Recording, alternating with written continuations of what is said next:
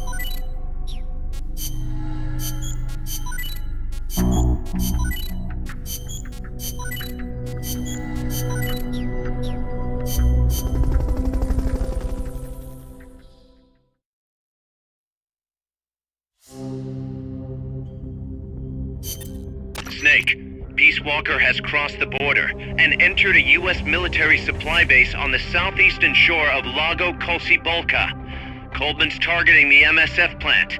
That's us. Don't let it launch that nuke. Destroy Peace Walker.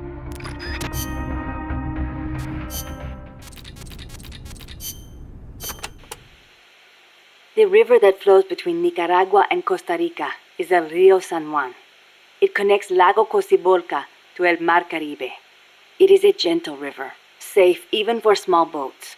You have to watch out for the sharks, though. Sharks? In a river?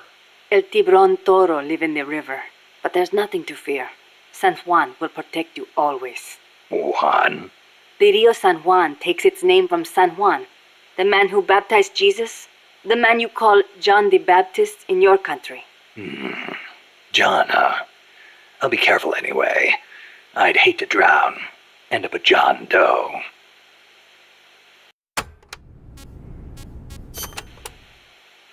There is a volcanic island in Lago Cocibolca called Ometepe. It's formed from two connected volcanoes shaped like a porongo. The one with smoke coming out of it. That's the one. The smoking volcano is Concepcion. It erupts once in a while.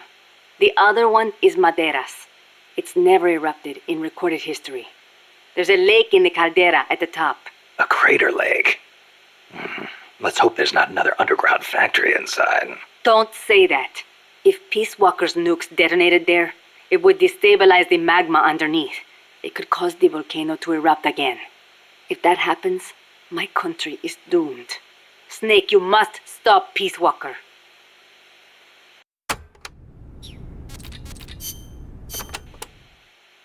What are we gonna do, Snake?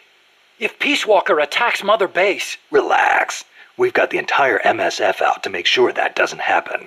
Yeah, but Peace Walker's missiles have 1 megaton warheads. The fireball alone would be 1 mile in diameter. Everything in the vicinity of Ground Zero will be vaporized by the heat rays. Then there's the blast, which travels at hundreds of miles per hour. And the fires, and the... A huge dose of radiation from the initial nuclear reaction. That too. There won't be a single survivor. Yeah, I'm aware of that. Look, Doc, you made that thing. You know better than anybody what it's capable of. Right now, you've got to give me a rational, scientific estimate of the damage. If we're talking about a nuclear explosion, it's more than just MSF's problem. You're right, Snake. Sorry about that. Like I was saying, Mother Base would be wiped out. Any ships in the area could be caught in the blast too. We'd need to send out a warning. The thing to worry about most is the fallout. The dust of death. If it goes off over water, the particles will be smaller than with an explosion over land, so the wind will scatter the fallout over a wider area. Clouds will form around the salt crystals in the seawater, causing contaminated rain to fall downwind. Yeah, got a taste of that myself. On Bikini Atoll? That's right. The 1954 Castle Bravo test created fallout 300 miles downwind. Poisoned a lot of local residents and ships, so I hear. The yield of Peace Walker's warheads isn't that big, but the amount of fallout will largely depend on weather conditions. It's impossible to make a quick and easy estimate. If it gets into the trade winds, it could come straight to Costa Rica. What was it Coleman was saying? About leaving people free to help out? He's out of his mind. What does he think's gonna happen? When they get hit by rain containing high concentrations of fallout, a lot of them will die from the external exposure alone. The rain will seep into the ground, contaminating the water supply and crops. When they ingest the stuff, the internal exposure starts. Strontium-90 and cesium-137 have half-lives of around 30 years. The effects stay with you your entire life. Leukemia, cataracts, dermatitis, cancer. And it affects reproduction, too. I know. Even today, 30 years after World War II, thousands of people still suffer from exposure to the bomb. We can't let Coldman create more of them just to prove his point. I know it sounds crazy, but I created Peace Walkers so that that kind of thing would never happen again. Don't worry, Doc. We'll stop it. One way or another.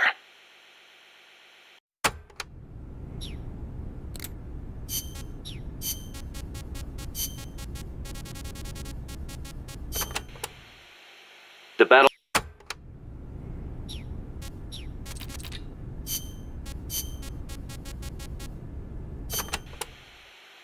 Amanda.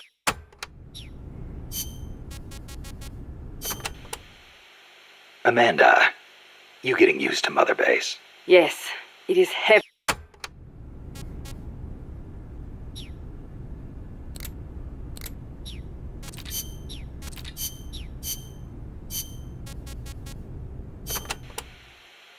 But you know, there's something I've never been able to figure out. Is the Cold War real?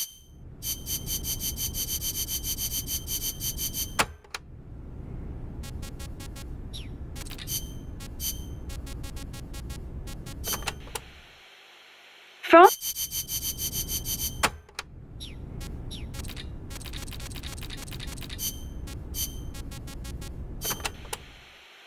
Amanda.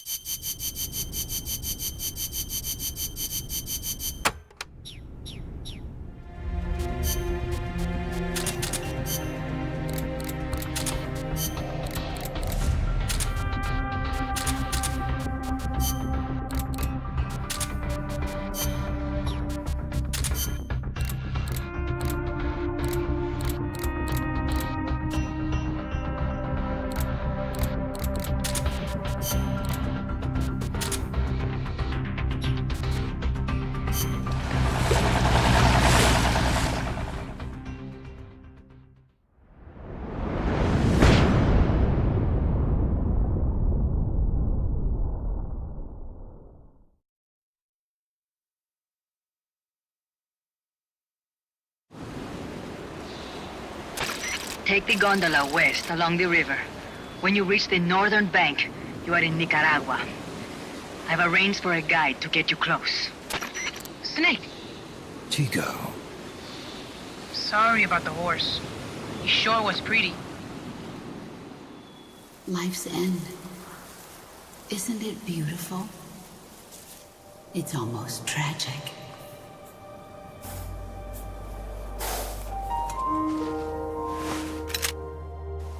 I've been waiting, Snake, for a long time. Boss. There is nothing more for me to give you. All that's left for you to take is my life. By your own hand. One must die, and one must live. No victory, no defeat. The survivor will carry on the fight. The one who survives will inherit the title of boss. Kill me. Kill me now. There's only room for one boss.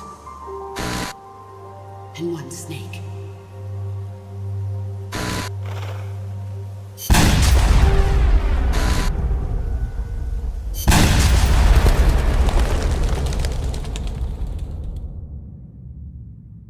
The boss's defection was a ruse set up by the US government. But then something happened that no one could have predicted. Colonel Volgan fired an American-made nuclear warhead at Sokolov's research facility. So the operation itself was greatly expanded and revised. The authorities in Washington knew that in order to prove their innocence, they'd have to get rid of the boss. that one of their own would have to do the job. The boss wouldn't be allowed to come back home alive. And she wouldn't be allowed to kill herself. Her life would be ended by her most beloved disciple. That was the way that the government wanted it. That was the mission she was given. The taint of disgrace will follow her to her grave. Future generations will revile her. In America as a despicable traitor with no sense of honor. And in Russia as a monster who unleashed a nuclear catastrophe. She will go down in official history as a war criminal. That was her final mission.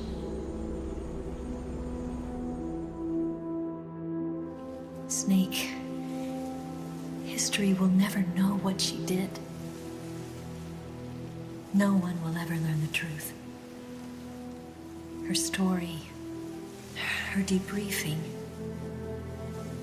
will endure only in your heart. Everything she did for her country. She sacrificed her life and her honor for her native land.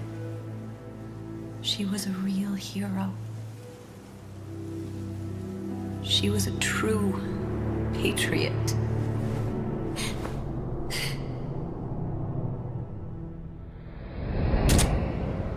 Something's not right. Key card doesn't look too bad. What do you think? Gonna need some help.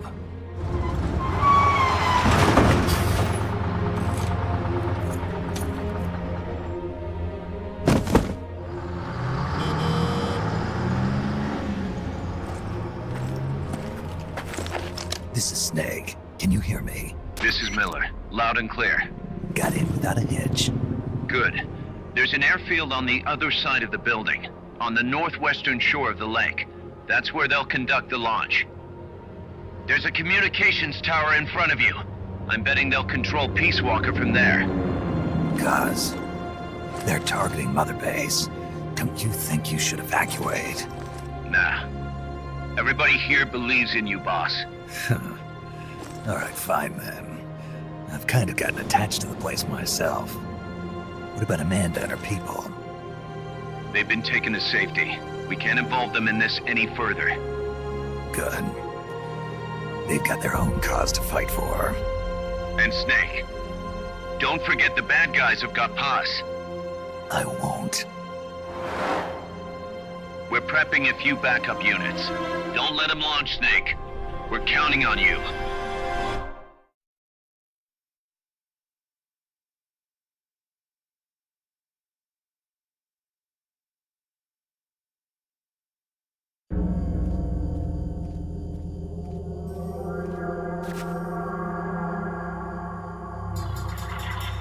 See the communications tower to the west? Head for that, Snake. Soviet soldiers on an American base. Something's wrong here. Keep your eyes peeled, boss.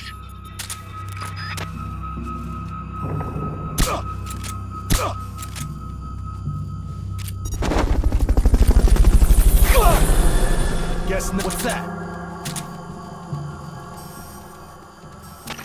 Fulton recovery helicopter is complete. Guess not.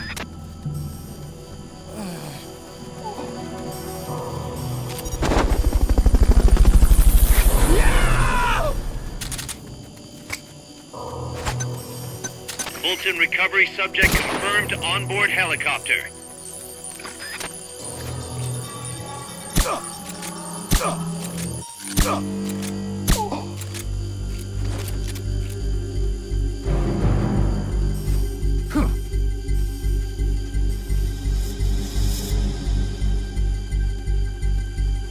What's that?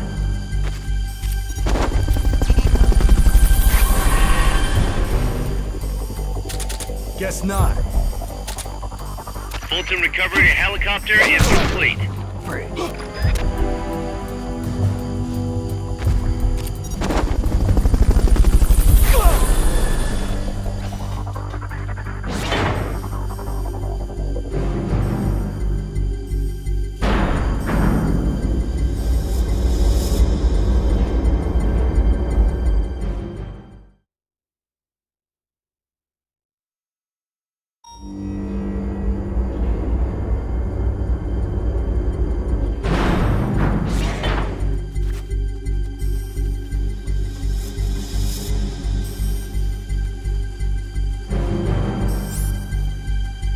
security is tighter around the central region.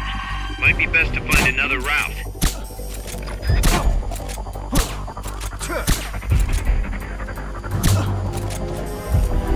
Hey!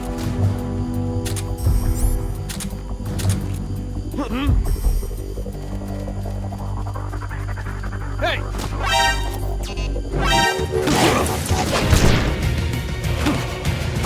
Next.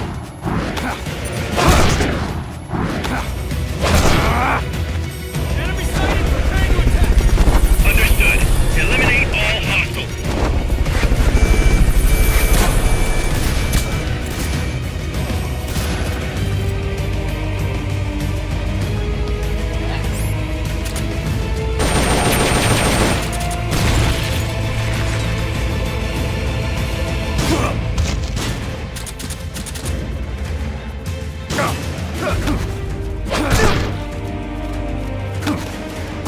Next.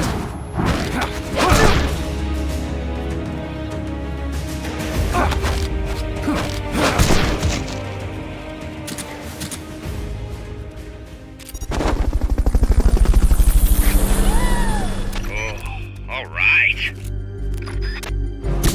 Fulton recovery subject confirmed onboard helicopter. Enemy attack!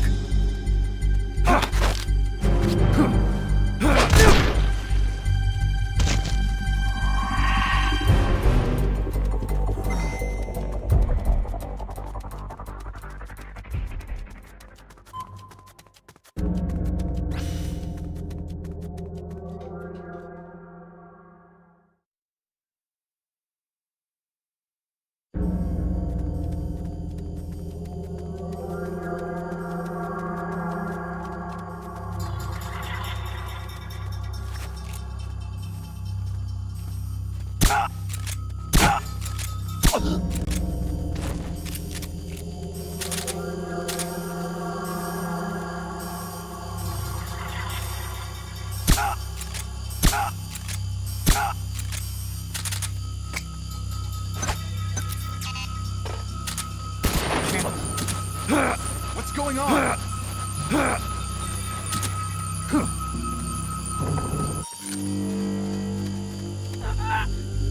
Rise and shine.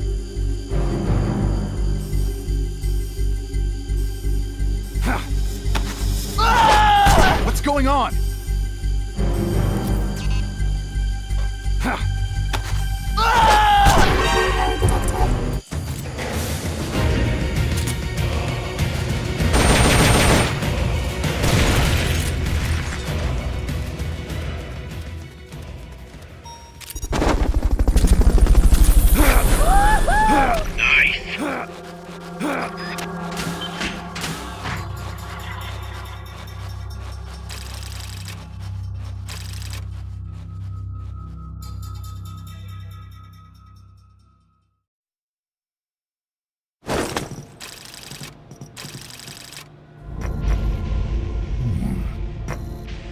Haas, Snake, can you hear me? see, I can hear you. Where are you? I am not sure. I don't recognize it. What about Coldman? He just left for the control tower. Said something about entering the final data. What is the matter? They found me. Snake! Gaz, Snake, you okay? All MSFs ready to move out. They're headed your way on the double. are you serious? There's a skeleton crew manning the base. Everyone else is en route to the base in Nicaragua. Snake, think you can make it to that control tower? Not sure why, but this place is crawling with Russian troops. Gonna have to force my way through. What the hell's going on? Damned if I know. Get over there quick as you can. You're almost there, Snake. Stay steady. Snake, I'm coming, Baz. do not worry about me. I am an angel of peace. I will be watching over you. Here goes nothing.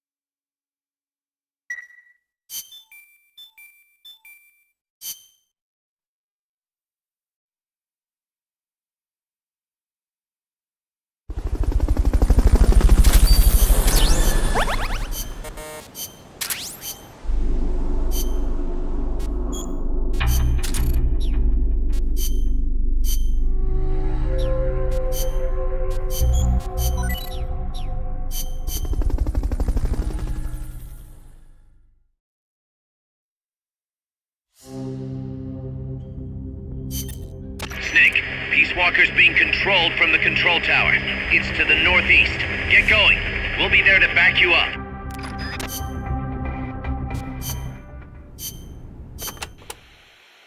Damn, that base is even more heavily guarded than Amanda's men said it would be. No kidding. It's gonna be tough to crack without some serious hardware. You may end up having to fight fire with fire, so be ready to use force if necessary. Take as many weapons and items as you can carry. The more protection you have, the better. Roger. I'll keep that in mind when I pick my suit. I'll meet up with you ASAP, Snake. Hang tight for just a little longer. You got it.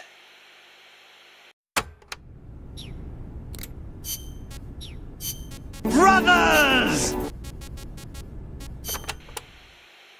The battle dress uniform is the opposite of the sneaking suit, in that it's specialized for combat. It lets you carry plenty of weapons and ammo, and provides excellent protection. Not the best choice for sneaking, but if you feel like playing one-man army, this is the uniform of choice. Looks pretty damn heavy. It is. You won't be able to move as fast with it on, meaning it's not good for running away either. Keep that in mind.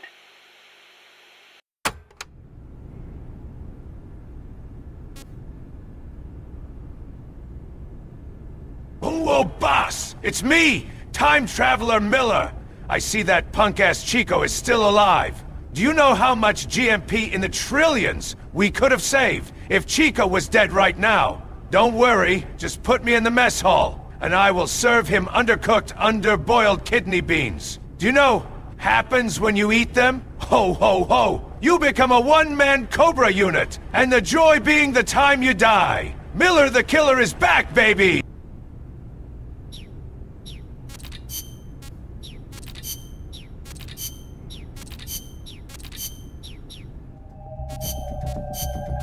Combat.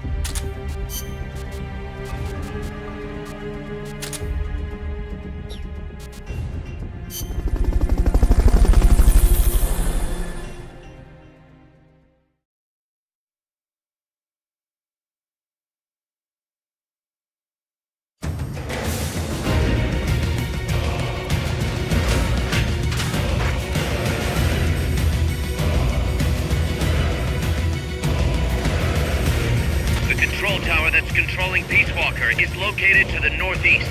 Go back east the way you came, then head north from there.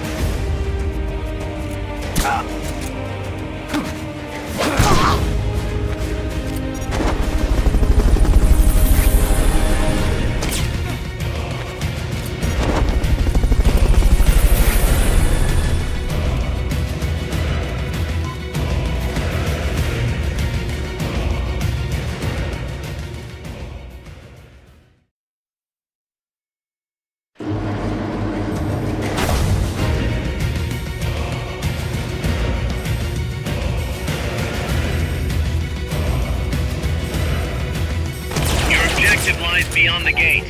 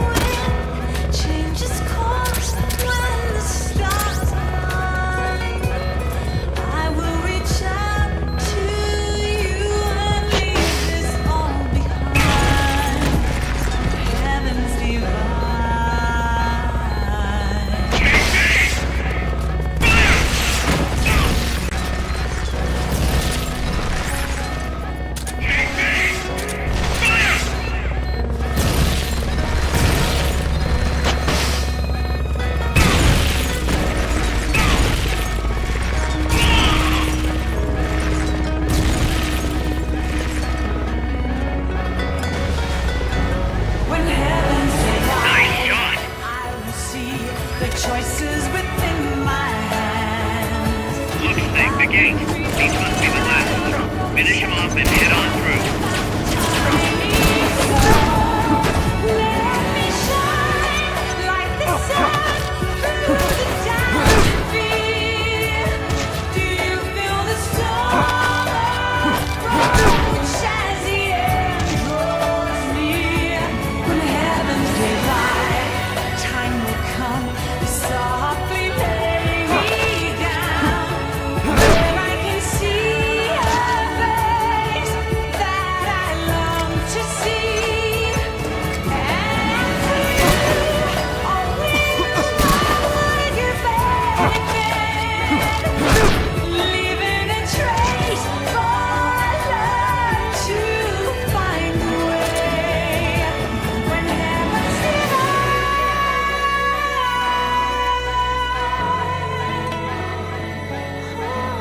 Good job. Now get in there. Head north.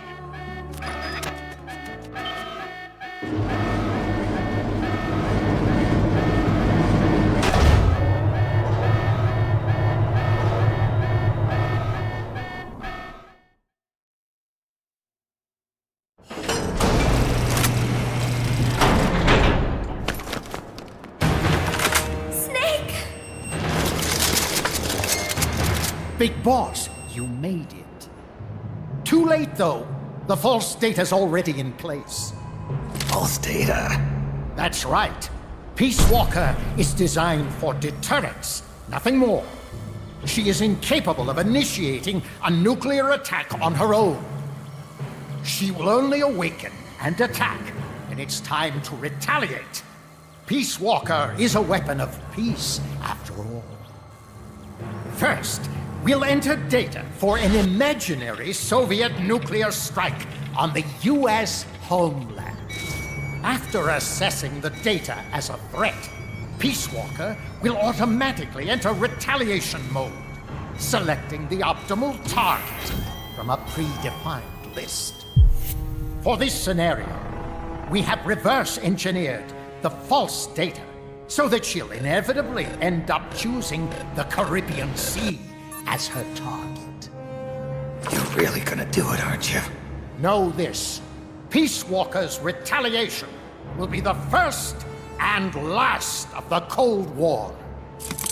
It is the only way we will ever come close to achieving true peace. All that is left is to enter the code. Go! Stand down, Big Boss.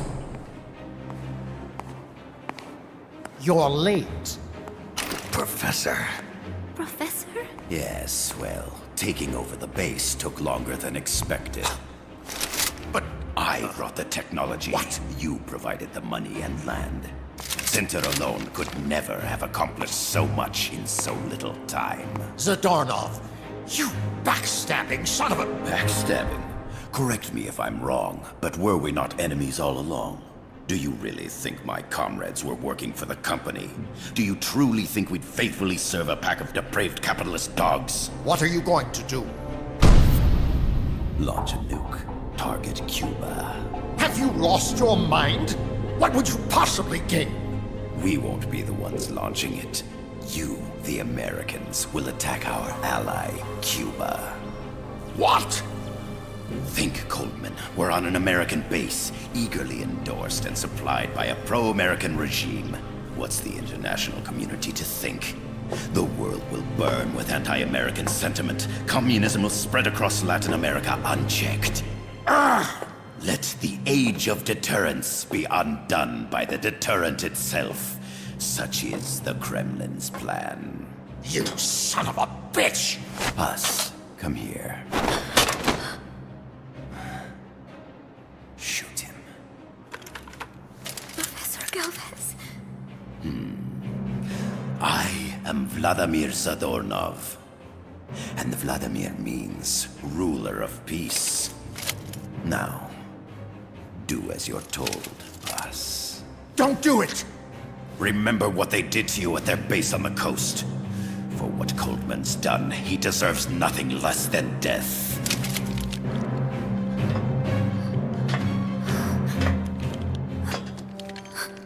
Boss, I'm sorry.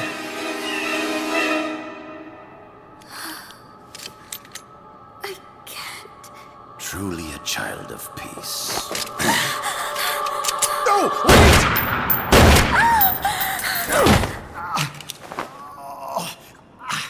Only fitting that retribution be delivered by a dead hand. You missed on purpose. Your part in this isn't done. I need you to enter the code.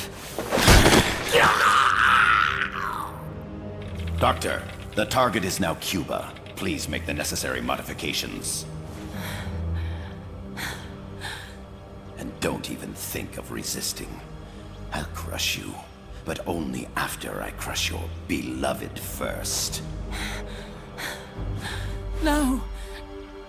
Not that! Cuba is now the retaliation target. Very well. Good. It is done. As for you, Big Boss, I've been watching you all along. You've performed beyond even my highest expectations. A true Comandante. What are you talking about? Why do you think I summoned you to Costa Rica? Had you make contact with the Sandinistas?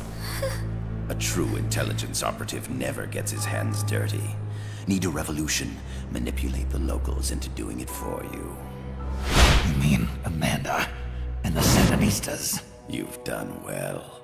You took a ragtag band of guerrillas, children, and shaped them into a full-fledged, formidable army. And now, you'll truly become our century's most complete human being. Che Guevara? None other. A hero who, gunned down by the CIA, becomes a legendary icon.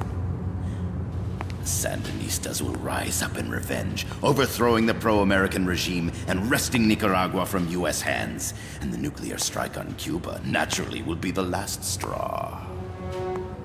Mammal data entry is complete. Dead at age 39, just like El Che. Ironic, isn't it? In the end, a legend is merely fiction. You'll die as the boss did, and become as did she, an eternal fraud. Go! Go! Go!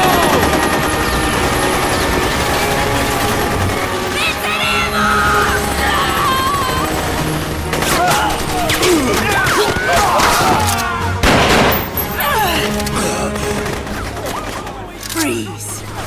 You dare point your gun at a comrade? We will not be pawns of the KGB. We will win our own victory! Hasta la victoria siempre!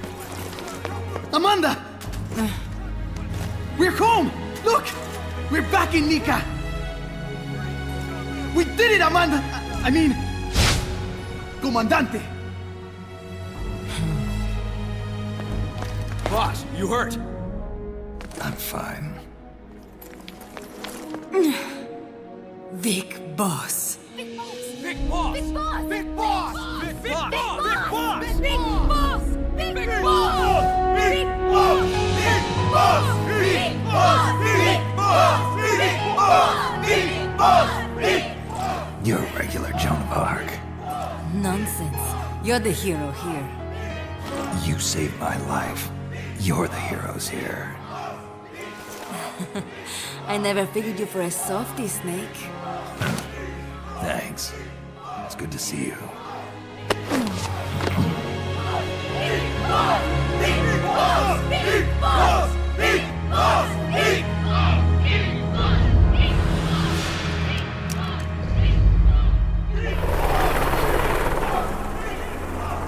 Paz can stay with us until she's back on her feet. And the professor? We'll find him a nice, comfy cell. Coldman's lost a lot of blood. He may not make it. Where's Amanda? Back with her compas. She'll catch up later. How about you, Snake? I'm not done yet.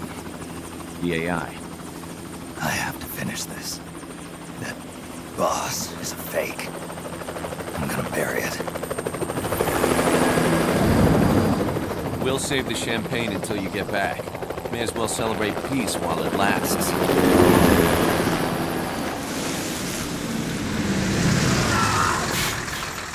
I didn't bring her back to life because I was forced to. I wanted to know how she really felt.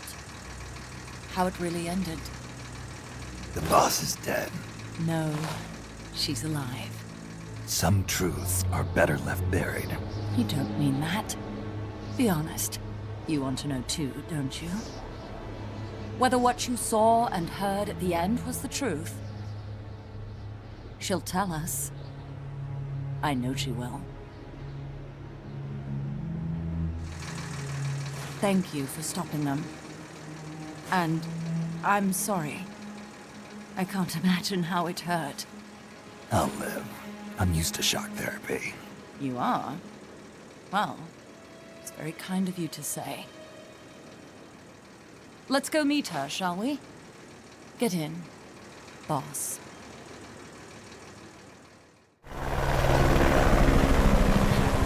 Don't pick up a gun unless you know how to use it.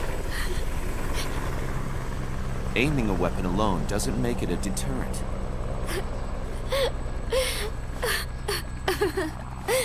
You're the angel of peace. Leave the guns to us.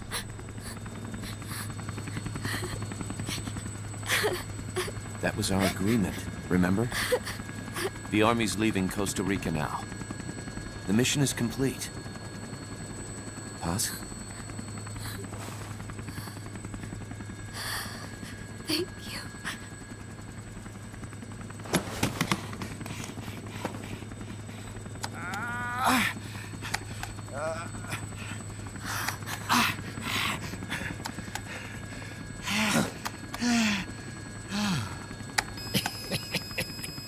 What's that noise?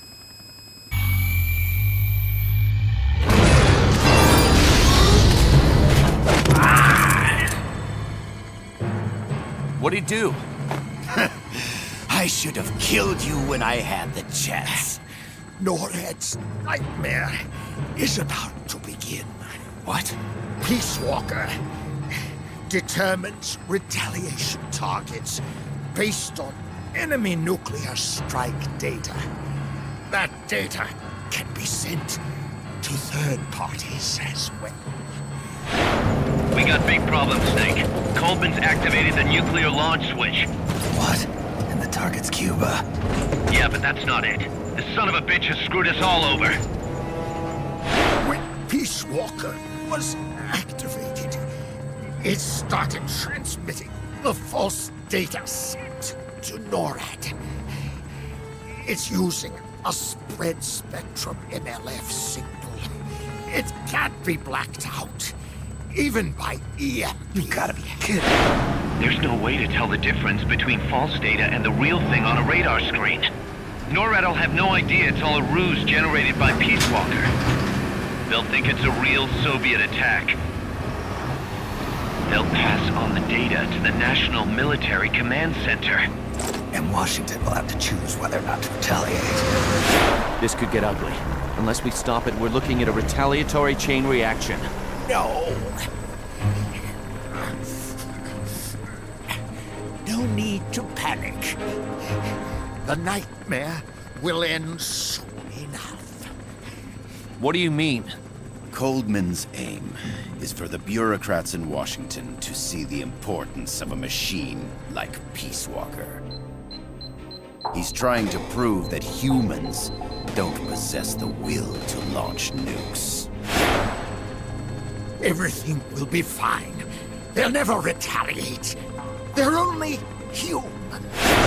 Kaz, where's the president? Last I heard, he was in the middle of SALT II negotiations in Vladivostok. With the president gone, Nuclear Launch Authority passes to the next person in the chain of succession. The vice president's gone too. So after him comes the speaker. President, vice president. Not one among them has the courage to push the button.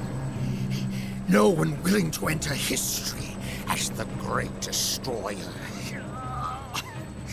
In the end, it's not their lives that people value most. It's their reputations. The bureaucrats in Washington may not be able to retaliate.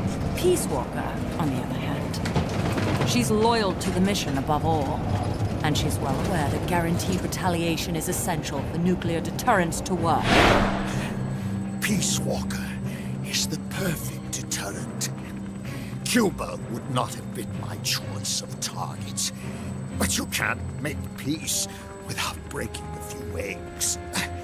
Now that Peace Walker has the false data, retaliation is inevitable. Are you insane? You think it'll end there? You're about to unleash all-out nuclear war! Somebody find out what's going on at NORAD. Mammal's got a connection to NORAD. We could monitor it with the right equipment. I've got you covered. I've got NORAD on the line. Sir, we're tracking unidentified targets. Current apogee 20 degrees. Estimated time of re-entry is 2250 Zulu. Have they contacted the president? Coverall is not responding. Warning system checks out. No corresponding natural signatures. Data is assessed as reliable. Cut the data transmission. We can't say for sure Washington isn't going to retaliate. The only one who knows the abort code is me. I die, and no one can turn it off. Even if they do strike back, I'll already be dead. I can only pray that my theory, my peace, is proven right.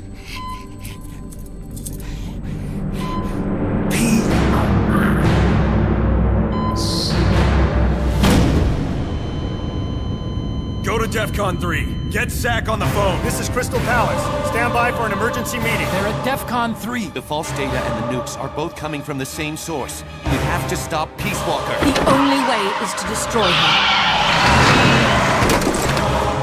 her. She's entered launch mode. Peace Walker's rendered her judgment. The target is Cuba. Snake, don't let it launch the nuke.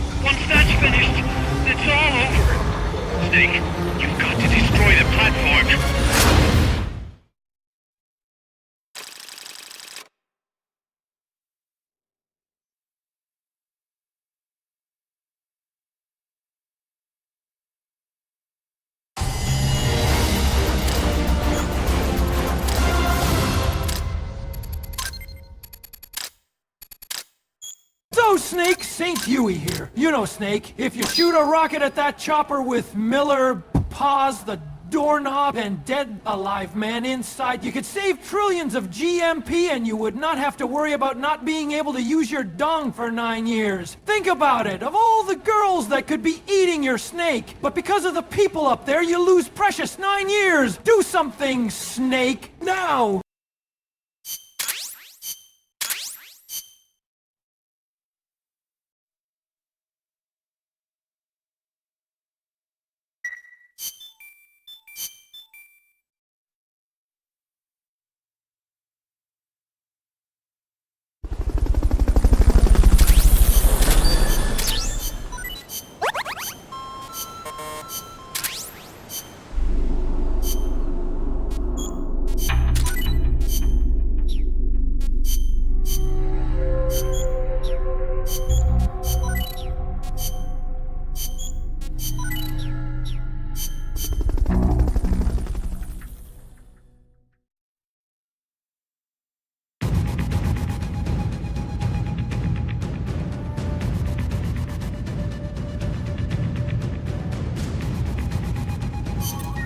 Snake, don't let it launch the nuke.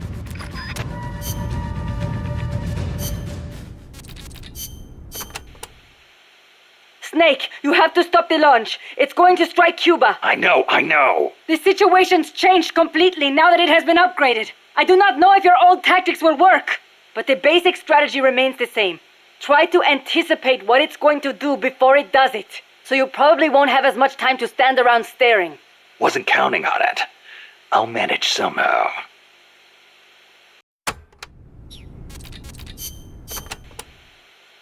Snake!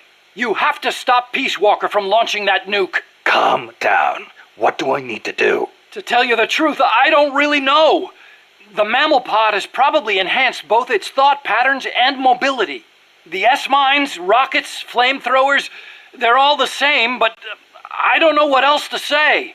You'll just have to stay sharp and watch for how it behaves before each of the attacks.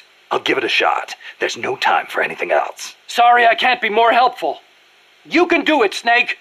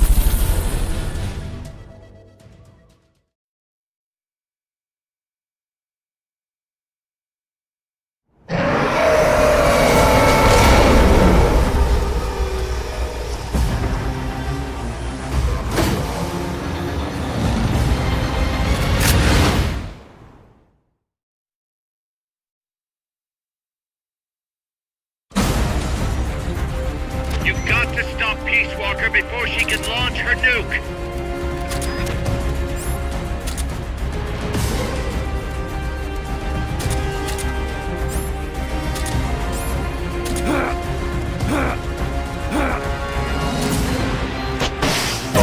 Two-lock self-defense system online.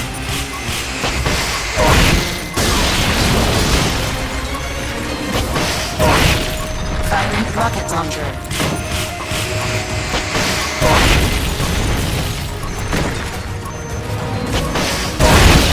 Switching to self-defense mode.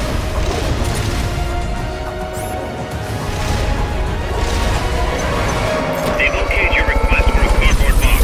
It'll be sent out shortly. You're asking for the impossible. You need time. Try again later. Firing drill missiles.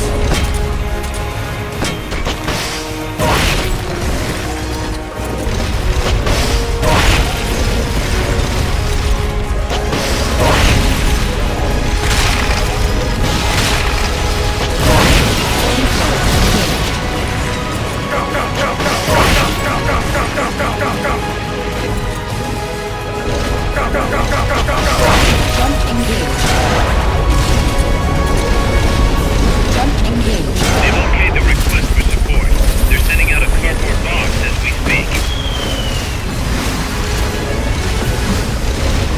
Initializing nuke ability. Switching to self-defense mode. Firing rocket launcher.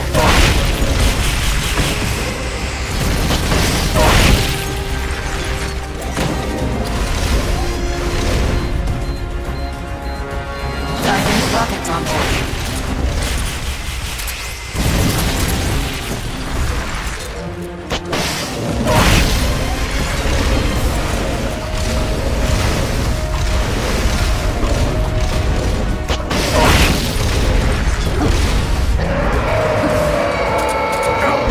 Face me. Jump engaged.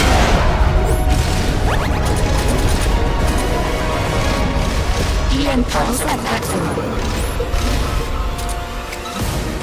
Firing rocket launcher.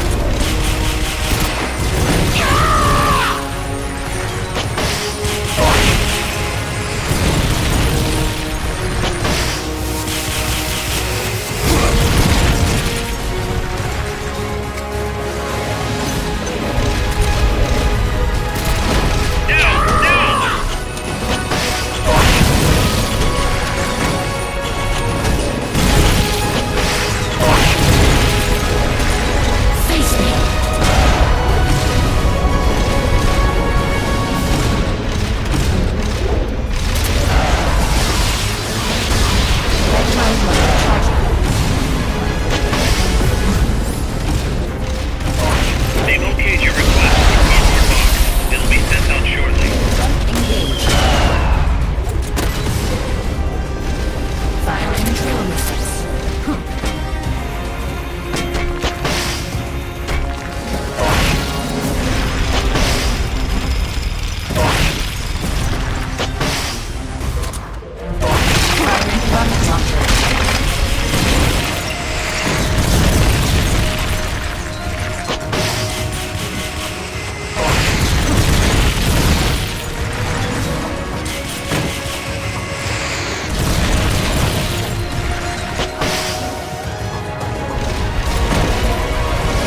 engaged. Initializing nuclear launch sequence. Launch envelope set. Opening missile hatch. It's going back into nuclear launch mode. Stop her, Snake. Firing rocket launcher 1 minute to launch.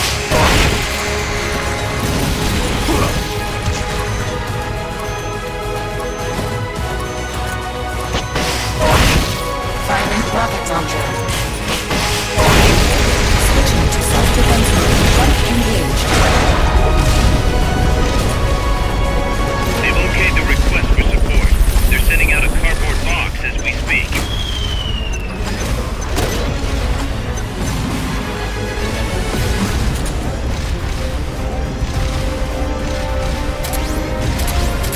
Firing rocket launcher.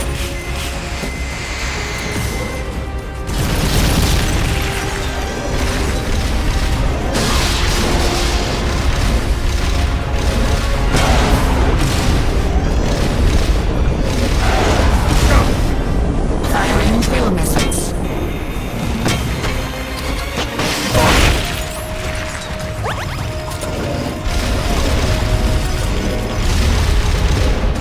Jump engaged. Jump engaged.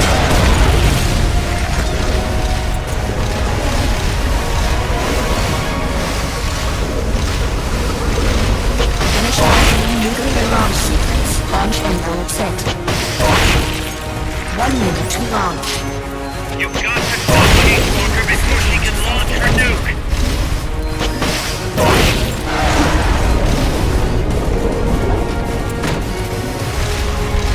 Firing rocket launcher.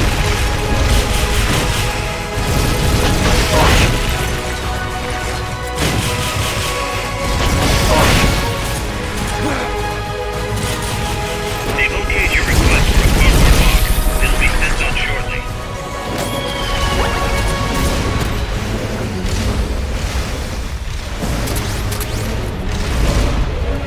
Jump engaged. Firing drill missiles.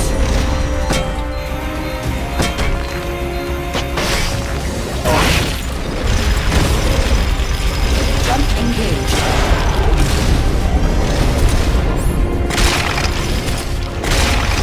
Cooling pulse at maximum. Red drive motor charging.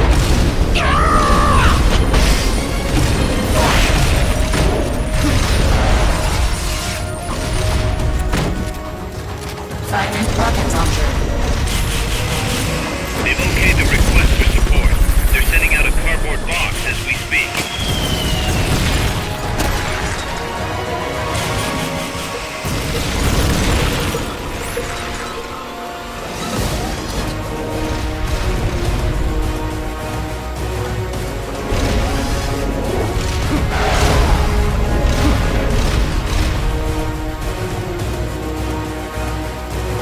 Firing rocket launcher.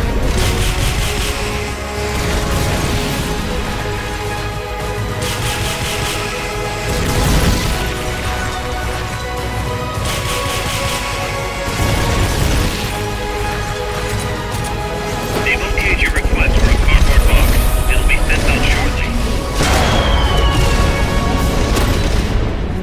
Firing drill missiles.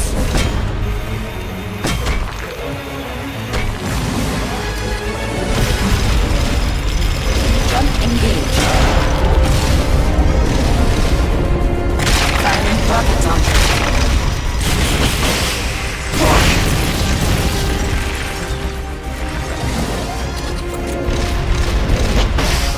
Jump engaged.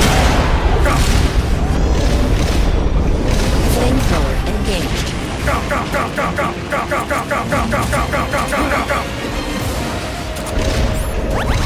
Thanks. You still have stick to resist. You can do it!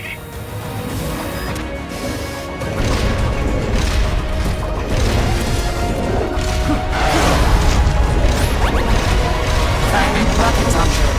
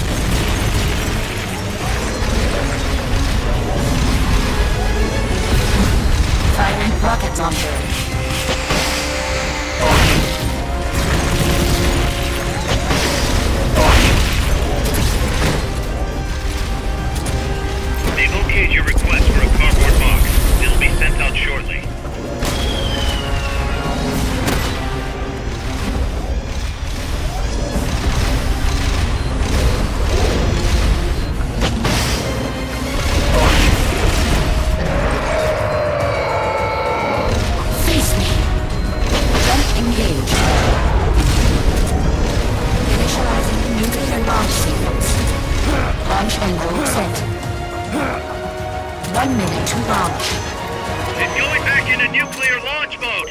Stop her, Snake. Firing rocket launcher.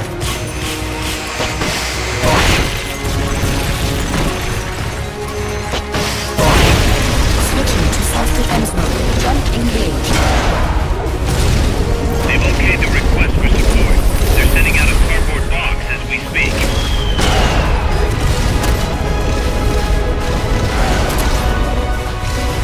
Launching S-mines. Launching S-mines.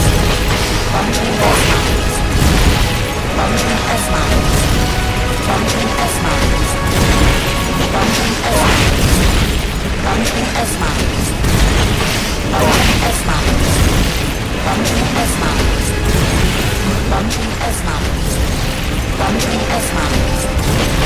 Launching S-mines. Jump engaged.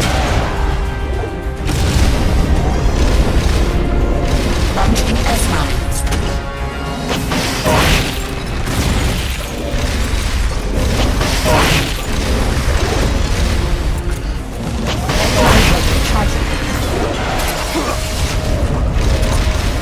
Firing drill missiles.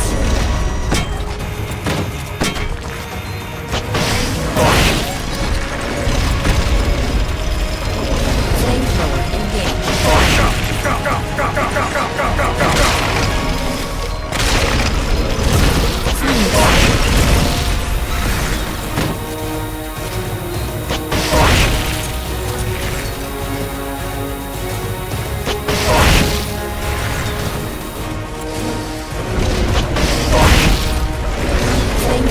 engaged.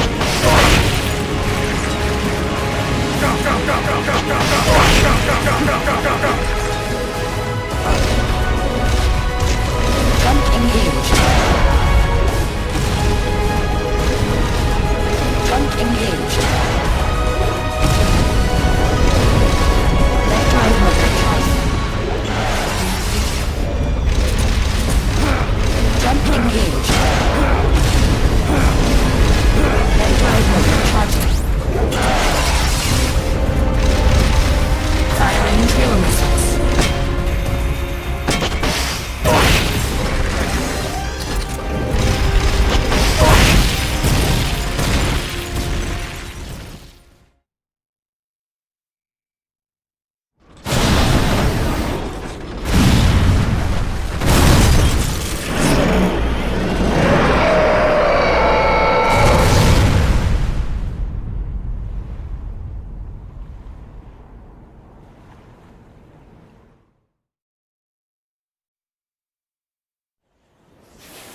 It stopped moving.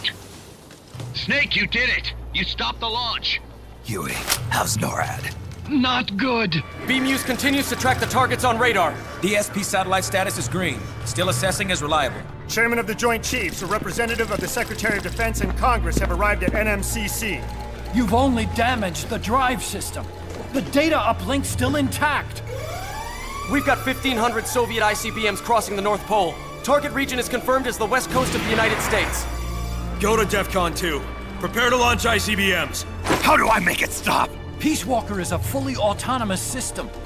Unlike the other machines you fought, its command authorities are all located inside its cerebrum, the mammal pod. We've got to stop the mammal pod. I don't have the abort code either. Coldman was the only one. Snake, destroy the AI inside the mammal pod. The inner barrier protecting the mammal pod is designed to be as strong as a bomb shelter. What's it gonna take to get through? I guess an atomic bomb will do it. You trying to be funny? No, I'm telling you, that armor was designed to withstand a nuclear war. We can't get through to the President. The decision is on us. You can't be serious. There's no way I'm gonna wipe out the human race! This is the President's call. There's no time for that. We need a decision now. Huey, call NORAD. We have to tell them the nukes aren't real. I'll give it a shot. Forget the order of succession. If we're all going to hell, let's take those bastards with us. We have 12 minutes to impact, sir. May God have mercy on our souls. Jesus, Coleman guessed wrong. They're gonna go through with it! The platform sustained a lot of external damage. All we need is some pressure. Pressure? Sink it in the lake. With that much water pressure, even the tiniest crack should be enough to flood the innards. The AI pod is a mass of highly sensitive electronics. Short the contacts and the signal will stop. How much does that thing weigh? 500 tons. It's hopeless. We can't move that thing. Get NORAD on the phone. Incoming MIRV warheads have separated. Estimated time to impact now, 11 minutes. Sir, we've got a call. The President? No, sir. Then who? He, Spit it out! He claims to be Big Boss. Big Boss? Patch him through. Mr. Chairman, I'll get straight to the point. Cancel the retaliatory strike now! What? The radar blips you're seeing are all fakes. No one's launched any nukes. How do you know? The launch data is fake, part of an experiment that leaked. You weren't supposed to receive it. Your radar is showing missiles that don't exist. If you're lying, then we've got 10 minutes till we're toast. We have to retaliate or more Americans die. The experiment was planned and executed by the CIA station chief in Central America. Then put him on! He's dead. I can give you his name, though. We need more than the authentication code you gave the switchboard. We need proof you're actually Big Boss. Do you have any? All right. If you know the name Big Boss, then maybe you were there at the ceremony when I received the title from President Johnson. Indeed I was. We don't have time for this bullshit! Hold it! Let's hear him out. You were saying? At the ceremony, the DCI tried to shake my hand. I refused. What happened in that room is classified, top secret. Only a handful of people would know. He's making it up! Don't listen to him! Wait! Why did you refuse to shake his hand? Because I knew where my loyalty belonged. Everybody, listen to me. Those Soviet missiles are fakes. What? You're actually going to believe him? He's right. This is some sort of commie trick. No, it's the real Big Boss. Trust me. How can you know for sure? Because I was the Army Chief of Staff back then, and I was standing right next to the DCI when it happened. I saw everything.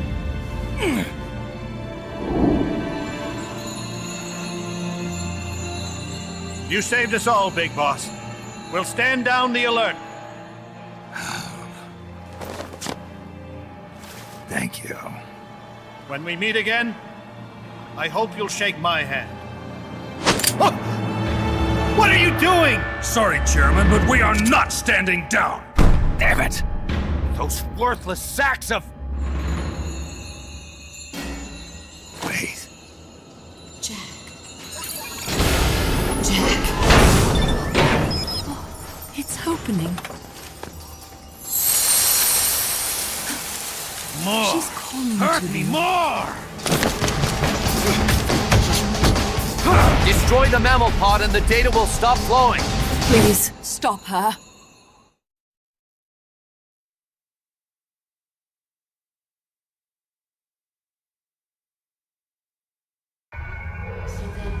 I've been waiting, Snake, for a long time. Waiting for your birth, your growth, and the finality of today. Boss. Like us, I didn't raise you and shape you into the man you are today, just so we could face each other in battle. A soldier's skills aren't meant to be used to hurt foes. So then, what is an enemy? Is there such thing as an absolute timeless enemy? There is no such thing, and never has been. And the reason is that our enemies are human beings like us. They can only be our enemies in relative terms. The world must be made whole again. The philosophers must be reunited. I will devote my skills to that purpose, and with the Colonel's money, I will achieve that end. Just as I once created the Compass. They are my family. I may no longer be able to bear children, but I still have a family. 10 minutes of our lives, The great brown fox jumps over the lazy dog. Is my life I gave to my life and my child. Kill me. Kill me now. Do it. There is no will stay around. I may no longer be able to bear children, but I still have the operation. Latest 10 minutes of our lives. To the remaining length of space. All that to take is my life. And my child will free for a long time. There is nothing left inside me, waiting for your birth, your great sale, my family. I may no longer be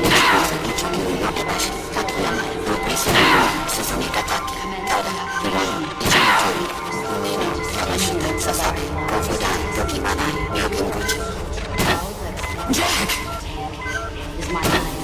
Jack and my child. Jack for a long time. There is nothing inside me now, waiting for your birth, your great family.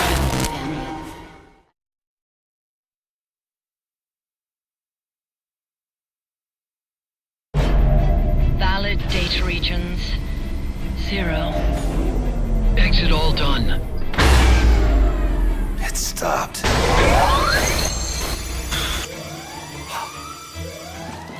The data uplinks bypassing the mammal pod. Put down the gun!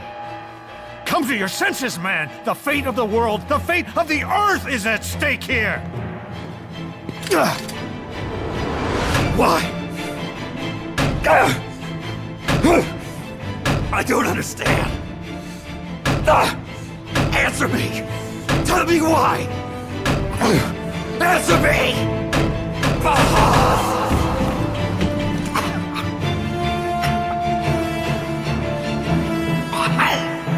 6 minutes remaining. Wait. Authority rests with me now. I'm ordering a retaliation. No, don't! It's the end of us all! Who gives a damn? I'm not gonna sit here and die like a dog! If the Russians are gonna kill my family, destroy my country, I'm taking them with me! You see now, Chairman. Deterrence is just a fool's dream. Why? Why won't it stop? Sometimes the body continues to live even after the brain is damaged. The boss AI isn't doing this. I think it's something rather more primitive. Reptile has taken up Mammal's dying wish. Stop it! Don't just sit there. Stop it!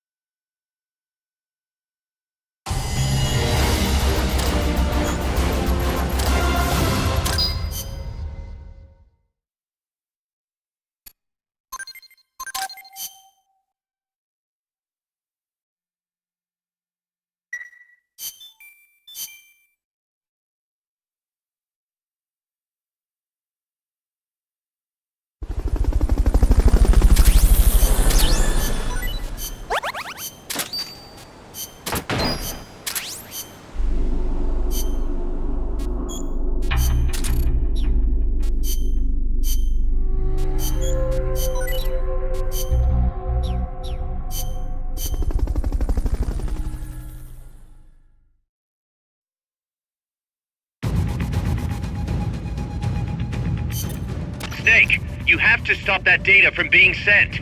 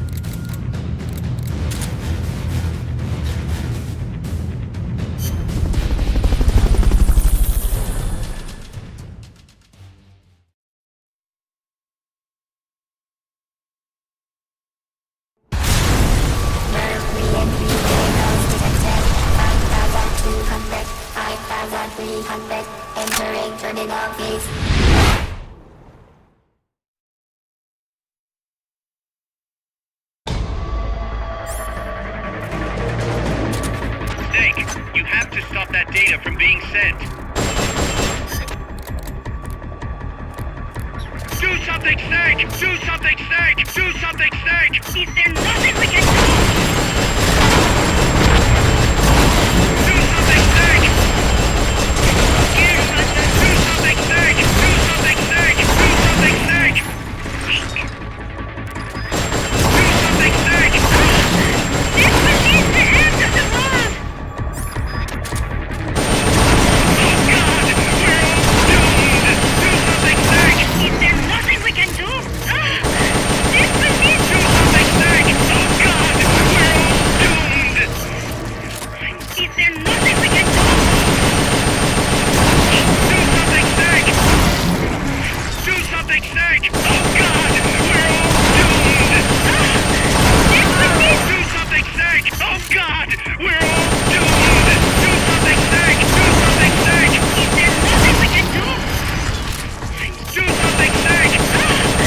This will be... Do something, Snake! Is there nothing we can do? Oh God!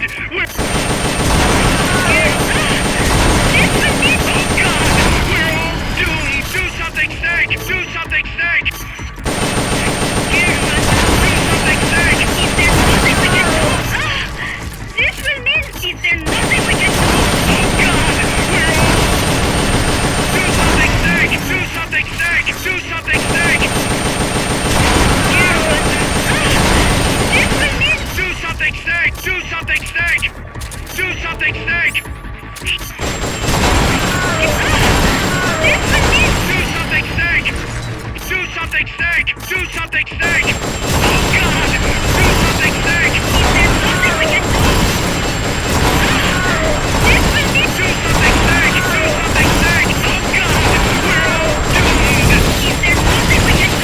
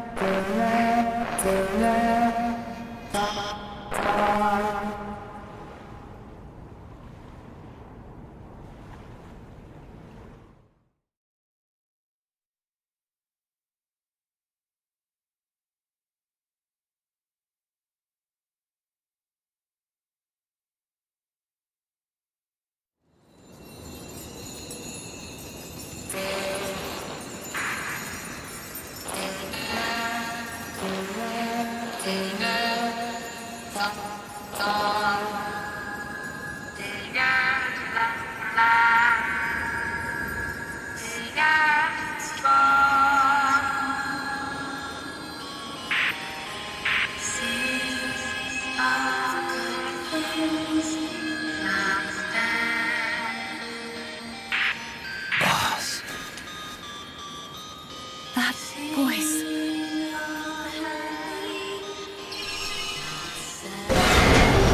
What? What's going on? That song. Boss, is that you? How in the...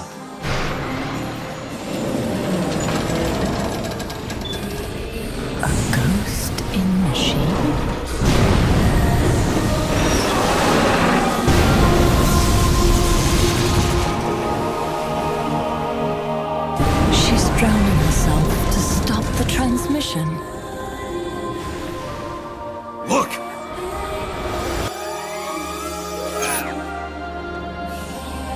It's functional compensation. When the human brain is damaged, sometimes it recovers over time. Other parts of the brain take over the functions of the damaged parts. Mammal and reptile were patterned after different parts of the human brain. When those parts were assembled together into one, they must have become capable of functional compensation.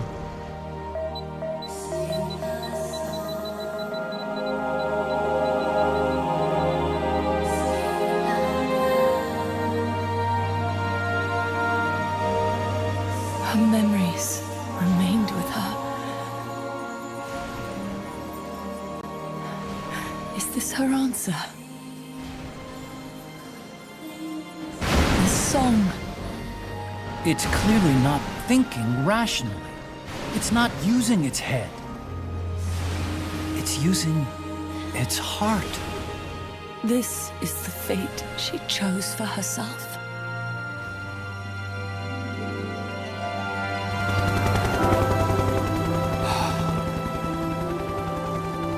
The boss's innocence has been proven. Do you hear it, Snake? Do you hear the boss's song?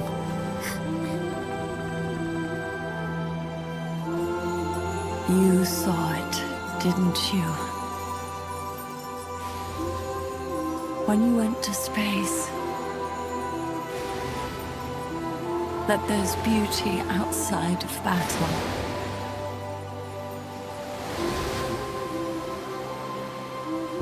At last, I understand. In the end, it was you who put down your gun and chose instead to sing. They can all hear you. I know they can. And your will shall surely live on. That's what you wanted. So much that you gave up everything you had. But you couldn't achieve it. Isn't that right? And still, all you can do is sing. There's no peace to be found anywhere. And so, we can only keep on hoping. Hoping for the illusion we call peace.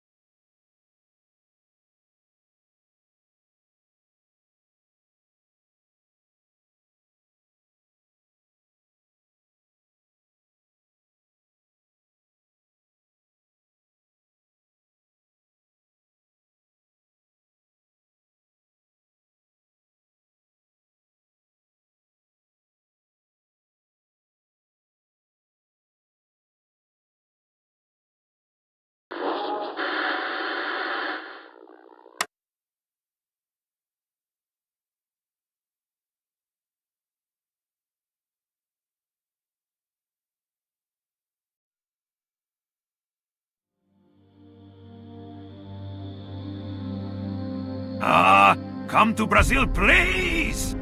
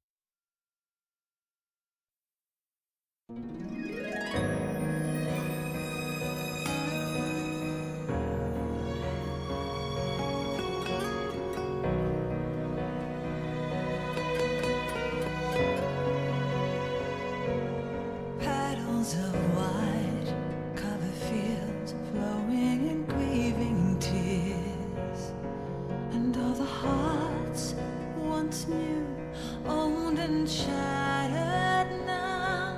Love can kill, love will die. Give me wings to fly, fleeing this world so cold. I just wonder why. Cold as a dog, now my words are frosted with every breath. Still the heat burns wild, growing inside this heart. When the wind changes course, when the stars align, I will reach out to you and leave this all behind. When heavens divide.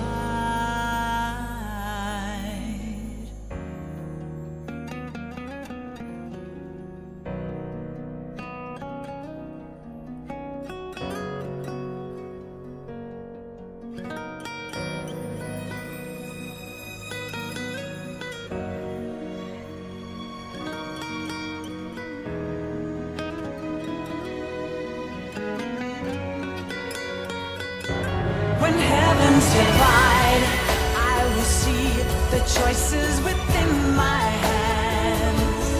How can we ever protect and fight with our tiny souls?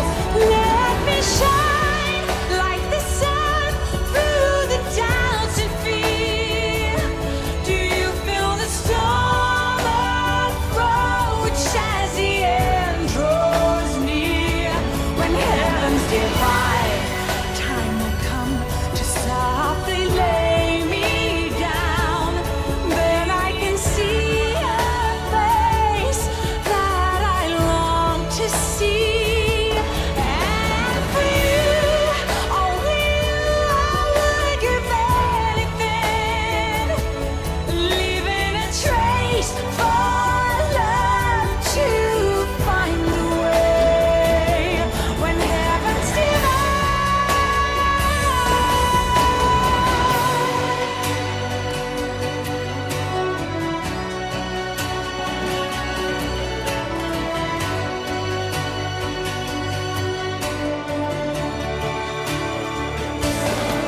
I will dive into the fire, spilling the blood of my desire. The very last time my name scorched into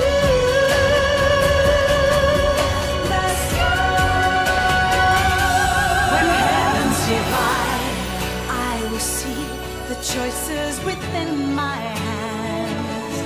How can we ever protect and fight with our tiny souls? Let me shine like the sun through the doubts and fear.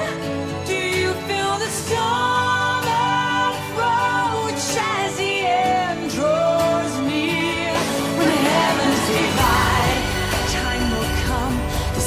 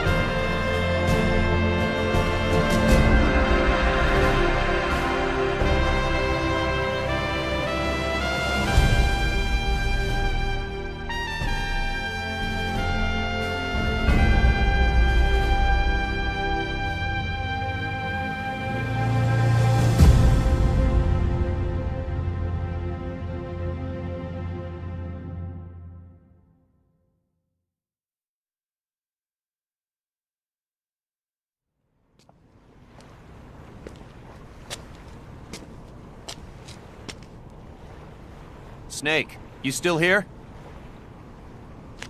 Come on. Let's go back. I'm not going back. Huh? I'm done. Snake, you don't mean... I'm done looking for the truth. What are you saying, Snake? I was wrong. Come on, boss. Everybody's waiting for you. She betrayed me, Kaz. She what? In the end, she put down her gun.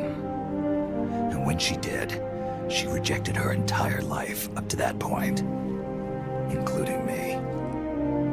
What do you mean? In giving up her life, she abandoned everything she was as a soldier. And you consider that betrayal? I won't make the same choice as her. My future is going to be different. Then? Yeah, that's right. From now on, call me Big Boss.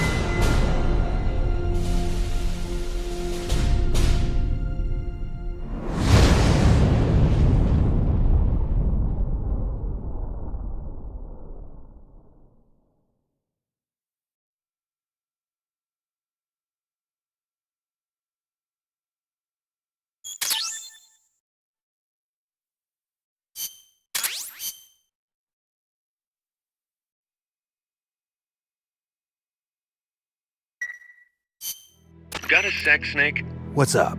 It's about Paz. You know she doesn't have any family. She got a scholarship thanks to Zadornov and was living at the dorms, but he was KGB. All signs are her scholarship came from the KGB too. Even if they let him go, she's not going to be seeing any more money. It wouldn't have been much anyway. So, I was wondering, what about letting her stay here for a while? What does she think? She says she wants to help out. It would only be temporary. She's still in shock. Right now, no one understands her better than we do. Okay, but Kaz, don't take your eyes off her. What do you mean? It won't be easy getting used to this kind of life. I know, Snake. I'm not trying to turn her into one of us. You should talk to her yourself later. Okay. And, Dr. Strangelove wants to come too. Strangelove? Well, she's out of a job now, and she'd have a problem returning to England. You can talk to her about it. Anyway, you don't need me to tell you how good she'd be for R&D.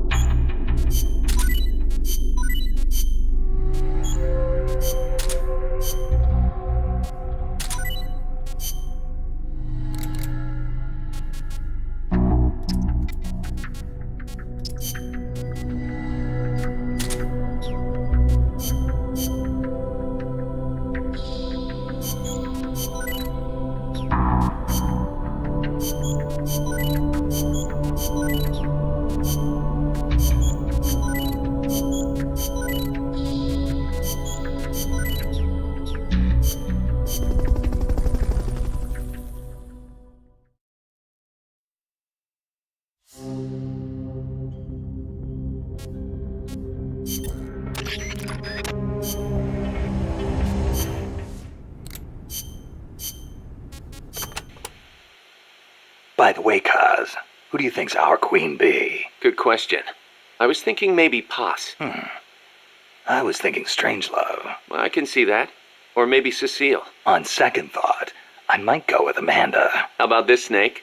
We'll have an army of queen bees. Sure. Why not?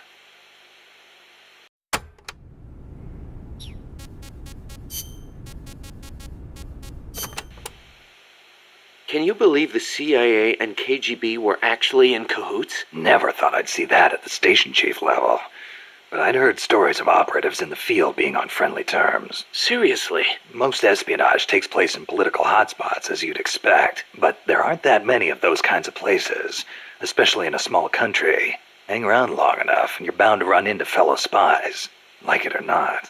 You start saying hello, and soon enough you're eating dinner together. Strange bedfellows, huh? Well, I don't know about that. At any rate, this kind of fiasco is what happens when spies get too familiar. Hard to believe, but some people will betray anyone and anything if it suits their interests. The strength of human is in its appeal to human emotions, but its weakness is in its susceptibility to those same emotions. That's why the tide in the intelligence world is shifting towards SIGINT, a network of cold, digital data, where feelings are irrelevant.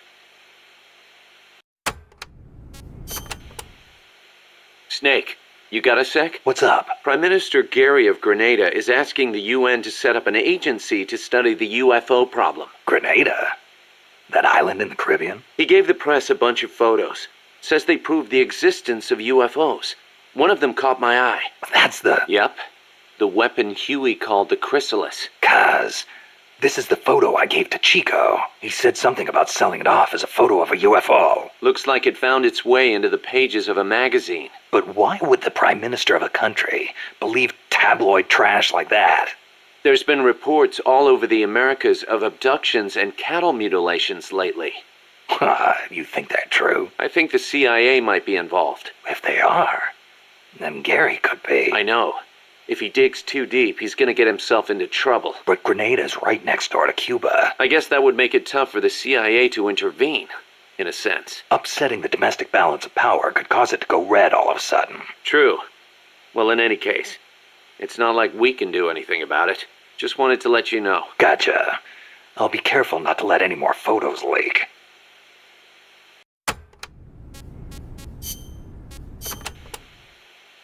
Hey, Snake, I've been thinking. Maybe Che couldn't find a place for himself outside the battlefield either. How so? He led the Cuban Revolution to victory. That's quite an accomplishment. He could have called it quits there and nobody would have blamed him. But he left behind a loving family and a cabinet post to plunge back into the struggle. First in the Congo, then in Bolivia where he met his end. You're overthinking things. Che went back to the battlefield because he was needed there. Read his farewell letter, then you'll understand. Some say he was too idealistic to fit in with the government.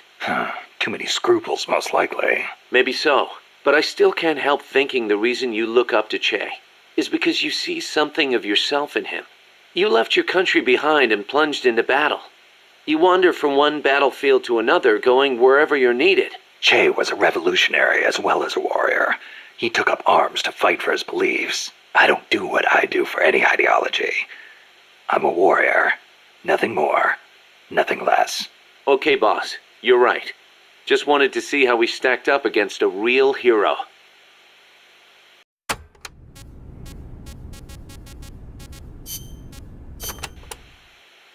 March 10th, 1945. 381,300 cluster bombs were dropped on Tokyo. Japanese houses at the time were almost all made of wood. In that single day, a third of Tokyo burned to the ground. My mom lost her family and home in that raid. She had to move to Yokosuka and live with her cousin. The B-29s kept on coming, razing other major cities throughout Japan without mercy. Then, in August, they dropped atomic bombs on Hiroshima and Nagasaki, and Japan surrendered to the United States at last. After that, Yokosuka was flooded with American soldiers come to occupy the country. My mother was still in her mid-teens, and she learned from her cousin how to survive in that town, by servicing the troops. That's how she met my father, and how I was born. My father was an officer serving with the government section of Allied GHQ under General Whitney. Whitney was known as MacArthur's shadow, and my father rode his coattails to a pretty high rank. While he was in Japan, he treated my mom like a wife. After he went back to the States, though, she never heard from him. I wasn't born until after he went back. My mom raised me as a single mother. She used the money my father left her to open a shop selling cigarettes and stuff to occupation troops. It was a decent living, but I didn't have citizenship. They're working to change the law now, but back then if your father was unknown, you couldn't get onto the Japanese family register. And in Japan, that means you can't be Japanese. So as I watched the American soldiers around town, I said to myself, I'm a son of America, the victor. My hair and eyes were different from the skinny, downtrodden Japanese around me. I told myself I'd leave this country someday, and return to my true homeland. When I was around 10 years old, my mom fell ill, pretty much leaving me to run the shop in her place. One day I found a single picture of my father in the back of a drawer in the shop. I'd show it to the American soldiers who came into the store. A few years went by before one of them told me who he was. "I know him, that's Miller." I started asking other guys, "Do you know where Miller is now? Can anybody tell me where Colonel Miller is now?" Turns out he'd left the service and was making a living as an instructor for soldiers in Virginia. It was one of his students who finally told me that. I wrote him a letter in English. "I'm your son. I want to go to the United States." Day after day I waited. Then just when I was about to give up, the post office delivered my future to the door. My father sent me some money. I thought my dream was going to come true. I was only thinking of myself. So I went to my bedridden mother and convinced her to let me go. My father arranged for a car to pick me up. It was jet black. When the neighborhood kids who'd always made fun of my hair saw it, their jaws practically hit the ground. I put my mom in a hospital and went on my own to America. When I met my father for the first time, he was living alone in a big house. He told me he'd lost his son, his American son, in Vietnam. He showed me a picture of my older brother. I guess that and his divorce left my father feeling lonely, which is probably why he finally took an interest in me. He'd retired from teaching. He was stooped over, could hardly walk, but he gave me two things: the name Miller and money for school. I used it to learn English and then go to college. America was exhausted from years of fighting in Vietnam. They were waging war in a foreign land, while at home, people were screaming for peace. Right after I graduated, I went back to Japan, alone. My father refused to see my mom. It was the first time I'd seen her in years, and she wouldn't even look at me. At first, I thought she was mad at me, but that wasn't it. Disease had taken her mind. A disease she got while she was young and desperate. She didn't even know who I was. I said, "Mom, it's me, Kazuhira." As I spoke, the sound of my own voice rang in my ears. Katsuhira, the name my mom gave me. It means peace in Japanese. I was Japanese. At least, I was the son of this tiny Japanese woman. It was then, for the first time, that I understood the reason, the emotion that inspired my mother to give me that name. She'd watched her hometown and family go up in flames. Her body and her mind were ravaged by war. And yet she chose to have a child named Peace, with a man who was once her enemy. Japan lost the war. But what good is war as a measure of a country? Since the war and up until the oil shock last year, Japan's economy has grown every single year. It's on its way to becoming a stronger country than ever. I stayed in Japan and joined the JSDF. I was 22 at the time. I did it to pay our bills. But it wasn't just that. I could have found work anywhere. And I knew it. And still, I couldn't think of anything else to do with myself. 2 years later, I didn't have to worry about Mom's hospital bills anymore. I left the JSDF and went back to the States. My father was already dead and buried. I was told he'd shot himself in the head. America crushed Japan, but it also crushed my father. My American dream was over. After that, I drifted around and, well, you know the rest. GHQ made women like my mother. It made Japan's peace constitution and the JSDF. And it made me. I was spawned by war, but I don't want to die in one. I won't die for a country, and I won't live like a pauper. I won't have my fate decided by some family register. So as long as I stick with you, boss, I've got a good feeling none of that will happen.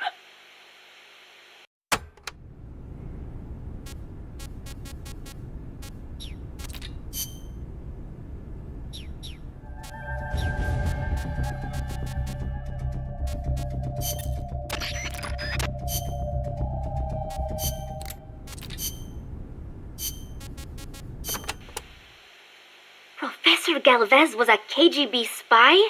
I thought he helped me out of genuine concern for Costa Rica's future. You didn't know. How could I? Believe me, Snake.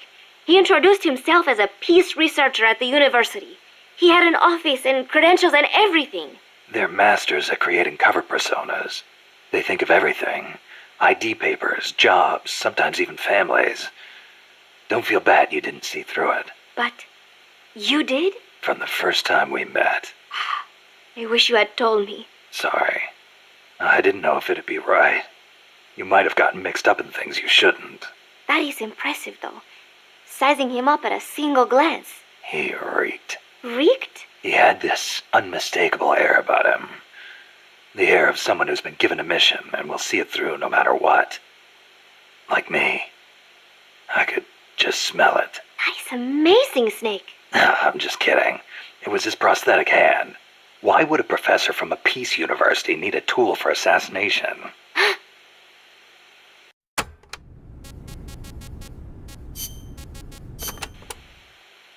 I have a favor to ask you, Snake. Name it. I want you to give me a job here. I want to help out. You sure? You just went through a hell of a time. You should probably take it easy until you're settled. Thank you. But there must be something I can do. You would not want me near a gun. But I am a decent cook. Now there's a skill we can use. Put me on the mess hall team. I think I can handle it. Once I get used to it, I will even add in some Costa Rican recipes. Sounds like a plan.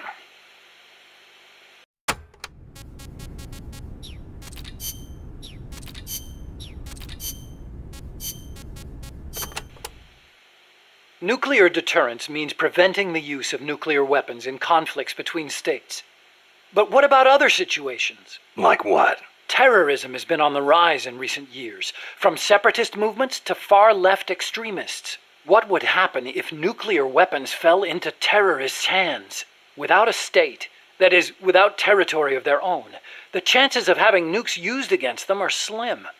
They have no reason to fear a nuclear strike. Conversely, they have no reason to hesitate to use nukes against their adversaries. You've got a point. All the ICBMs and strategic bombers in the world amount to nothing against a terrorist group. Right. Of course, this is all still hypothetical. Countries keep their nukes under tight watch. There's no immediate danger of terrorists getting their hands on them.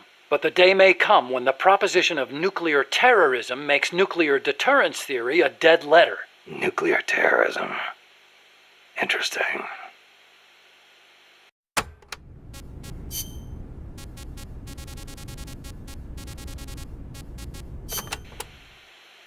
Snake, how much do you know about the U.S. Homeland Air Defense Network? I don't know much about what goes on up in the sky. What I do know is that NORAD tracks Santa Claus on its radar. Nice one. I didn't know you were a comedian, too. Huh? No, I'm serious. It's true, NORAD tracks his... Listen to me. Every December they set up a hotline and... Okay, I get it. He's real, I tell you. He used to bring me presents and...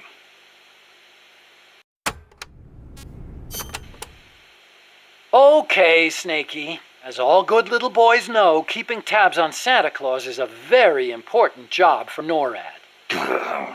But they also have another mission. The one they were created for. And the system they set up for that has been hijacked by Coldman. You mean Peace Walker's fake data transmissions? NORAD's early warning system is composed of DSP satellite-mounted infrared sensors and an array of surveillance radar stations across North America. The network sends out warnings to NORAD at Cheyenne Mountain, where the data undergoes human evaluation. Peace Walker, on the other hand, has to make its retaliation decisions autonomously. So it's set up to automatically receive the same data as NORAD through covert channels. Those channels were also used on the test platform to telemeter the AI's decision-making. Peace Walker reversed the system to transmit a fake warning about incoming nuclear missiles outside the usual exercise schedule. I mean, the system could have used better safeguarding. Nobody's going to argue with that. But cracking the AI? That seemed unimaginable. And you can see what happened.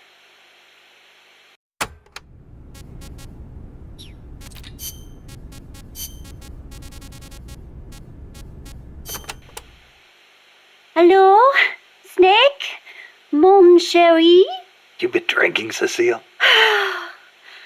Can't you please do something about this pest? Who? Monsieur Miller! What's he done now? Wine. Wine? He said he thought the soldiers might tire of having beer all the time, so he's brought in some wine instead. And then he gave me a bunch. Well, that was nice of him. But the past 2 years have been bad for French wine. Perhaps it is the bad weather we have had. But whatever the case, I told him the last thing you want to be drinking right now is French wine. Well, California and Chile have good wine too.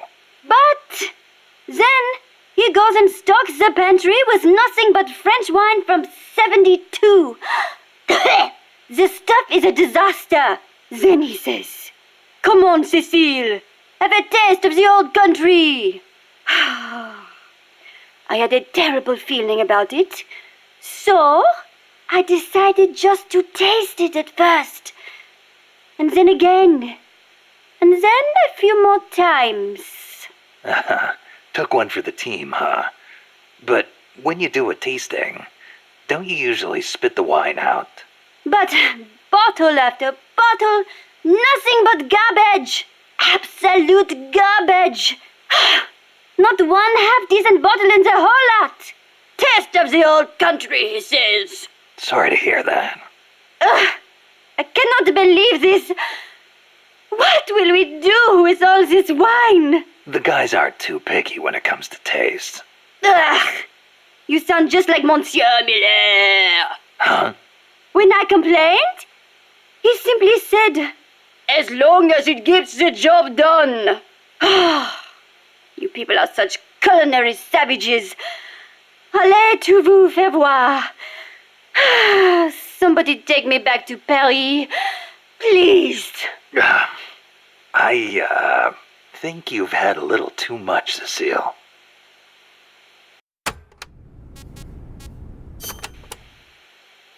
You seem like a very, how do I put this, uninhibited woman. You think so?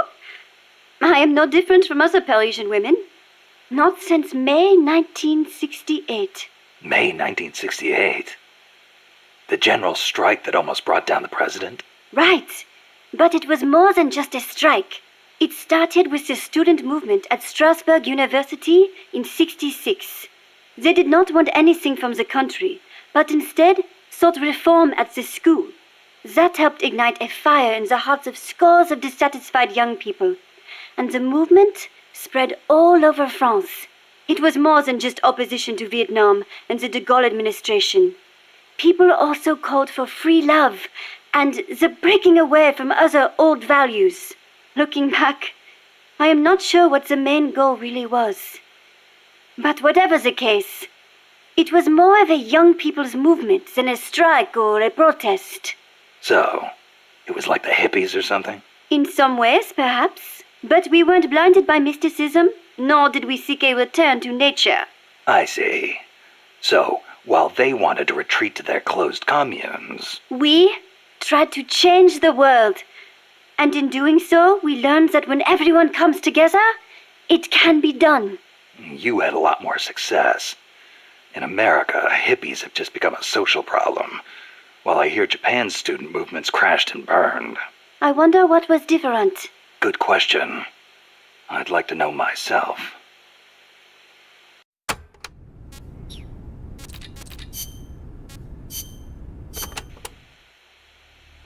Enter simulation date. August 24th. Location. Selinoyarsk, USSR. Mission. Support a covert agent whose objective is the rescue of a nuclear weapons scientist. Who is the agent? Your student. Your most beloved. Acknowledged. Define current mission progress. With your help, the agent has successfully made contact with the target. All that's left is to wait for recovery. Now, deduce the best course of action. I take the scientist away from the agent. What for? As a gift when I defect. Why are you defecting? To reform my special forces unit with my former comrades in arms. No, I don't want to know your objective. I'm asking for the reason. Why are you betraying your country? I do not defect in order to betray America. Betrayal is merely the outcome of that defection.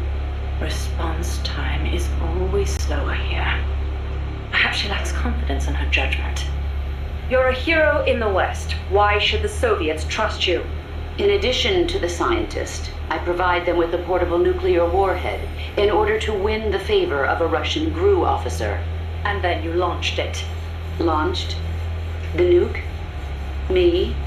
That's right. At a target inside Soviet territory. Nuclear weapons make my blood run cold. They blot out the future. How could I? Karma. Is it my karma?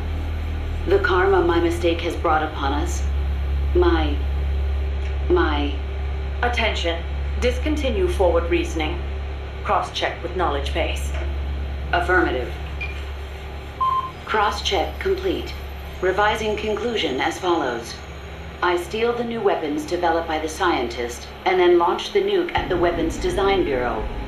Forward and backward reasoning are in conflict. Attention. Return to forward reasoning. Affirmative. Your apprentice returns for the scientist. I send him away. He doesn't give up. I send my comrades to defeat him. All of them fail.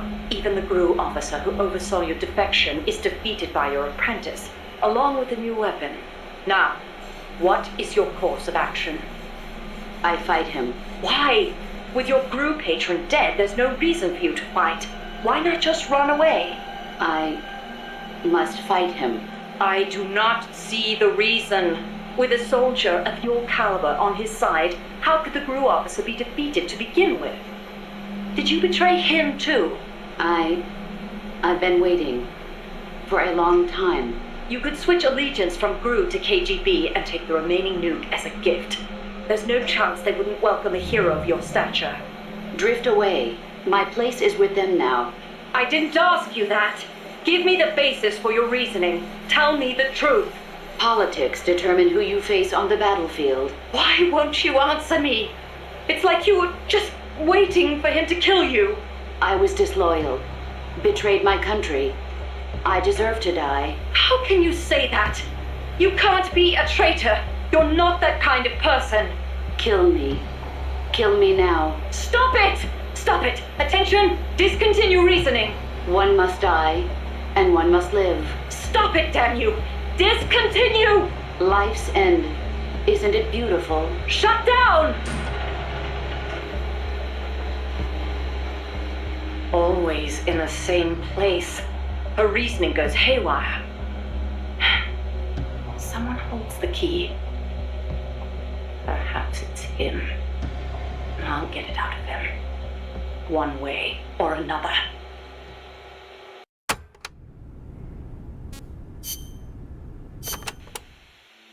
She told me everything.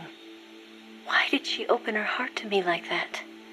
At the time, I couldn't understand it. But now, I think I do. Snake, she wanted you to know the truth. She chose me to tell you. That's why she saved my life. I've lied to you so many times, but not this time. My orders from the government were to obtain the legacy and to eliminate everyone who knew the truth about what happened. In other words, I'm supposed to kill you. But I can't do it. Not because we loved each other, and not because you saved my life, but because I made a promise to the boss. And I intend to keep it. I just wanted you to know. And you have to live. Snake, listen to me. She didn't betray the United States. No, far from it. She was a hero who died for her country. She carried out her mission knowing full well what was going to happen. Self-sacrifice, because that was her duty. The boss's defection was a ruse set up by the U.S. government. It was all a big drama staged by Washington so they could get their hands on the philosopher's legacy. And the boss was the star of the show. They planned it so that they could get the legacy that Colonel Volgin inherited and destroy the Shagohod at the same time. Only a legendary hero like the boss could have earned Volgin's trust. Finding out where the philosopher's legacy was hidden was to be her greatest mission. Everything was going according to plan. But then something happened that no one could have predicted.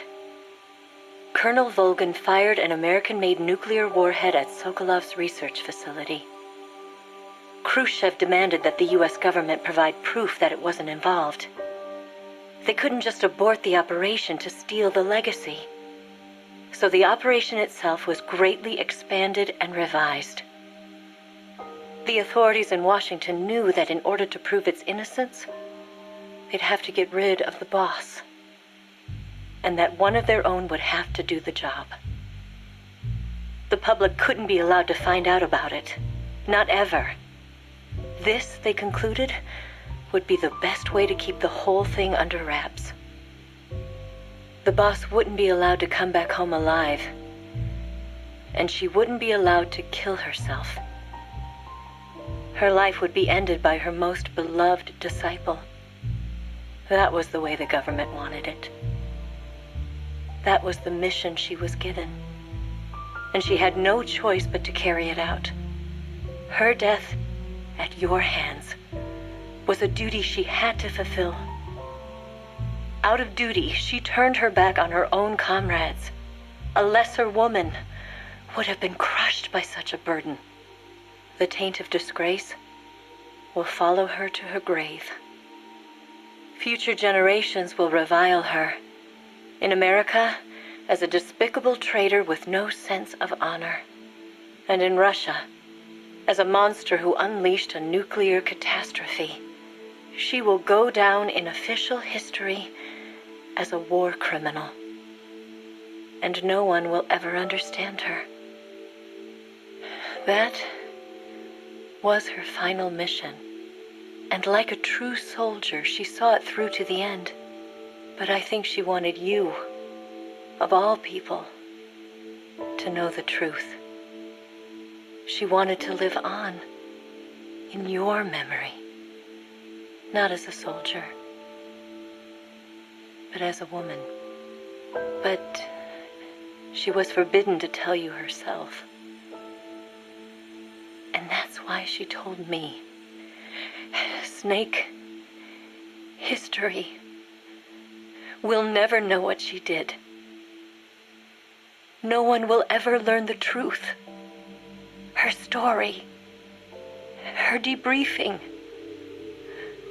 will endure only in your heart. Everything she did for her country. She sacrificed her life and her honor for her native land. She was a real hero. She was a true patriot.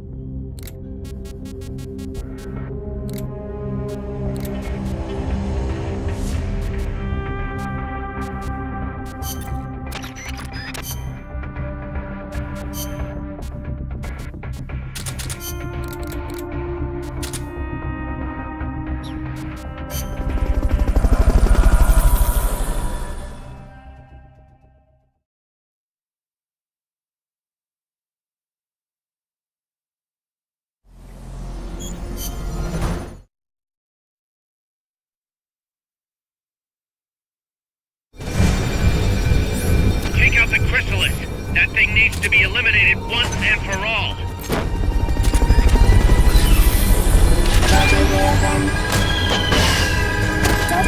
Those drones will chew through any wall you try to hide behind. Hit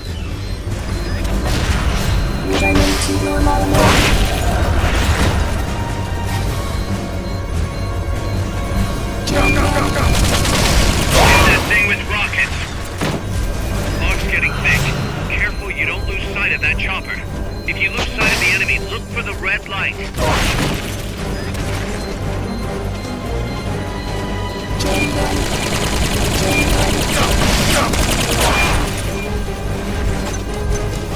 They've okayed your request for a cardboard box. It'll be sent out shortly.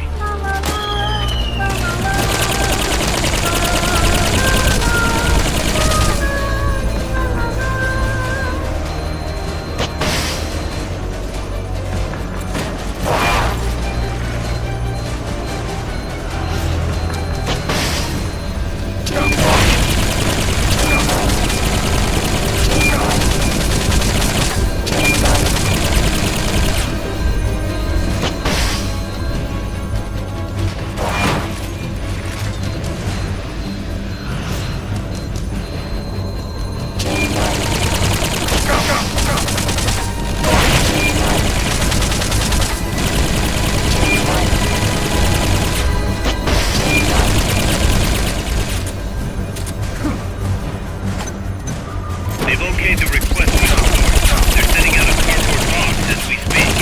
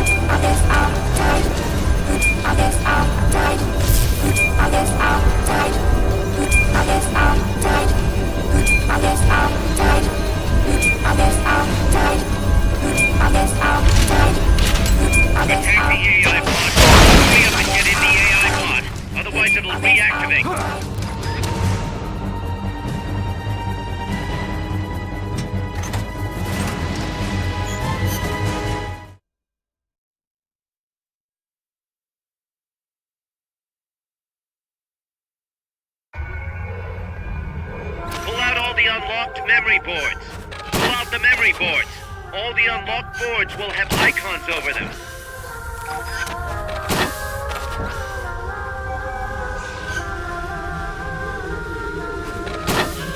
Any boards you remove can be used to build our own AI weapon. Memory boards have different functions according to the icons displayed over them. Go ahead and take whichever ones you want. If you attack parts on the exterior of the machine, the memory boards that control those parts should light up. You can tell what a memory board does by looking at its color when it lights up.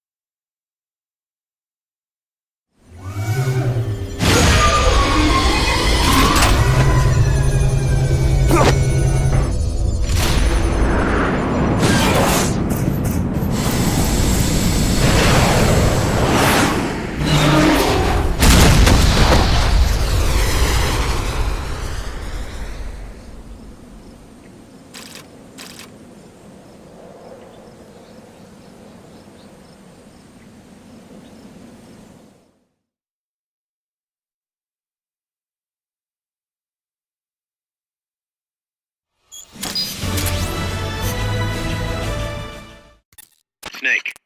She played me like a piano.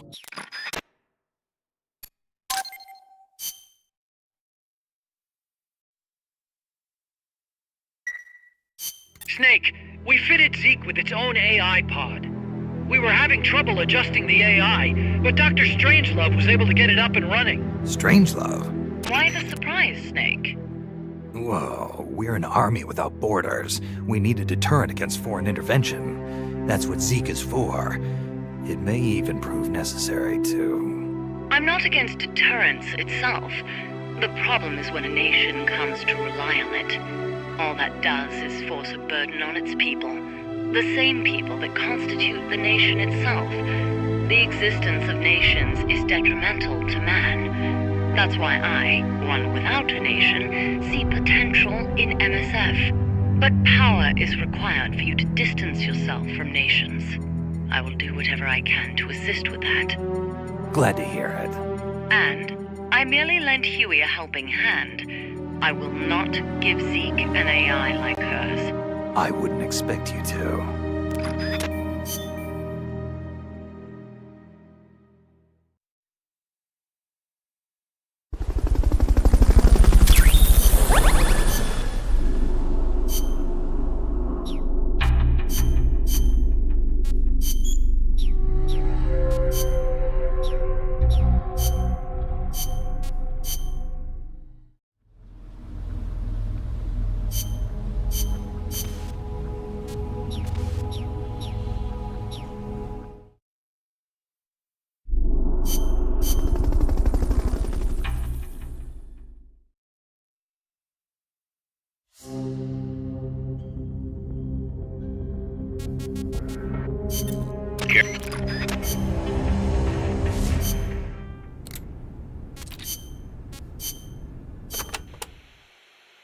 I'm about to leave for Costa Rica, a place completely unfamiliar to me, and on a top-secret mission for the CIA, no less.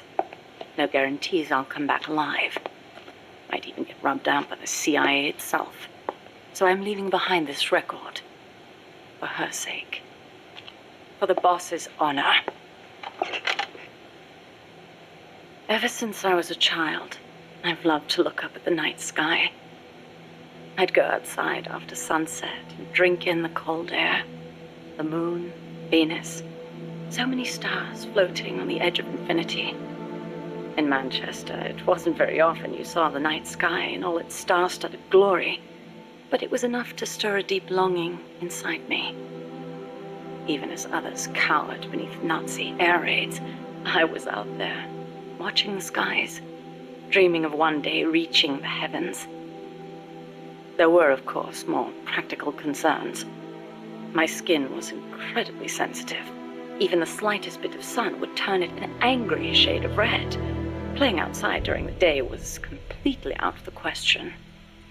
Naturally, I hardly ever had a chance to play with other children my age. But I never felt lonely for it. Their way of thinking was irrational, making them simple, easy to predict. The boys would talk of tanks and aeroplanes and creepy, crawly bugs. The girls of pretty dresses, glass beads, and tea and cakes. Of boys they liked. I never had much to say on such matters. The curious thing is, adults really aren't all that different. They're simple, capricious, especially men. As they get older, their heads fill with thoughts of women, and more women. Thankfully, I always did have a head for mathematics. When I was about 10, I'd visit a Dr. Turing who lived nearby. We'd sit and discuss mathematical logic.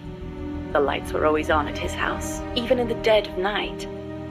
Theoretically, he'd say, there's no algorithm that a computing machine couldn't reproduce. Dr. Turing wasn't foolish like other men. Although I didn't find out why until later, after he died. The time will come, he'd say, when computers will be able to think for themselves. That idea rocked me to my core. My aptitude for mathematics brought me closer to the stars. I breezed through school, then went to America for university. While I was studying at Caltech, NASA was established. I signed up in a heartbeat. I was a pretty good computer engineer at the time, and NASA needed skills like mine. The work was enjoyable. Even though I'd given up on going into space myself, it was a pleasure just being a part of it all. I was assigned to Project Mercury, America's effort to compete with the Soviets in manned spaceflight. 7 men were chosen as pilot candidates for the program, becoming heroes overnight. People called them the Mercury 7. The project made good progress, more or less. We had all the funds and materials we needed. After countless hours of analysis, we even had plans for something on par with Sputnik. We thought it'd only be a matter of time before we caught up with the Russians. They'd sent a dog into orbit and brought it back safely to Earth. But NASA top brass dismissed that success as a fluke. The Americans recovered their re-entry capsules at sea, but the only ocean bordering the Soviet Union is the Arctic, so their re-entry capsules had to make impact on land. A dog was one thing, but human spaceflight would still take some time, or so we thought. At the end of January 1961, we successfully put a chimpanzee named Ham into orbit. He returned to Earth as healthy as ever. NASA was giddy with success. It was then that a new woman showed up for duty. She was a backup pilot and advisor. She was beautiful, with blonde hair, strong mouth, and a steely gaze. But there was something else in those eyes, a twinkle of something warmer, of affection. It was the boss. She took one look at us in our revelry and murmured, "Savor this joy today, because tomorrow you'll have to face the truth." And she was right. The next day, our project schedule was accelerated. We'd received new information that the Soviets were mere months away from putting a man into space. The brass had misjudged the Russians. We couldn't afford to allow the shock of another Sputnik. Somehow, we had to get a man into space before the Russians did. It was an utterly impossible task. We'd only just put our first chimp up. With a human on board, failure was not an option, especially if it were one of the Mercury 7 Golden Boys. And on top of that, the brass wanted to put a window in the spacecraft. The pilot wouldn't be a test animal this time, they said, and when this hero came back alive and well, they wanted him to describe what he'd seen. It was madness. Adding a window to our existing spacecraft would leave it unable to handle the stress, not to mention the problem of shielding the occupant from cosmic rays. But the boss rose to the task, and splendidly. She claimed to be a layman when it came to space, but caught on keenly to new ideas and concepts. She was demanding, of herself and of others. She seemed rather cold-hearted at times, but I was smitten. She was beautiful, yes, but more than that, she was wise.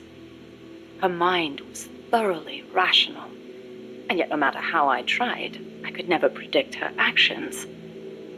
It was easy for me to assume that her judgments were drawn from an enormous base of knowledge. Quite simply, her life experiences were more diverse, more intense than anyone else's. To me, they seemed boundless in their breadth. In her, I saw a reflection of the night sky. Perhaps because I too was a woman, she and I became close. I couldn't go out in the sun, but she lit up my life. Her light was soft, like that of the moon. I was so happy. With her unerring guidance, the project steadily regained its footing. But one issue remained, the pilot's safety. When the day came to choose a pilot, the Mercury 7 just quietly walked out. Who could blame them? It was far too great a risk to take. Even if they'd volunteered, NASA would never have let them go. They were national heroes, basking in the media spotlight. There was no way they'd be sent on such a mission. The conference room was silent. Then, slowly, she raised her hand, almost as if acting out a scene from a movie.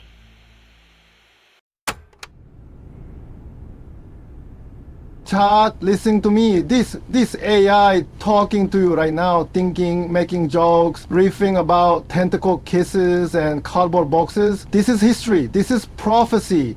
This is Peace Walker becoming reality. You remember Peace Walker 2010? Everyone said, Kojima, you're crazy. An AI that thinks for itself. An AI that argues with you about nuclear deterrence. Impossible. Ha, impossible. Look around. The future is here.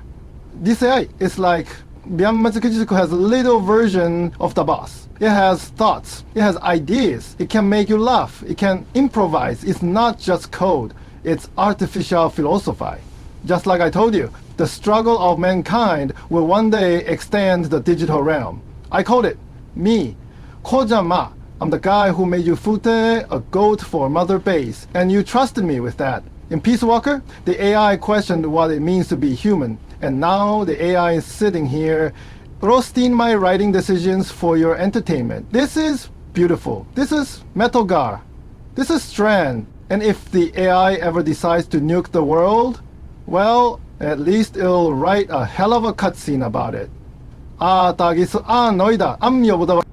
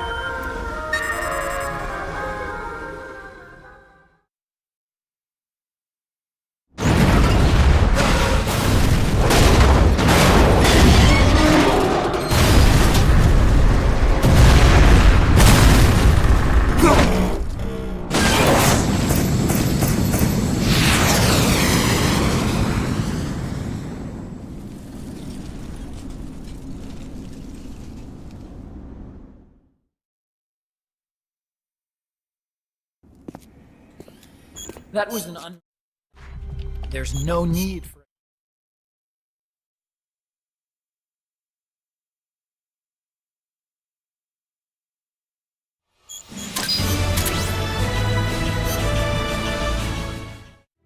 Snake,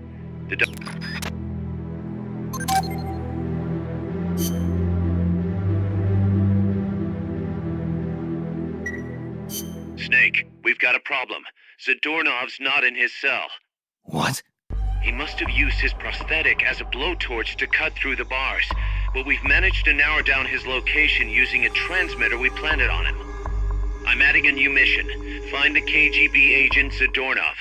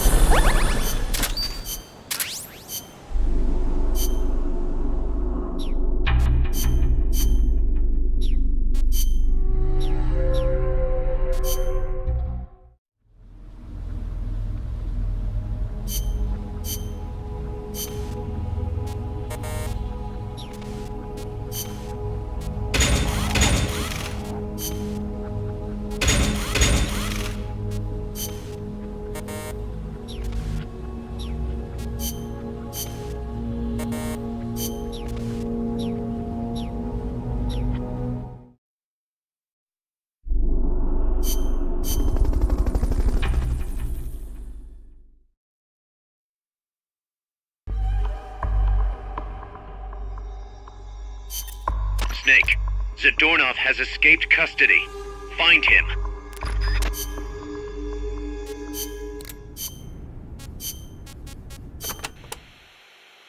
You know, Snake, you're right. As long as we're soldiers without borders, we're going to be a target. We need our own deterrent. Yeah, we're going to be stepping into a lot of different conflicts as we roam the world, each one unique, and with its own set of geography, ideologies, and politics. If we're going to intervene in those kinds of situations, we need the threat of a Metal Gear. Unless we want to end up like Che Guevara did in Bolivia. Well said. Our army without borders doesn't have a land to call home. We're nomads, wanderers. What we need now is a sheepdog to guard our flock. Right. Maybe it's not the way the boss would have gone about it, but there are places in this world that need us, and soldiers that need MSF. And as long as we're needed, we'll keep on moving. Ours is a journey that never ends. We're the real Peace Walkers.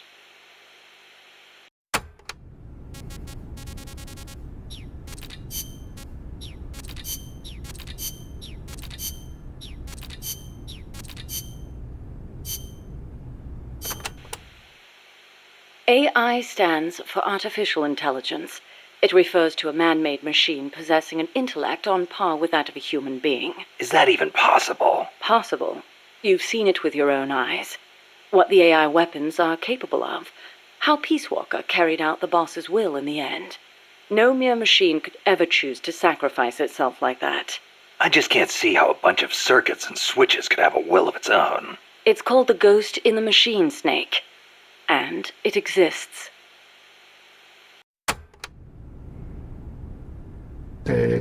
Okay, let's talk about Zadornov, the little Soviet troll who, escapes like 7 times? People always ask me, Kojima-san, why does he keep escaping? And I say, because it's funny. You think Metal Gear is just about nukes and philosophy? Wrong, it's also a sitcom. Zadornov is like the Kramer of Peace Walker. Every time you think you've got him, bam, he's gone. It's like a running gag. You're in the middle of building Zeke, managing Mother Base, recruiting goats, and then, boss, you must escape again. Hi, do you know how many meetings I had where the team said, yeah, maybe this is too much? And I said, no, we're doing all 7. Because every time it happens, you think, this has to be the last one, but it never is. It's Kojima-san, it's the rule of absolute repetition. And guess what? Each escape is symbolism, freedom, the Cold War, human desire to break chains. Oh, maybe I just wanted you to feel like an idiot for trusting the same Soviet guy 7 times. Then, plus, every time he escaped, I was like, can we top this? And we did. Until the last time, when you find out, oh, OH. It wasn't just a gag. It was the setup for Zike, for betrayal, for the true boss fight. So yeah, Chad, you laughed, you groaned, but you remembered it forever. That's why Zadornov escapes. Because I'm evil and also hilarious.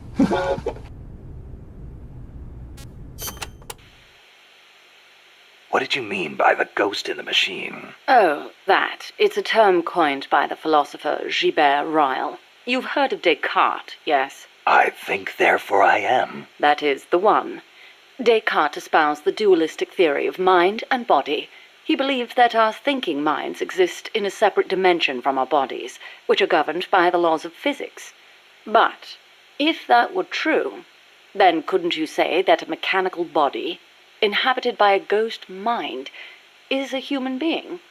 Ryle criticized Descartes on those grounds, saying such a thing surely wouldn't be human. Why'd you bring it up? I wasn't thinking of Ryle in particular when I said it. I simply thought that if a person is composed of a machine and a ghost, perhaps the opposite is true as well. Perhaps, by placing a ghost inside a machine, we could, in effect, give birth to a new person. And that was your idea for the boss AI? The moment you ripped the memory board out, the mammal pod ceased to function. It should have been dead.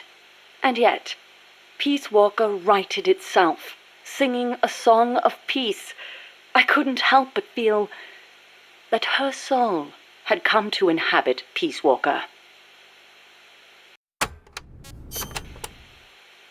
Let's say, hypothetically, there really was an intelligent machine. How would you prove it? What's the difference between a high-level computer and an AI? It depends on what you choose to define as intelligence.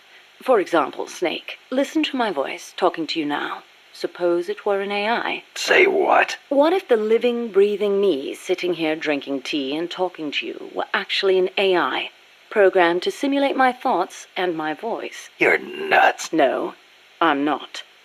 You couldn't prove I was a real human being, could you? It'd be... No.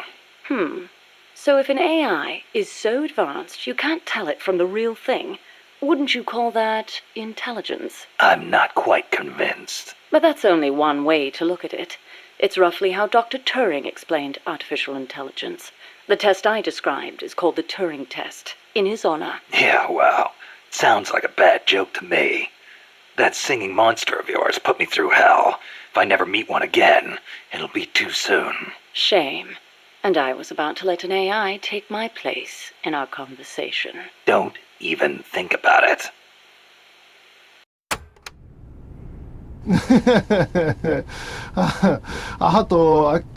no, I can think,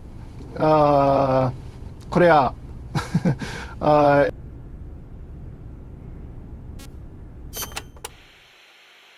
Dr. Alan Turing is known as the father of computer science.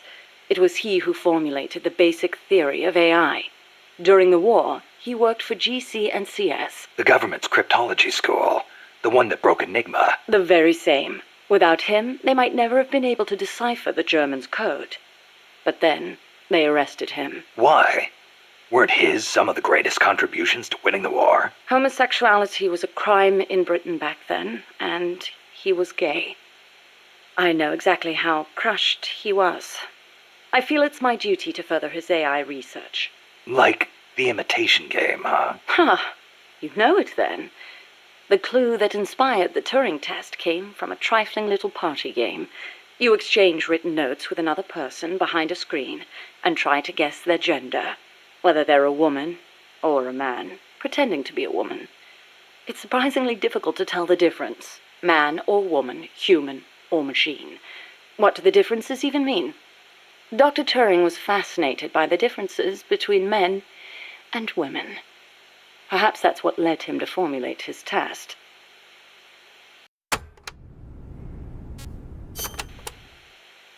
What if you hadn't used the boss as the model for the AI? What do you mean? If the end goal is MAD, it seems like there are more suitable models out there. A military chief of staff, or a nuclear technician, even the president. Patriotism, leadership, good judgment. Each of those qualities is essential when deciding whether to launch a nuke, and she had them all. Wouldn't the president, too? It's not enough. She had the will for it. Will? Let me explain, Snake. Peace Walker is a standalone weapon. It has to decide on its own whether or not to launch a nuke. It can't turn to anyone else for advice. It can't do its job if it's not prepared to take sole responsibility for the fate of the world. I know of no other human being who could bear that burden. That's it? There were technical considerations, of course. To begin with, the female brain is a more appropriate model for an AI. Oh, wait, the female brain?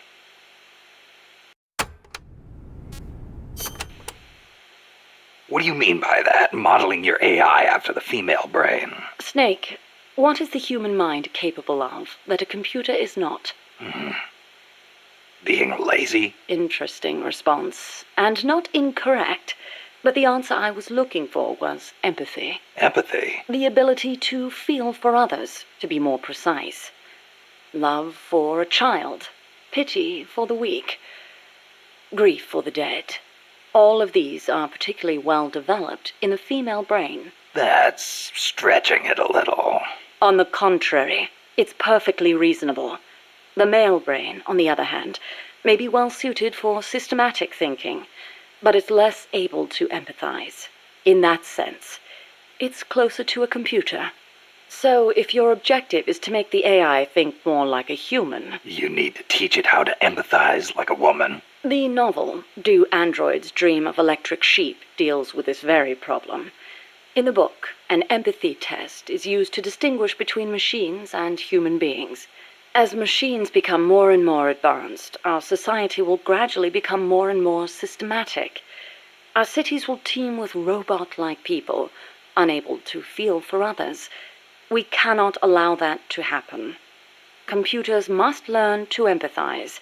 The same goes for humans, only more so. Well, what about yourself? You make these claims, and yet I've never seen you empathize with a real person. It's true. Until now, I was a prisoner of death. It was my intention to die upon the completion of Mammal's development. She was my one reason to live. But you changed your mind. I did. Because she taught me the dignity of living.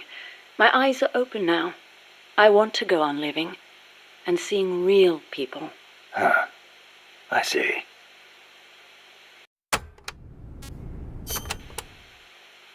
Is it really necessary to make machines think like humans?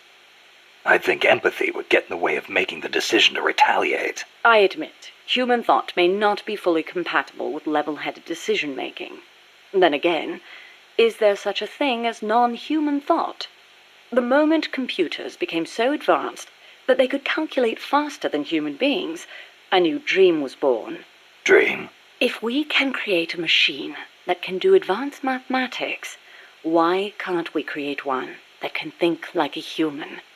The 19th century author, Auguste Villiers-L'Isle-Adam, wrote a book called Tomorrow's Eve, in which the protagonist fashions an artificial woman to serve as his ideal lover. I believe the idea of creating an intelligent being with our own hands is one of mankind's oldest dreams. So AI is a product of people's dreams, then? Not only AI, civilization itself is the process by which mankind gives form to its dreams. But not all dreams are pleasant. Some have expressed fears about non-human intelligence. Yeah, they want the benefits with none of the risks. Some fear that intelligent robots might rise up and rebel against their human masters, as portrayed by the Czech writer Karel Čapek in his Rossum's Universal Robots, or in the 1970 film Colossus, the Forbin Project, where intelligent supercomputers in the US and the Soviet Union join forces and plot to subjugate humanity. Isaac Asimov offered a specific solution to these fears with his 3 laws of robotics, which demonstrated that while robot intelligence is different from that of humans, the two can coexist. In order to endow computers with intelligence, we must first have a thorough understanding of what intelligence is. And that is where the need for a practical and feasible expert system arises.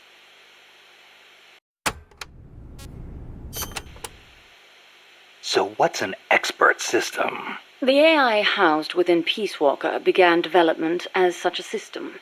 An expert system is a type of proxy program by which a computer makes decisions as an expert would. The program, Mycin, for example, is a system that decides which kind of antibiotics to prescribe. The system asks the patient a series of questions to narrow down the range of appropriate drugs. So you program Peace Walker to prescribe live nuclear warheads instead of penicillin. What I realized, however, was that a simple expert system wasn't up to the task. You need more than expertise to launch a nuke. Indeed, expertise is a necessary prerequisite, but insufficient on its own. Deciding to launch a retaliatory strike requires consideration of a wider range of factors. In such a scenario, the entire global situation becomes the criterion for making a decision. Makes sense. You screw up the prescription and the whole world goes into anaphylactic shock. A weak AI that only has a limited range of knowledge upon which to base its decisions won't cut it. Therefore, I had the AI study the boss's thought patterns, thus creating a true expert system. A strong AI. You couldn't leave the world in the hands of something with anything less than absolute worldview. I could have built a simple expert system in no time at all. Say, how would you like a system that decides which guns you should equip according to the mission's parameters? I'll pass. I'm not going to leave my life up to somebody else's judgment. Especially not a machine.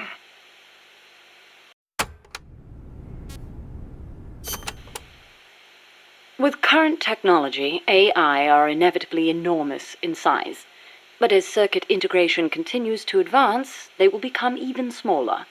As small as human brains, and perhaps smaller than that. And in the meantime, robotics will continue to advance as well, to the point where we can create androids, robots that resemble humans.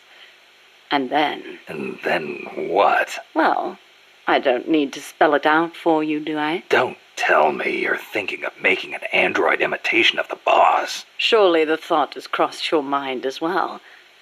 Of one day being reunited with her? Enough! I don't want any part of it. I see. I didn't mean to offend you. In reality, AI is more likely to evolve in the opposite direction anyway.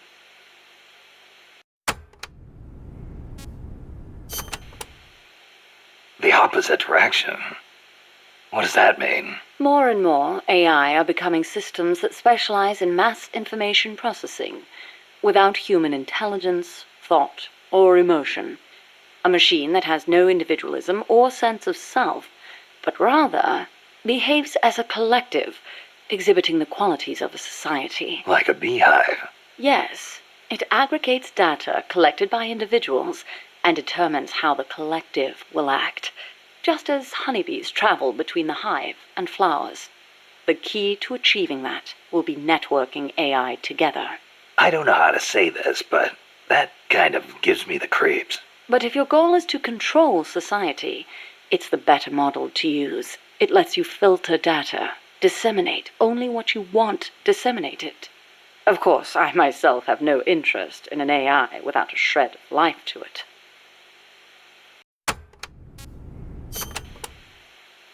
Earlier, you called the mammal pod a butterfly. Not a pupa or a cocoon, but an imago. Yes, the AI that came before the mammal pod were works in progress. Works in progress? They were enough to keep the frame running, but not enough to make decisions about nuclear retaliation. They weren't quite complete. They were pupae. Only when I added the boss's data did the AI take on its true form, becoming a butterfly and taking flight. And that's why the nose art on Peace Walker was a butterfly.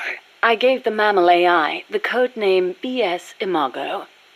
BS is short for boss.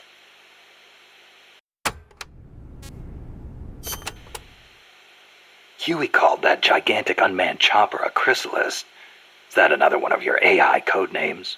Yes, you're referring to the TJ Chrysalis 6000.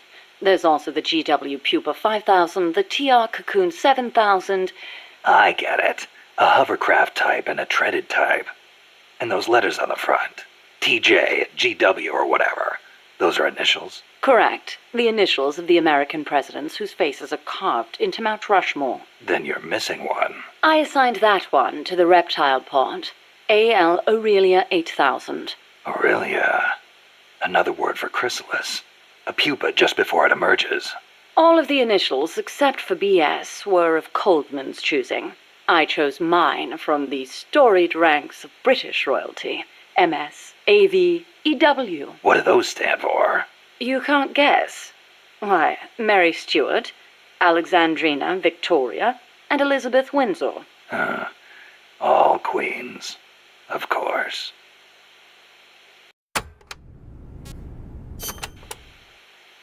Are you familiar with the film 2001: A Space Odyssey? I've heard of it, but... Of course not. I didn't expect you to be cultured enough to appreciate such things. Yeah, thanks. Anyway... 2001 features an AI called HAL, a highly advanced system that controls an exploration spacecraft. It can converse with people, and even play chess. Huh. Now where have I heard that before? The way HAL was portrayed was truly superb. How so? HAL is given secret orders that not even the ship's captain knows about. Naturally, he's not allowed to divulge them to the crew. The stress of it causes HAL to crack. Crack? Go crazy. Though there are those who interpret it differently. One by one, HAL kills off the crew until the captain finally shuts it down. The film offers amazing insights into AI, their growth, their utility, their faults, and their fear of death. Well, you must have found it useful in your research then. Must you always be so utilitarian? It doesn't matter whether or not it's useful. What matters is that it inspired me. Then it was useful. Never mind. The portrayal of Hal wasn't the only wonderful thing about the film. It was full of hints about the future of human evolution. Truly, a film for the ages.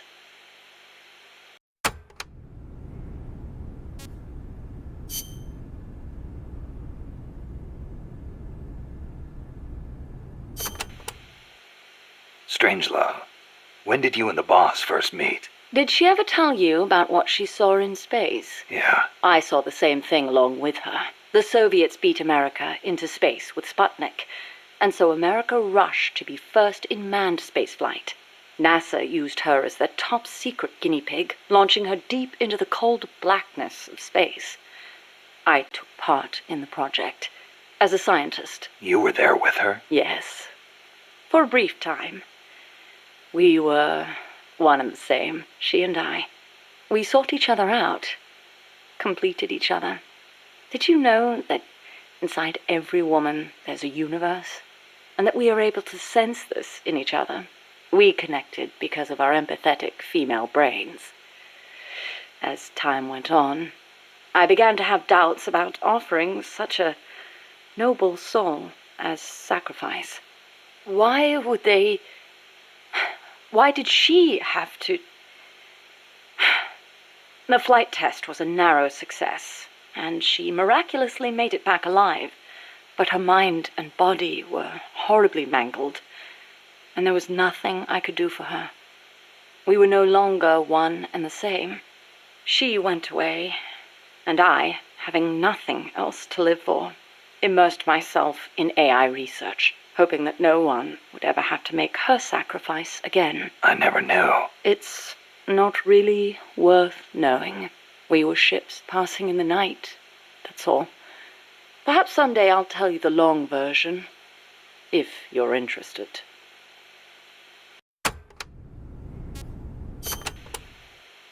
That was quite a warm welcome you gave me at the base in Costa Rica. Sorry about that. But I simply had to know. The boss's final act? Yes. By inputting her thoughts and actions into the AI, I was imbuing it with her mind. The only thing I couldn't understand was her final act. Operation Snake Eater. Official history says she betrayed her homeland and defected to the enemy and was killed by you. But it didn't make sense. The boss would be the last person on Earth to betray her country. It was logically inconsistent. It was, wasn't it? That internal inconsistency prevented the AI from activating properly. Just as Hal malfunctioned in the film, I understood the reasoning, but I had to have proof. Proof of her final act, her true intentions, one way or another. So you tried to squeeze it out of me, huh? As a matter of fact, I did. Your silence was the very answer I was looking for.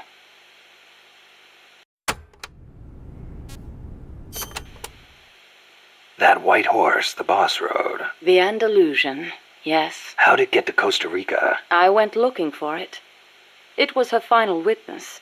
Even if it couldn't speak, I found it and brought it here. Where? I thought for sure it'd be blown to ashes by those MiGs. I searched the ends of the earth for that horse, and found it at last in a horse market in Britain. Britain? Are you saying it came all the way over the Ural Mountains, through Europe, and across the English Channel? Who knows, really? Perhaps someone took it there. Wait, the thought never occurred to you that it might be a different Andalusian that only looks the same? I can't prove it. Or rather, I couldn't. What do you mean? You should know best of all. That horse wouldn't let anyone ride it. And believe me, I nearly killed myself trying. The only one it allowed on its back was you. That was the proof. Though I hate to admit it. And to think, I ran it to its death. But in that last run, it regained the glory of its youth, using the last of its strength to pursue its former master. Any horse would wish for such a fine end.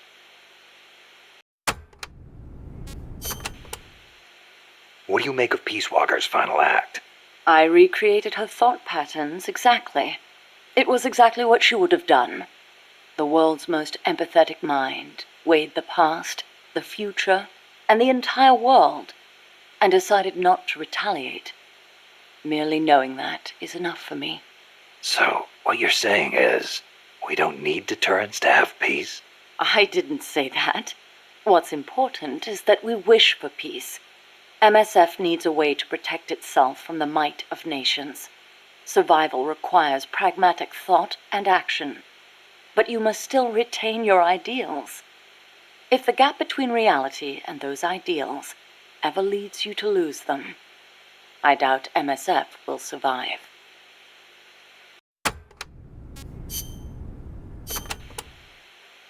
Strangelove. Is that a code name? No, just a nickname. Don't tell me you don't recognize it. From Kubrick's Dr. Strangelove, or How I Learned to Stop Worrying and Love the Bomb. It's a film that came out in 1964. A dark comedy about the absurdity of nuclear deterrence. You were in a movie? No, stupid. I got my nickname because of that movie. Why? Because you look like the doctor in the movie? No, that Dr. Strangelove was a man. So? Back when I was at ARPA, I kept a photo of the boss on my desk. I was totally engrossed in my research and showed no interest in the opposite sex. Plus, I had a photo of a woman on my desk. The fools around me turned it into a cruel taunt, calling me Strangelove. Even for a bunch of shut-ins who never went out to the cinema, that title seemed to ring true with them. Anyhow, in their eyes, homosexuality was something strange. They were incapable of seeing things outside the lens of their own standards. Being strange means you have your own unique point of view. I rather considered it an honor. So, you were with ARPA before you came here, huh? Yes. Back then, it was really the only place I could make a living from my AI research. And before that? I started out at NASA. That's where I met her. When Boss went into space? Yes. It was that incident that turned me away from aerospace engineering. Space is entirely too hazardous a place for human beings. That was why I felt an immediate need to develop AI. As it turned out, rockets later became much safer, and mankind reached the surface of the moon. In any event, it was a hollow Cold War victory. When you get down to it, a nuclear missile is just a rocket with a nuclear warhead strapped to it. Thus, taking the initiative in the space race was tantamount to a military show of force. But the budgetary strain was too big for Washington or Moscow to handle. Yes, And then there was the Cuban Missile Crisis and the Vietnam War. And then came détente. Having leapt ahead of the Soviet Union with its moon landing, America shut down the Apollo program in '72. It was around then that ARPA was downsized and renamed DARPA, the D standing for Defense. With few prospects for continuing my AI research, Coldman's invitation was a godsend. It was also a chance to have them collect data on her. The end result being this mess. But we did learn something valuable from her. The nobility of peace.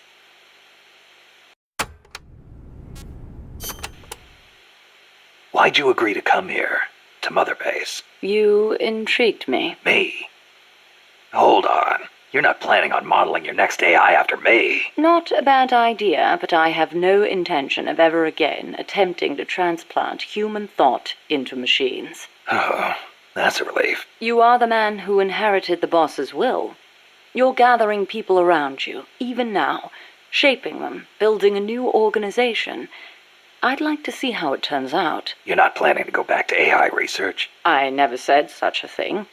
Of course my work will continue. Here? In my eyes, the growth of MSF as an organization is analogous to the development of the nervous system. The way you become intertwined, stimulate each other, branch out in new directions. It's really quite inspirational. Interesting way to put it. Of course, I intend to repay you for your hospitality. The fruits of my research will be at your disposal. Why not assign me to the R&D team? I promise you won't be disappointed.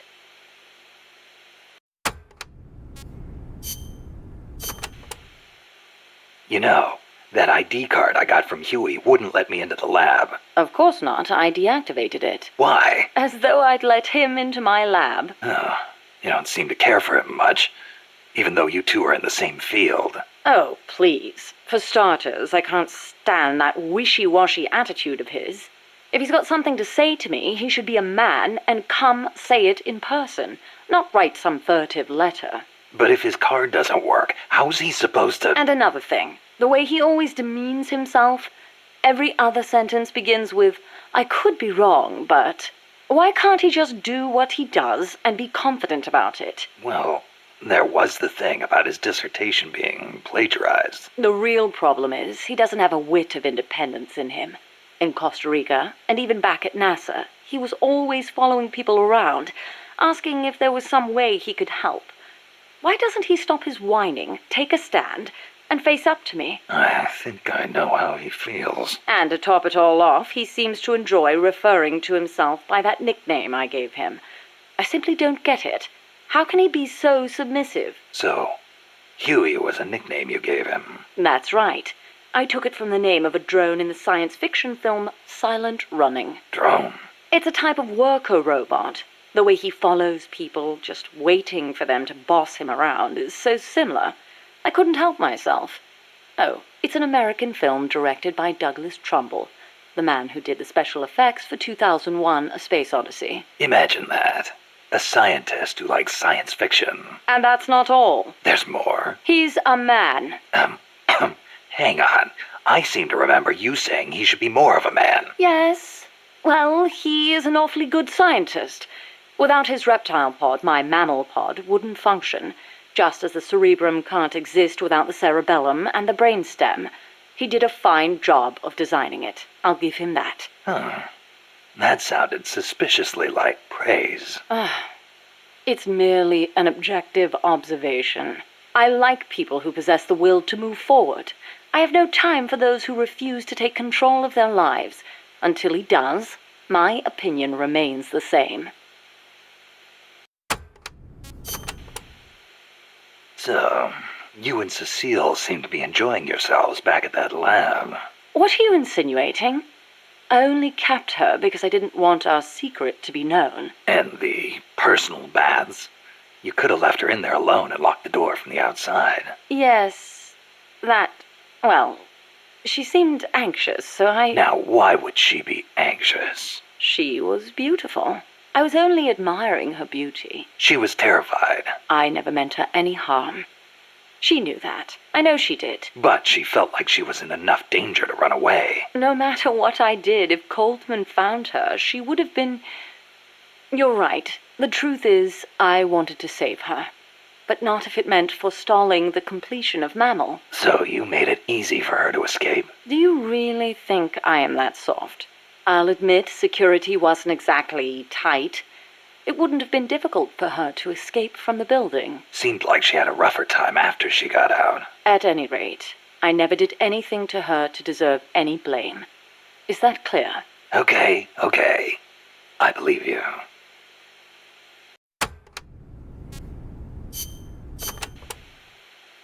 Huey's probably mentioned this, but just to be clear, there's a limit to the parts we can produce here at Mother Base. Therefore, I've built Zeke's AI using memory boards you pulled from other AI weapons. Will that work? In the human brain, individual functions are spread across multiple regions. The same is true of AI. Multiple parts sharing the same function interlink to strengthen that function. For example, the more sensor memory boards you have, the greater Zeke's search and detect capabilities will be. Install more movement boards, and you'll increase its mobility. Meaning the AI's capabilities change depending on how much memory we give it? Exactly. The more boards you install, the more powerful a function will be.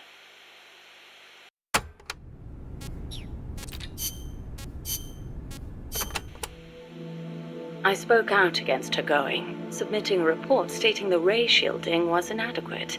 But the Brass's response was brusque. She's already been exposed to a nuclear test in Nevada.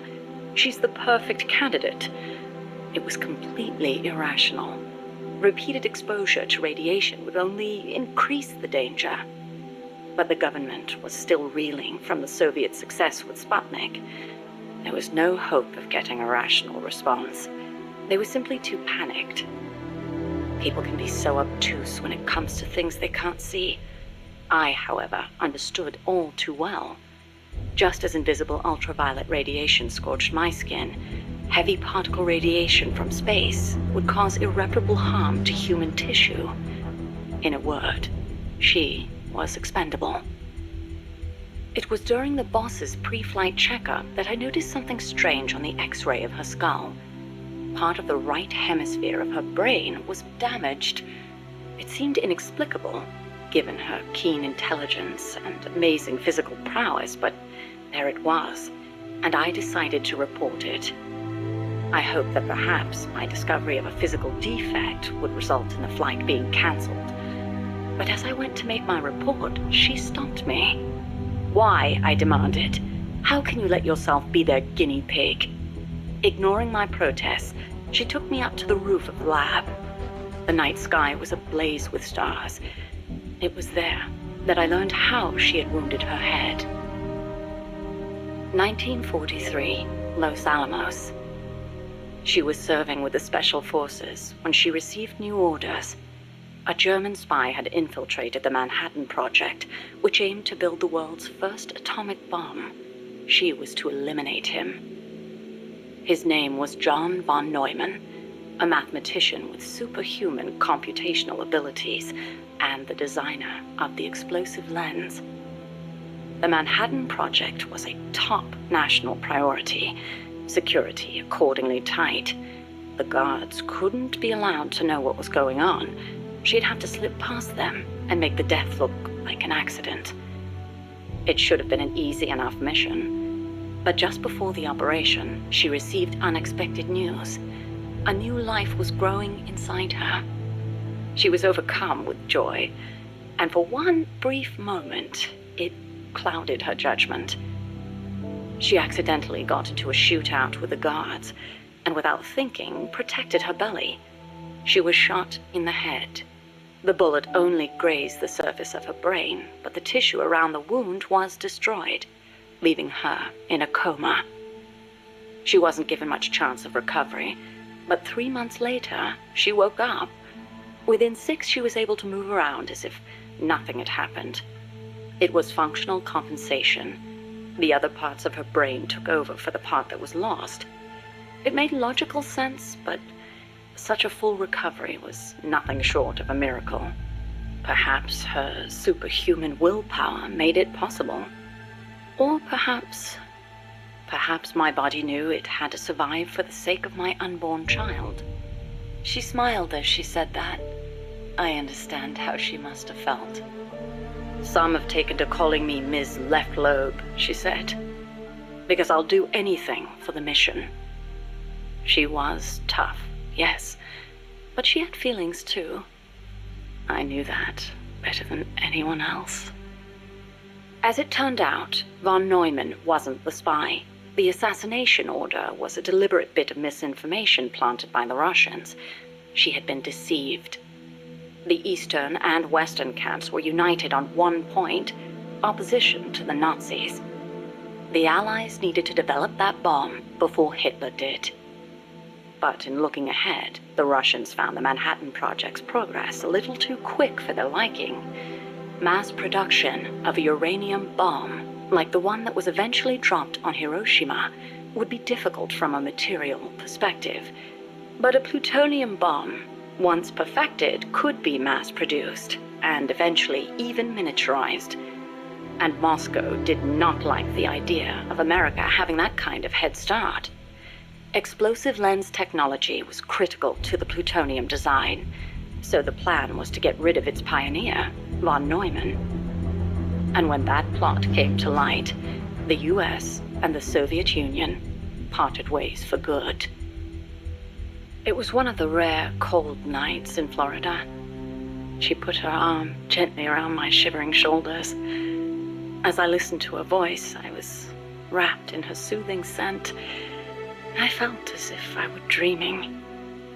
Even in failure, she seemed perfect. Oddly enough, the failed assassination attempt helped preserve America's edge. A true super genius, von Neumann went on to make his mark in numerous fields outside of the Manhattan Project. Economic game theory, stored program computing.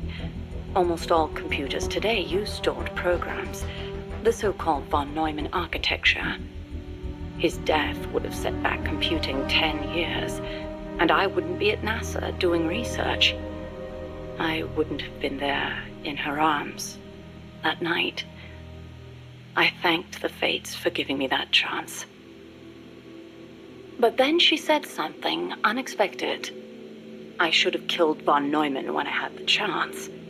Why, I asked. He looks like a formidable recruit. Welcome aboard, soldier. I looked up at her as she began to explain. Yes, von Neumann was innocent, and killing the innocent is a grave crime. But I can't help but wonder, had Looks like a formidable recruit. Welcome aboard, soldier. Now? Even without von Neumann, the explosive lens would have eventually been developed. Von Neumann architecture, too. But she seemed to believe that if progress had been put off for a few years, he looks like a then formidable perhaps recruit. East and West Welcome would aboard, have had soldier. a chance to work hand in hand. I'd never considered such a possibility, but her tone was confident, assertive. It was as if she intended to make the two superpowers He looks like shake a formidable hands herself. recruit. Welcome aboard, The soldier. explosive lens was developed too early, spawning a Cold War and an endless nuclear arms race, she continued. That mission sprung from deceit, but maybe it was divine providence too. He looks like a formidable It was recruit. like she was Welcome speaking aboard, to her own soldier. child. Her large, warm hand was on my head. I failed the mission because I let the mother in me take over. I should have killed him, no matter how great He looks the like a guilt. formidable recruit. Welcome If I aboard, killed soldier. him, I might not have prevented Hiroshima, but maybe I could have saved everyone in Nagasaki. I looked up at her and saw her looking up too. Up at the stars. He looks like a formidable recruit. Her Welcome face aboard, showed soldier. only deep remorse. It was as if she'd convinced herself that she alone was responsible for creating this twisted world. But that's no reason for you to sacrifice yourself He looks for like this. a formidable recruit. I Welcome never aboard, soldier. persuade her, and yet I still clung to hope. I know you're concerned, and I thank you, but I have to be loyal to the end. And then He looks she like a smiled formidable at me. recruit. Welcome aboard, soldier. Loyal to the end. Loyal to what? I asked. But she didn't answer. He looks like a formidable recruit. Welcome aboard, soldier. Stealth.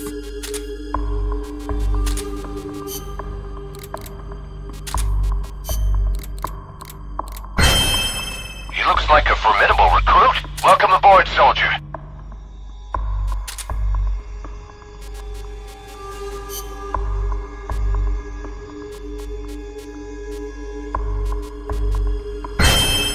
He looks like a formidable recruit. Welcome aboard, soldier.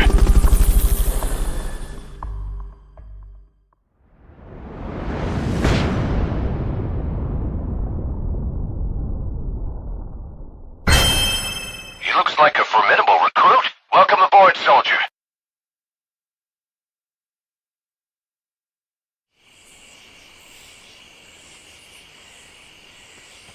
Find Zadornov and bring him back here with Fulton recovery. He looks like a formidable recruit. Welcome aboard, soldier.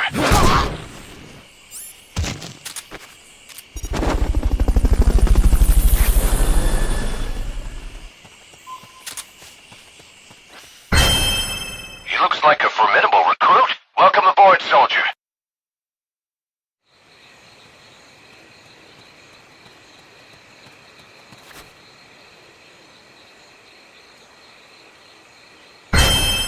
He looks like a formidable recruit. Welcome aboard, soldier.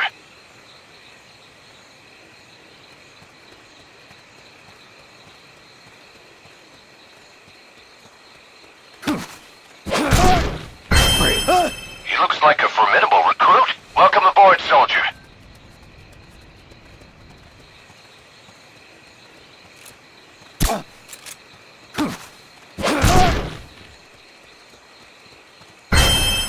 He looks like a formidable recruit. Welcome aboard, soldier.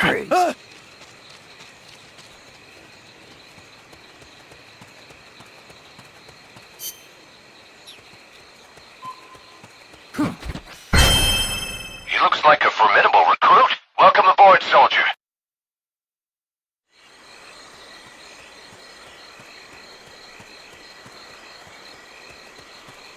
Wait. Freeze. He looks like a formidable recruit. Welcome aboard, soldier.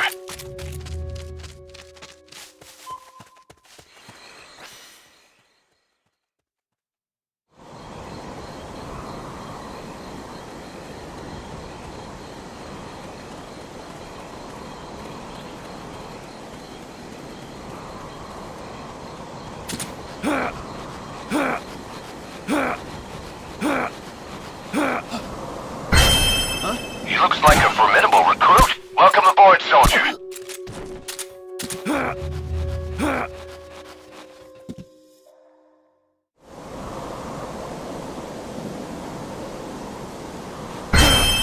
He looks like a formidable recruit. Welcome aboard, soldier.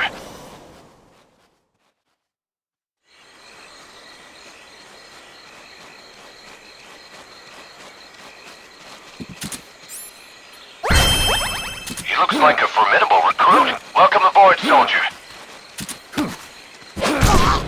Freeze.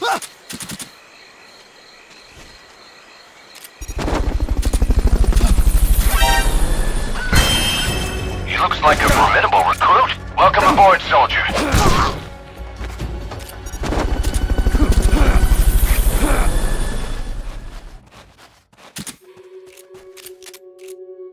Fulton recovery helicopter is complete. HQ, come in! This is HQ.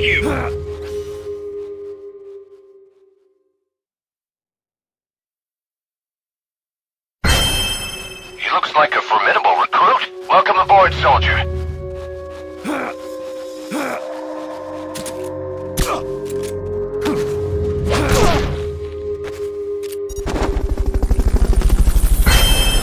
He looks like a formidable recruit. Welcome aboard, soldier. Come in, HQ! This is HQ. This is patrol. All clear. Understood. Stay vigilant. He looks like a formidable recruit. Welcome aboard, soldier.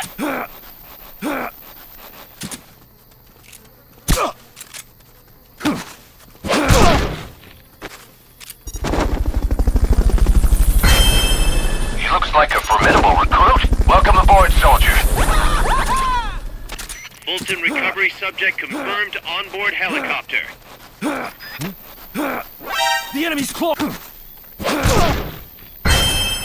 He looks like a formidable recruit. Welcome aboard, soldier.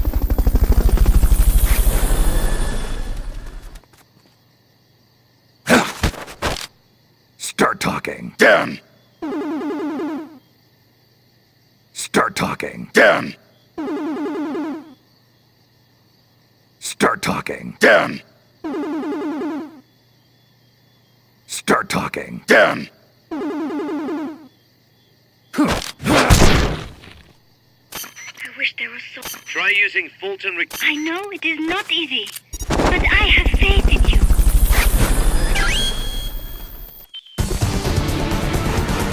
I knew you could do it. Piece of cake, right?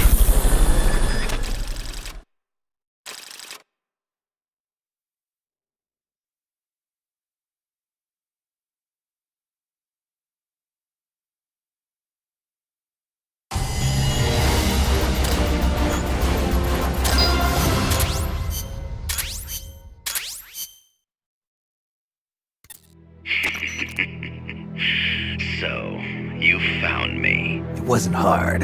What are you up to anyway? Just going for a stroll. Kaz, I've got Zadornov, returning home. Acknowledge, Snake.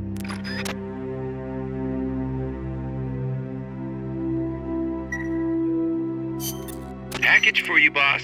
What? Yeah, looks like a cassette tape. Don't worry, it's clean. No trace of explosives or anything. Return address just says Eva. Eva? Someone you know? An old acquaintance. Oh, the plot thickens. Tidings from an old flame? Don't start, Kaz. Anyway, I'll check it out later. Okay, just don't go running off after this chick. We can't afford for you to be distracted right now.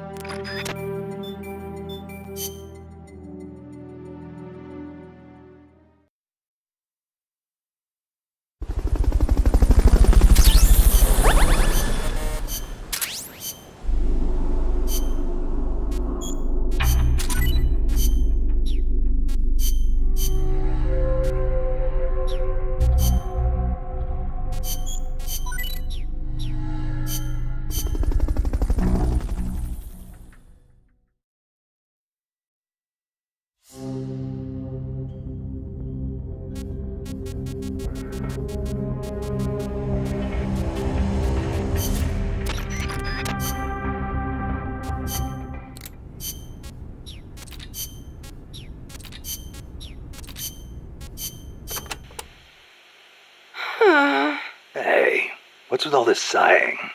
You're not your usual self. Oh, Snake. Something on your mind? Huh? No, not really. I guess... Hey, Snake. Girls are funny, you know? You can never tell what they're thinking. They're always doing their own thing.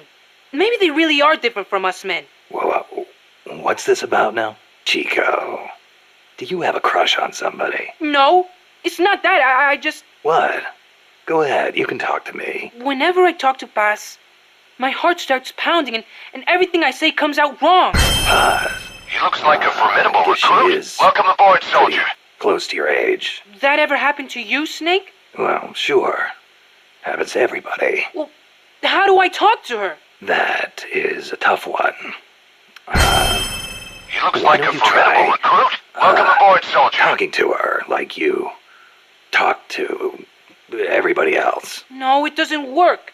I freeze up every time I'm around her. Our eyes meet and my face starts burning for some reason. He looks like a formidable It's recruit. like living on the Welcome battlefield. aboard, soldier. You just have to get used to it. You're nervous at first, but the more you're out there, the more natural it feels.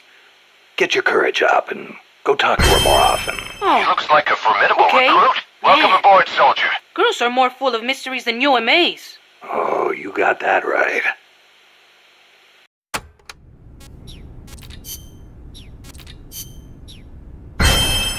He looks like a formidable recruit. Welcome aboard, soldier.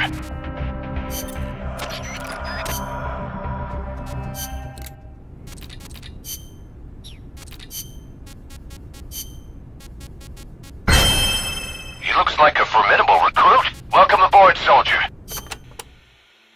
Hello, Snake. It's been a while, hasn't it? I hear you've been causing quite the ruckus in Nicaragua.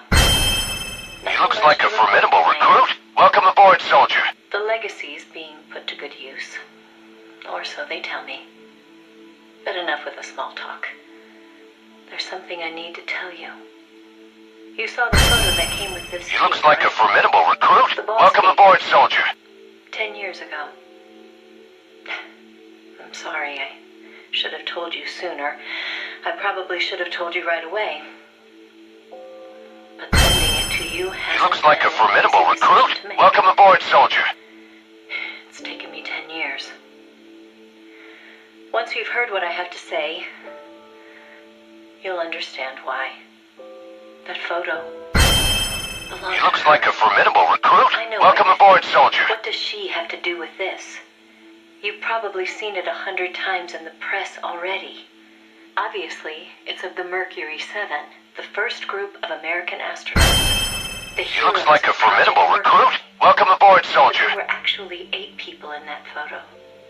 One of them was edited out, erased, without a trace. That 8th astronaut, the one airbrushed out of existence. He looks like a formidable recruit. Welcome aboard, soldier. Snake. Now, why did they need to keep her existence a secret? What were they trying to hide? The answer goes back even further. 17. He looks like a formidable recruit. Welcome aboard, It was the height soldier. of the Cold War. The Eastern and Western blocs were racing to develop space technology to match their nuclear arsenals. In 1957, the Soviet Union launched Sputnik 1, the first artificial He looks like a satellite. formidable recruit. Welcome The aboard, Americans soldier. were stunned. They'd been led to believe their country led the world in science and technology. That shock quickly turned into fear. If the Russians had the know-how to launch a satellite into space, He looks like a they could formidable use it to launch a recruit. nuclear Welcome missile. aboard, soldier. Frantic, the U.S. threw everything it had into the space race. The following year, the Army succeeded in launching the first American satellite, Explorer 1. The National He looks like a Aeronautics formidable and Space recruit. Administration Welcome was aboard, established soldier. that fall, and Project Mercury with it. The goal was to send a man into space, and 7 men were chosen as pilot candidates. The media He looks dubbed like a them formidable Mercury recruit. 7. Welcome aboard, soldier. They were immediately hailed as national heroes, icons of Western space exploration. But after Explorer, America suffered a series of failed rocket launches. He looks like a The government formidable made a recruit. fateful Welcome decision. aboard, soldier. Unable to wait for its space program to mature, they'd steal the Soviets' technology, at the same time sabotaging their space program. You know better than anyone how hard a mission that was. He looks like a formidable recruit. The Soviet Welcome aboard, space soldier. program was shrouded in secrecy.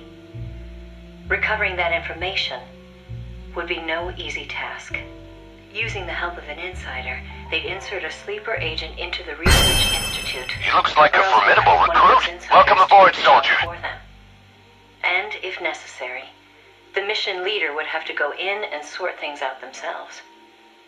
Someone was needed with experience, knowledge, and superior intuition. And the only one for the job was the boss. The president himself asked for her by name. He needed someone who could be trusted with the fate of a nation. Who else to turn to but the hero of the Second World War? It was June 1959. So you see, Snake, that's why she left. That was the top secret mission that took her from you. But her selection ruffled a few CIA feathers. They didn't appreciate the president going over their head like that. The mission was tough enough already, and now the CIA was dragging its feet. She couldn't get anything out of them. No manpower, no information. Left to her own devices, the boss made a decision she knew would come back to haunt her. She decided to tap into the Philosopher's Network. And that's when the wheels of fate began to turn.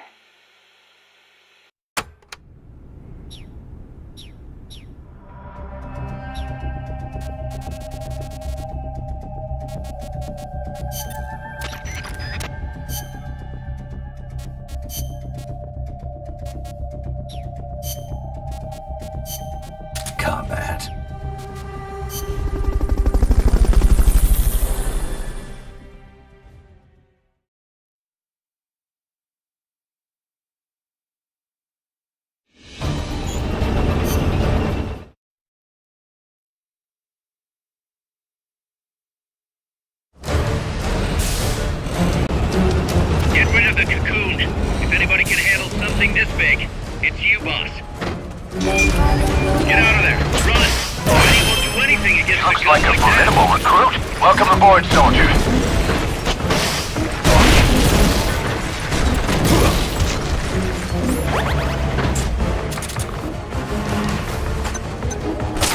Looks like a formidable recruit. Welcome aboard, soldier. They've okayed the request for supporting fire. It should commence any second now.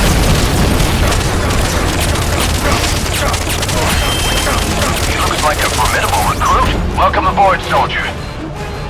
You're gonna want to take out that weapon before jumping on.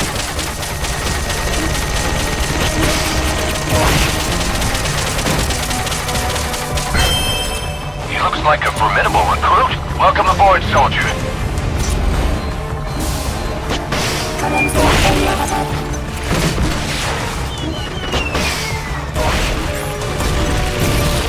He looks like a formidable recruit. Welcome aboard, soldier. They're setting out a cardboard box as we speak. They've got a lock on you. Move it.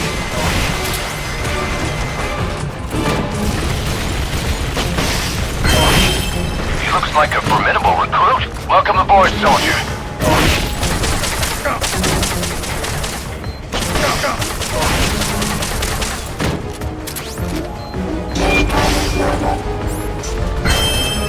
He looks like a formidable recruit. Welcome aboard, soldier. Cardboard box.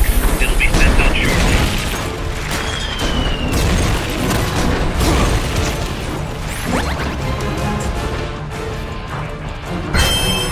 He looks like a formidable recruit. Welcome aboard, soldier.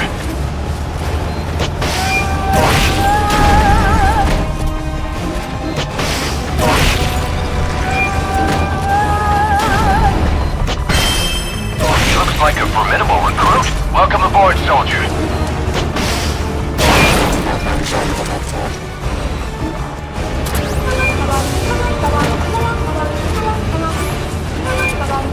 He looks like a formidable recruit. Welcome aboard, soldier. Setting out a cardboard box as we speak.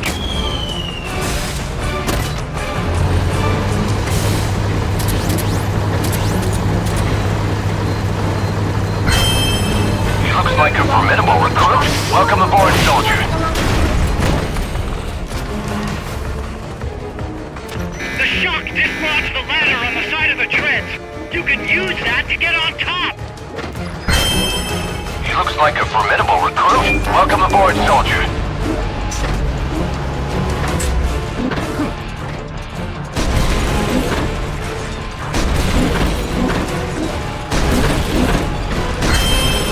He looks like a formidable recruit. Welcome aboard, soldier. See the ladder on the turret?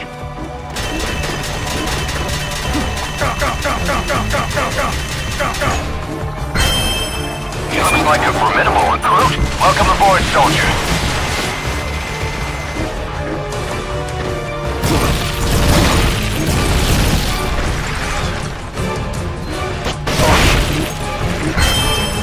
He looks like a formidable recruit. Welcome aboard, soldier.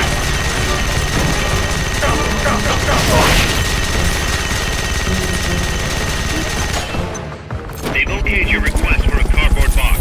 Use the ladder. He looks like a formidable recruit. Welcome aboard, soldier.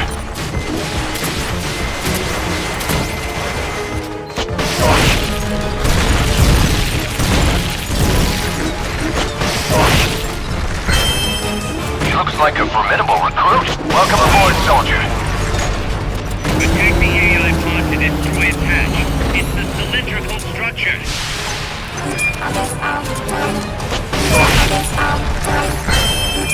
He looks like a formidable recruit. Welcome aboard, soldier. Hurry up and get in the AI pod.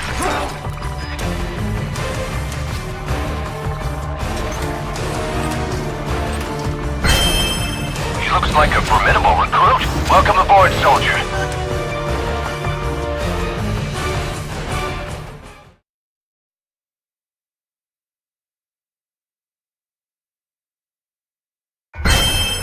He looks like a formidable recruit. Welcome aboard, soldier. Pull out the memory boards. All the unlocked boards will have icons over them.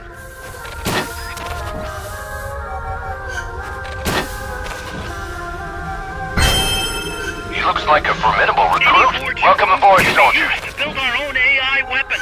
Memory boards have different functions according to the icons displayed over them. Go ahead and take whichever ones you want. If you attack parts on the exterior of the machine... He looks like a formidable recruit. Welcome aboard, soldier. You can tell what a memory board does by looking at its color when it lights up.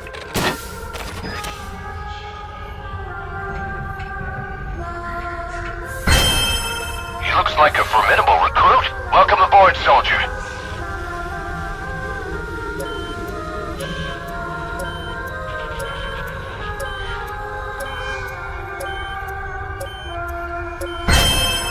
He looks like a formidable recruit. Welcome aboard, soldier.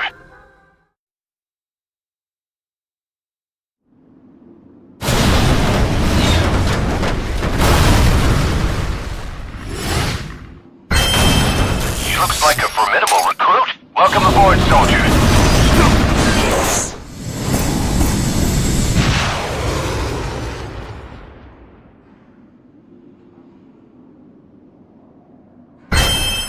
He looks like a formidable recruit. Welcome aboard, soldier.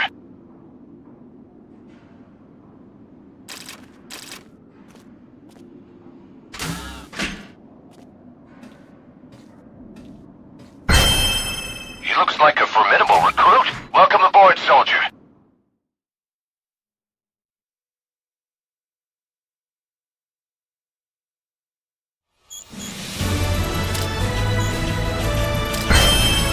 He looks like a formidable recruit. Welcome aboard, soldier.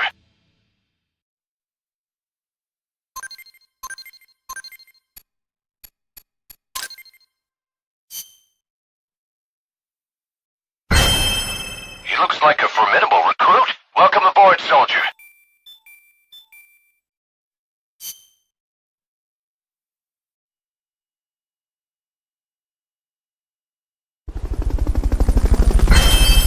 He looks like a formidable recruit. Welcome aboard, soldier.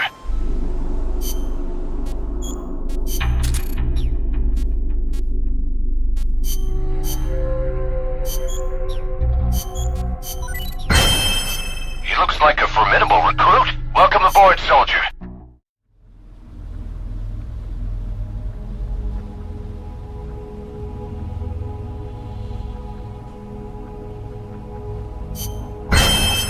He looks like a formidable recruit. Welcome aboard, soldier.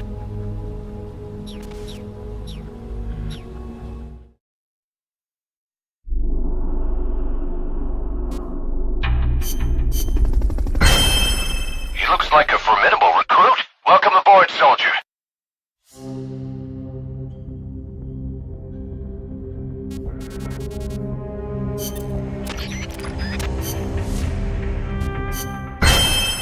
He looks like a formidable recruit. Welcome aboard, soldier. The days that followed were spent training tirelessly for our first space flight. The boss endured conditioning that tested the limits of human capability. He looks like a formidable recruit. Welcome aboard, soldier. Those were happy days. On April 12th, the spacecraft carrying the boss left the Earth's atmosphere. Although it was only 20 minutes of ballistic flight, it was He looks like a formidable recruit. Welcome aboard, soldier. Considering how little time we'd had. The first human in space. We were ecstatic. Then something went wrong. The re-entry angle was slightly off. He looks like a formidable recruit. Welcome aboard, soldier. The cause was clear. It was the hastily constructed window we'd installed. Her capsule missed the projected splashdown point by a long shot. As we raced towards the capsule, a breaking news He looks like a formidable recruit. Welcome aboard, soldier. It was the news report of the successful launch of the Vostok rocket, piloted by the cosmonaut Yuri Gagarin. They'd beaten us into space by the slimmest of margins. He looks like a formidable recruit. When we arrived, Welcome aboard, the soldier. capsule had already disappeared beneath the waves. The boss was floating on the surface. I can't really recall what happened next. They told me later that I looks gave a like a strange formidable scream recruit. and Welcome plunged aboard, into the soldier. sea, not caring whether my skin would burn. She didn't wake up. Her entire body was bruised, burnt, scorched by cosmic rays. It was a miracle she was still Looks alive. like a formidable recruit. Welcome Every aboard, day, soldier. propaganda boasting of the shining accomplishment flowed out of the Soviet Union. The hardest part was having to read the report the next morning from Izvestia, the Soviet governmental paper. He looks like a formidable After the recruit. report Welcome were aboard, those soldier. legendary words of Major Gagarin: "The Earth is blue." The person who should have said those words, though, was incapacitated, confined to a bed. Looks like a formidable recruit. Flight Welcome aboard, soldier. The Soviets had orbited a man around the Earth and returned him safely. We'd barely managed to escape the atmosphere and achieve ballistic flight. Even worse, the pilot was horribly looks like a mangled formidable by the recruit. spacecraft, Welcome aboard, lost soldier. altogether. As they saw it, covering it up was the only alternative to seeing the nation's pride dealt yet another blow. I've been told military records show the boss Looks like a formidable recruit. Welcome aboard, soldier. They were that desperate to erase the whole affair. In the end, Alan Shepard's ballistic flight 1 month later became known as America's first spaceflight. Looks like a formidable recruit. Welcome aboard, soldier. Through the boss's sacrifice. But to me, none of that mattered. I prayed day and night for her recovery, never leaving her side, not even for a moment. He looks like a formidable As recruit. summer ended Welcome and aboard, the chill soldier. of winter approached, she spoke. "Give me water." I threw myself on her breast, and she embraced me. It was He looks all like a formidable I needed. recruit. Welcome aboard, I soldier. thought she would tell me about space, the true sky, where the stars don't twinkle. But the only thing she'd speak of was Earth, our home as she'd seen it from space. He looks like a formidable so recruit. irreplaceable. Welcome aboard, soldier. I was ashamed. I'd been enamored for so long with the sky that I never thought to look beneath my feet, at the ground upon which I stood. As soon as her He rehab looks like a was over, formidable recruit. she Welcome was aboard, gone. soldier. It happened without warning. No one informed me, and the higher-ups wouldn't say a word. It wasn't so strange or surprising, really. I simply assumed she was off to complete her next mission, because she was loyal to the end. Since then, I've devoted myself to researching artificial intelligence, so that no one will ever have to make her sacrifice again. He looks like a No formidable human being recruit. should be Welcome asked aboard, to take on soldier. a mission that dangerous. Next time, I'll be the light that shines on someone else. I still wonder why she opened up to me on that chilly night in Florida. That operation was top secret, even if it was all in the past. I like to think it was because she trusted me. But that's probably not the case. She wanted someone to listen. And I don't think that He someone looks like a was me. formidable recruit. Welcome aboard, Those soldier. faraway eyes, the tone of her voice, like she was talking to her own child. Those things made it clear that she was speaking to someone else. I found myself envying that someone. 4 years later, I learned of her death. A traitor's death, no less. She'd stolen an American nuke and defected to the Soviet Union, where she was killed by her former apprentice. Or so I was told. I refused to believe it. She'd never do such a thing. I could think of only two possibilities. Either she really was trying to bring East and West together, or she truly did want to be killed.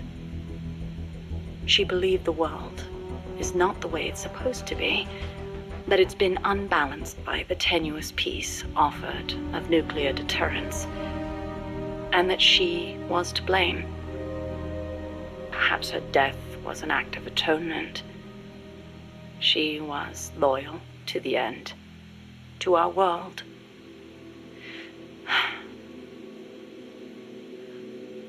And I lost the light of my life. I now find myself victim to an incredibly irrational emotion of my own.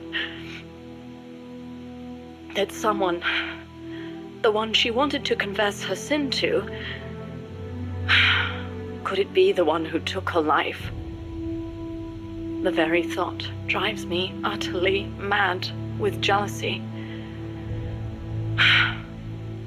One day, I will discover the truth.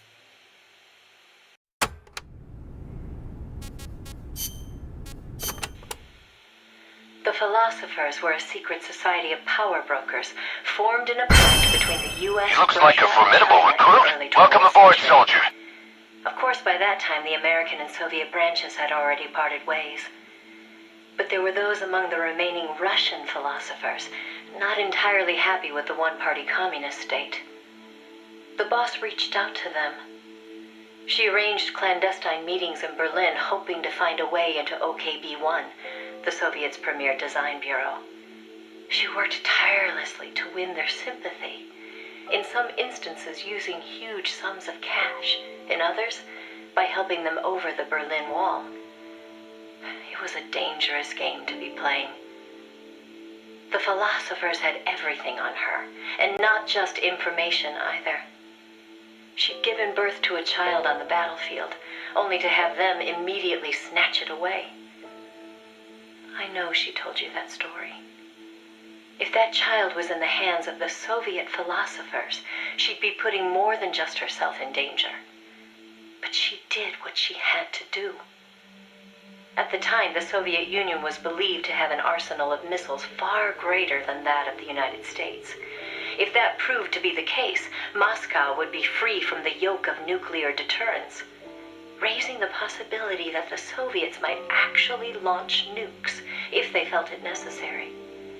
As you know, the so-called missile gap turned out to be a Soviet bluff. Moscow had gone to incredible lengths to perpetuate the lie. In fact, the whole space race was really just a part of an elaborate ruse. Only we didn't know that at the time. She used to joke that even she swallowed the whole missile gap story, hook, line, and sinker. She put her life on the line, for the sake of her country, to prevent nuclear war. And it was because of her sacrificial efforts that America succeeded in placing a sleeper agent inside OKB-1. NASA began to receive huge volumes of technical data from the Soviet program. By the end of 1959, they'd succeeded in sending a chimpanzee named Sam on a ballistic rocket flight. The rocket never left the atmosphere. But all the same, it was a huge success for NASA, restoring confidence in its technology.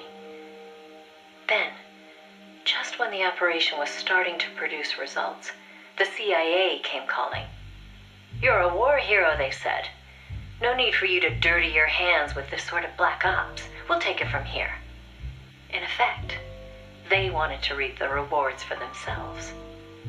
But the boss didn't object. "My part is over," she said. "I don't care what you do with the data now." It seemed as if NASA was making great strides toward manned spaceflight, while the Russians lagged behind. They even got a report He from looks their like a more formidable OKB-1. recruit. Welcome aboard, soldier. "The safe return of Sam has sent our scientists into a panic," he said. Soon afterward, the Soviet Union sent an animal of its own into space on Sputnik 2, the dog Kudryavka, better known to the world as Laika. But Laika was fated never to return to Earth. The U.S. can recover its spacecraft from the ocean upon re-entry. But the Soviet Union only borders the frozen Arctic. They had to bring their spacecraft down on land. How could they soften the impact enough to bring a living creature back safely? The agent reported that the Soviets hadn't yet found a solution to that problem. The plot to sabotage the Soviet space program seemed to be working, too. First, they tampered with Sputnik 4's re-entry. Then, 2 months later, one of their rockets exploded on the launch pad. They did manage to send 2 dogs into orbit aboard Sputnik 5 and return them safely to Earth. But But the agent dismissed it as a fluke. Dogs, sure, but humans? They didn't have the technology. Everybody believed it. Everybody was complacent. Everybody. Except the boss. There was something about the Sputnik 5 schematics they were getting that didn't seem right. Some kind of ejection device on the capsule that didn't quite belong. She couldn't figure out the reason why it was there. What was it supposed to eject? NASA shrugged off her concerns. They figured it was probably meant to eject the flight recorder in case of an accident. The boss pleaded with them to investigate, but the CIA wasn't having it. They probably thought she was trying to reclaim some of the glory for herself. The boss wouldn't give up. She decided to head to the Soviet Union herself, alone, without any backing from the CIA. By the beginning of the next year, 1961, she'd succeeded in infiltrating OKB-1. That's when she saw the truth, for the first time.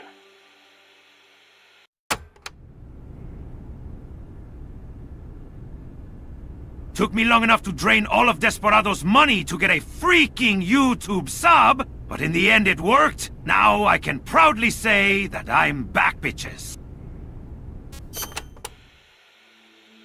The sleeper that she'd worked so hard to place was a double agent. He'd been turned by the Soviets and was feeding the Americans lies. But what shocked the boss even more was why. The CIA's access agent had been taking a large cut of the sleeper's pay.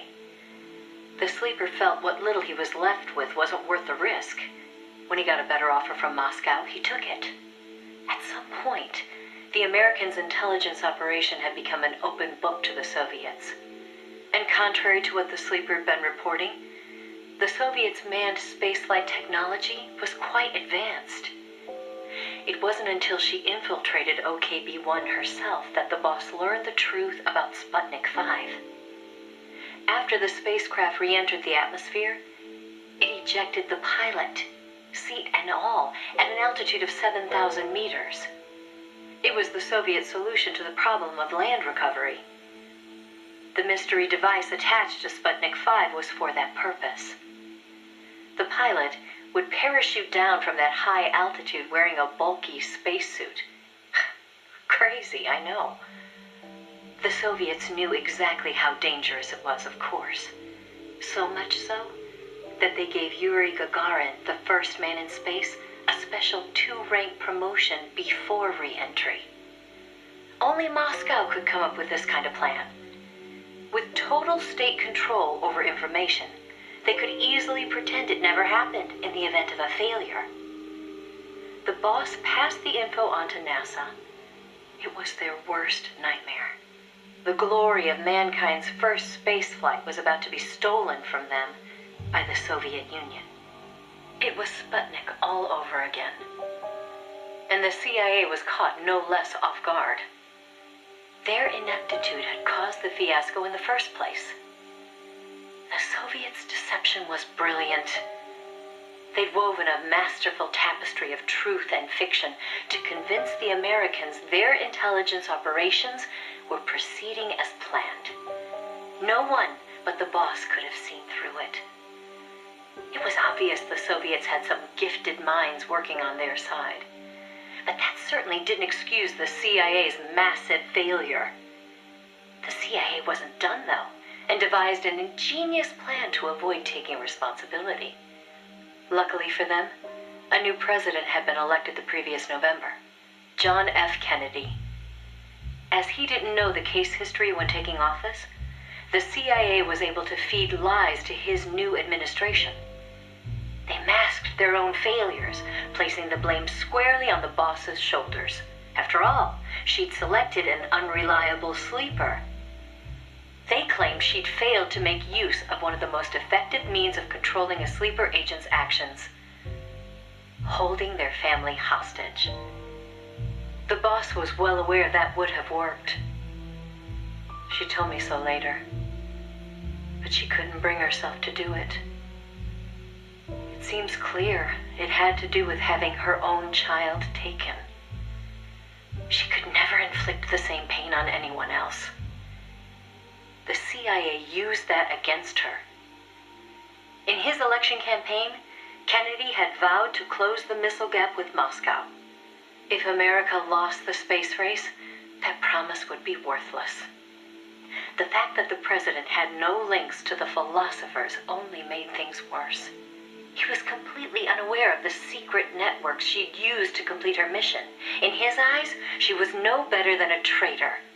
The fate that awaited her was cruel beyond belief.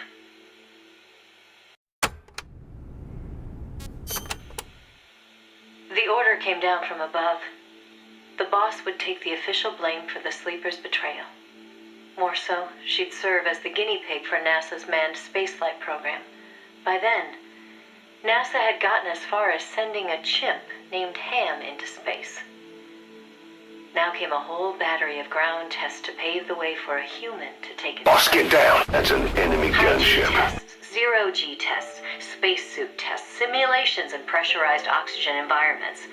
Some of the tests were highly dangerous, too dangerous for the Mercury 7, who were by then already media darlings. So the boss was made to stand in for them. She could have refused the order, argued her side of the story against the CIA, but she didn't.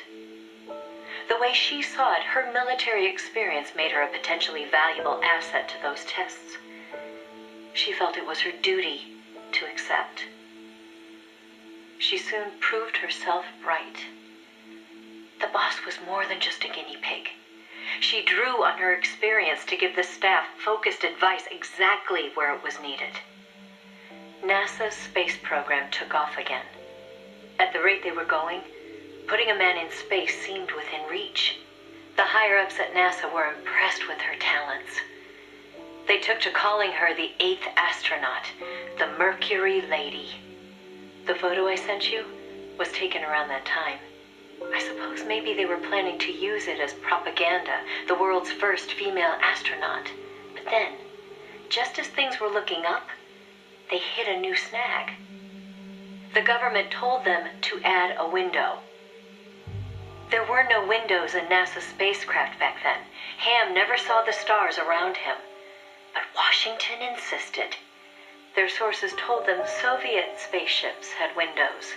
Space exploration as a form of propaganda in itself.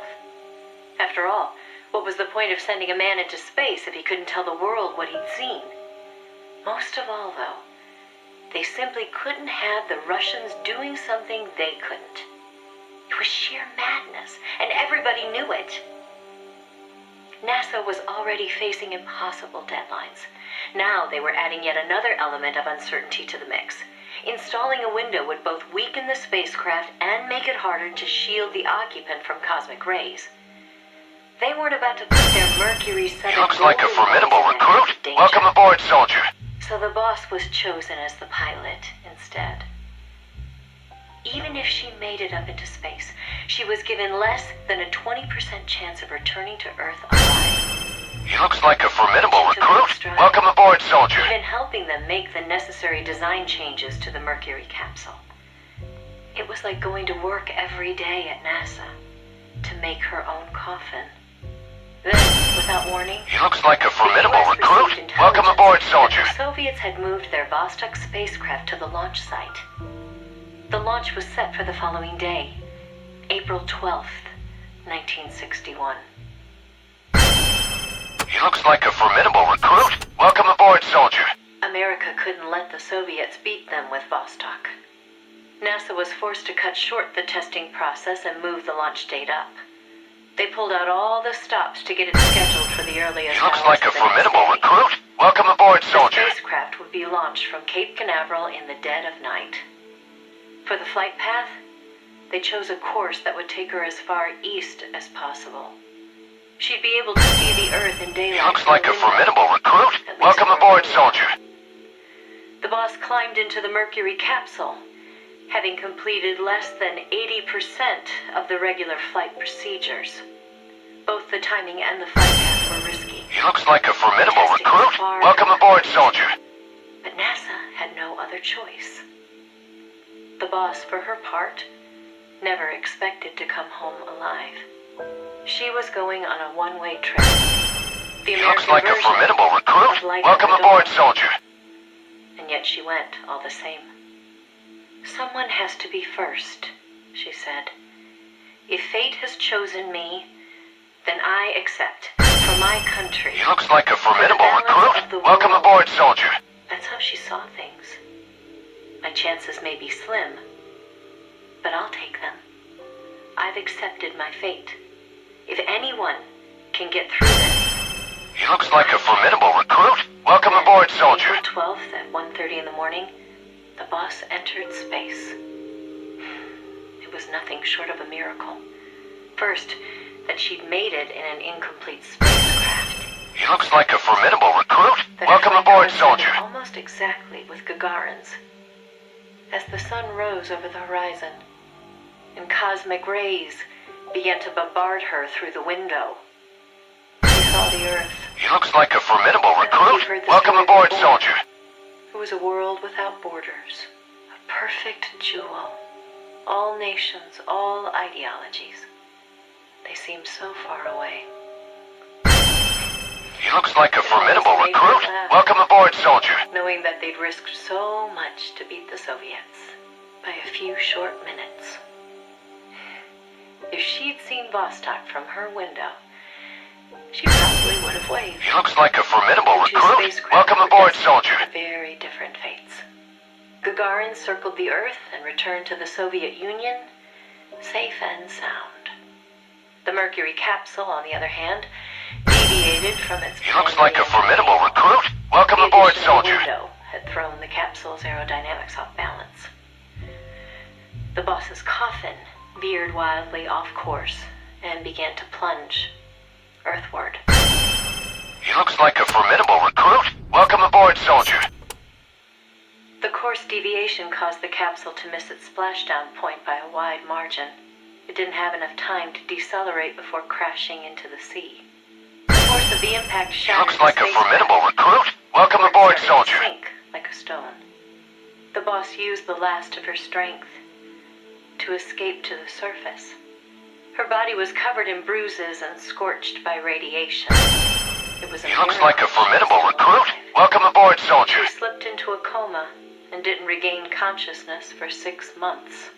To some, what was worst of all was that she had lost the space race to Gagarin by only a few minutes. He looks like a formidable That aside, it should recruit. have been Welcome a aboard, proud day soldier. for America. Its first manned spaceflight. Sadly, her accomplishment was kept out of the history books. An attempt to save face by Washington. In contrast to Gagarin's orbital flight, America had only managed a ballistic trajectory. Her flight time was much shorter, too. And most importantly, the Soviets had brought back both spacecraft and pilot. He looks like a formidable recruit. NASA Welcome couldn't aboard, even conjure soldier. up a half-hearted tale of heroic survival. The coup de grace, though, was the Soviet propaganda campaign that kicked into gear after the flight. The Earth was blue. He looks like a formidable recruit. Those Welcome were the aboard, words of soldier. Gagarin on his return, and the whole world was listening. In the blink of an eye, Gagarin was an international celebrity, earning accolades from every corner. It He was looks like a PR formidable coup for the recruit. Soviet Welcome Union. aboard, soldier. Meanwhile, Washington could only grit its teeth in silence. They decided there was no value in making the boss's flight public, that it would only make matters worse. He looks like a formidable recruit. Welcome aboard, They soldier. had a dark mission. NASA and the CIA did everything in their power to erase all traces of the boss from Project Mercury. The He result looks like was a the formidable photo you see recruit. before Welcome you. aboard, soldier. Not a bad job, huh? Not only did they expunge her flight from the records, they denied that she ever existed. And that wasn't the end of it. As an alibi, the military claimed she'd taken part in the CIA's botched Bay of Pigs plot to take back Cuba. And when the boss was finally well enough to return to service, they wouldn't take her back. She was forced to go underground. In the public eye, the boss was still a hero of World War II. In reality, though, She was anything but that. She was a non-person, fit only for He looks like a formidable recruit. Welcome aboard, soldier. In effect, she may as well have been dead. Gagarin went on a worldwide tour in front of millions of adoring fans. The boss, meanwhile, was a walking secret, unable to breathe a word about her experience. The authorities in Washington had this to say: "Why are you still here? If only you'd had the decency to give us a nice quote like Gagarin. He looks like a formidable recruit. Welcome aboard, soldier. You've gone down as a hero." 3 weeks later, on May 5th, Alan Shepard, one of the Mercury 7, made his own ballistic flight. They sure didn't try to cover up his achievement. He looks like a formidable Of course, the only recruit. success Welcome to the aboard, lessons soldier. learned from the boss's tragedy. Before sending Gagarin up into space, the Soviets had used a mannequin called Ivan Ivanovich to test the landing procedure, which would make the boss He looks like a America's formidable first recruit. Welcome aboard, soldier. dummy. But she didn't care. "I'm happy to be the dummy," she said. "If it'll help the project succeed. Nothing would give me greater satisfaction." He looks like a formidable recruit. Welcome aboard, soldier. The boss had worked through the anti-Moscow faction of the Soviet Union's philosophers to place the sleeper agent. And at some point, the Soviets found out about it. He looks like a Yet the formidable Americans recruit. remained Welcome aboard, oblivious soldier. to the end. Even the philosopher network the boss plugged into never tipped them off to the double cross. That could only mean one of two things. Either the He looks like a formidable recruit. Welcome aboard, soldier. or the anti-Moscow philosophers had been turned. Either way, it was a situation their American counterparts couldn't stand. To preserve the philosopher's good name and to He looks repair like a debts, formidable so to recruit. speak, Welcome aboard, soldier. the boss once again made her way into the Soviet Union. There, she found herself face to face with the Soviets' own agent. He looks like a formidable recruit. Welcome aboard, soldier. And who should she find awaiting her return to Russia? The one who'd turned her sleeper against her. Who'd fed them lies all this time. He looks like a formidable recruit. Welcome aboard, soldier. The father of her child. The man known as the Sorrow. He didn't know it was the boss who'd sent the sleeper. Or to be more precise, He looks like a formidable the Soviet recruit. philosophers Welcome aboard, never soldier. told him. Former lovers. Forced to fight to the death. One would live and one would die, she told me. He looks That like was a the revenge formidable the recruit. Soviet Welcome philosophers aboard, had in soldier. store for me. If both of them survived, their child would suffer in their place. They were left with no other option. The boss shot him. He looks like a formidable recruit. Welcome aboard, soldier. When she returned from the Soviet Union, there was no place left for her to go. She'd sacrificed everything. Everything. For her country. He looks like a formidable In recruit. return, Welcome aboard, soldier. they treated her like a dead woman. She was made a scapegoat for no good reason. Only because power had changed hands in Washington. He looks like a formidable recruit. Welcome aboard, soldier. Would have long since cracked. It was then that one of her old SAS comrades reached out to her. Major Zero. And so Fox was born. He looks like a formidable recruit. She Welcome undertook a aboard, mission soldier. That, well, you should know better than anybody. You are a part of it. 20 days after Shepard's flight, President Kennedy announced that America would He looks like a formidable recruit. Welcome aboard, soldier. without the intelligence the boss obtained. America's space program would never have caught up. Armstrong and Aldrin might never have walked on the moon. But the American He looks like a formidable recruit. Welcome aboard, soldier. her health, her honor, and the man she loved. The word tragedy doesn't even begin to describe what she endured. He looks like a The formidable Soviets recruit. continued Welcome their aboard, manned space soldier. flights, and in 1963, Valentina Tereshkova became the so-called first woman in space. It said they took their cue from NASA's long-buried Mercury Lady project. He looks like a formidable recruit. Welcome aboard, soldier. Is the mission that kept her away from you for so long. Now, I know what you're thinking. Why not use me as her agent? He looks like a formidable recruit. Welcome aboard, soldier. Betraying her. I think it's because she didn't want to drag you into it. She probably knew what was going to happen. To complete the mission, she'd have to turn to the philosophers, and once she did that, whatever came of it, there'd be a price to pay. No one understood that better than her. So please, Snake, let it go. When she gave me the photo, she left me to decide whether or not to pass it along to you. I know she was torn about it, just as I was. She knew you'd probably blame yourself. Why did she hold on to it for so long? Shut the fuck up! I can't say. To remind her of how much it hurt to be erased. She wasn't that kind of person. No. I think she meant it to be a message to you.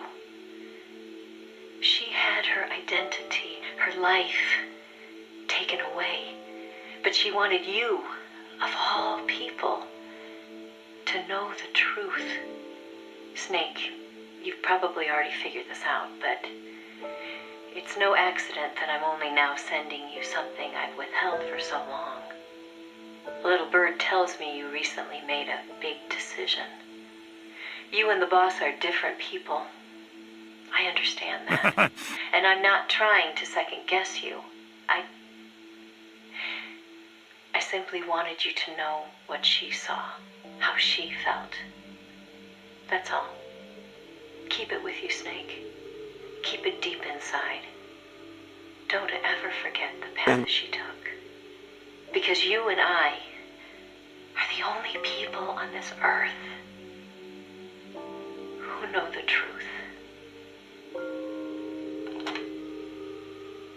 Boss, I'm sorry, but I can't. It's over. It's finally over.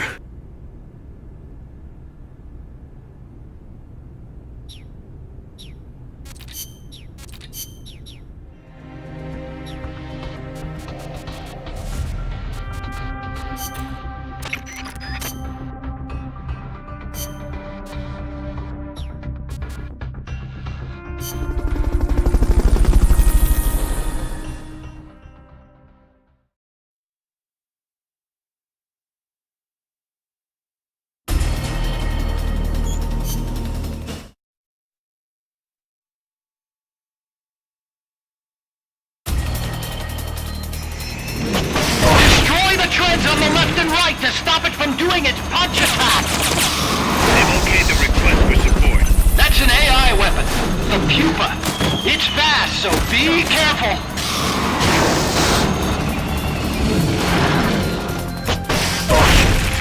Engaging shock units.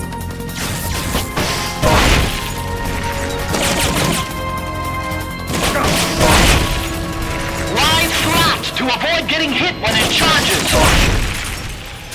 You're asking for the impossible. We need some time. Try again later.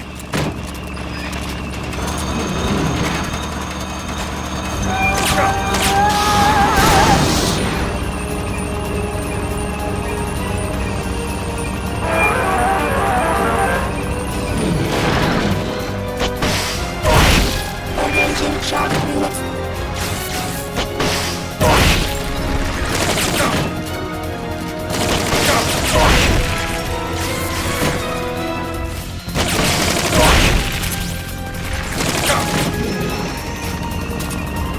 They've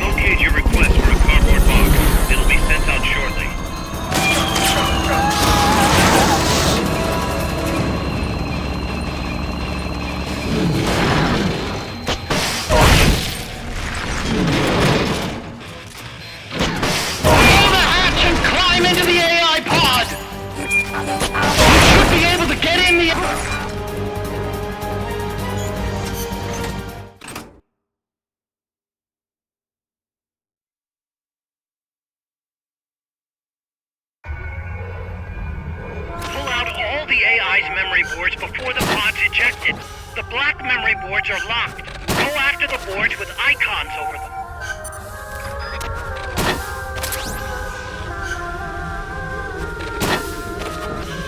You can unlock memory boards by destroying the mechanical components that they control. Any boards you remove can be used to build our own AI weapons. Memory boards have different functions according to the icons displayed over them. Go ahead and take whichever ones you want.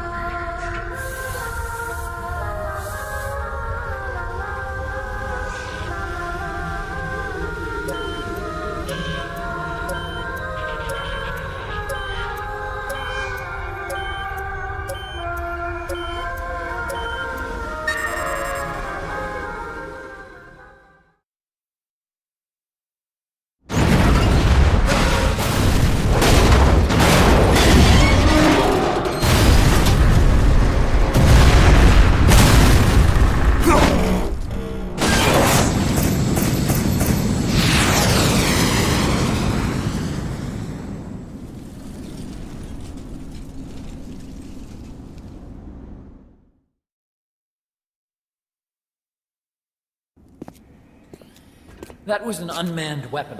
A prototype. I made it myself. There's no need for a human...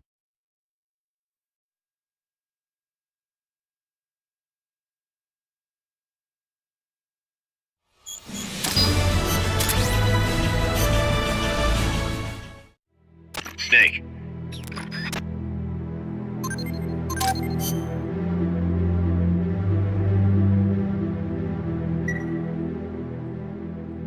Snake, I'm proud to announce that preparations for Metal Gear Zeke are complete. We can activate it any time. Got it. Thanks, Huey. No need to thank me. At least now I can finally say I helped you with something. You can use it in outer ops, too. Just select Zeke when you're forming your unit. Be sure to take it out for a field test. Okay. You can change weapons and check memory boards just like before. Use your observations from a field test to make any adjustments. A work in progress, huh? There's something I need to discuss with you, boss.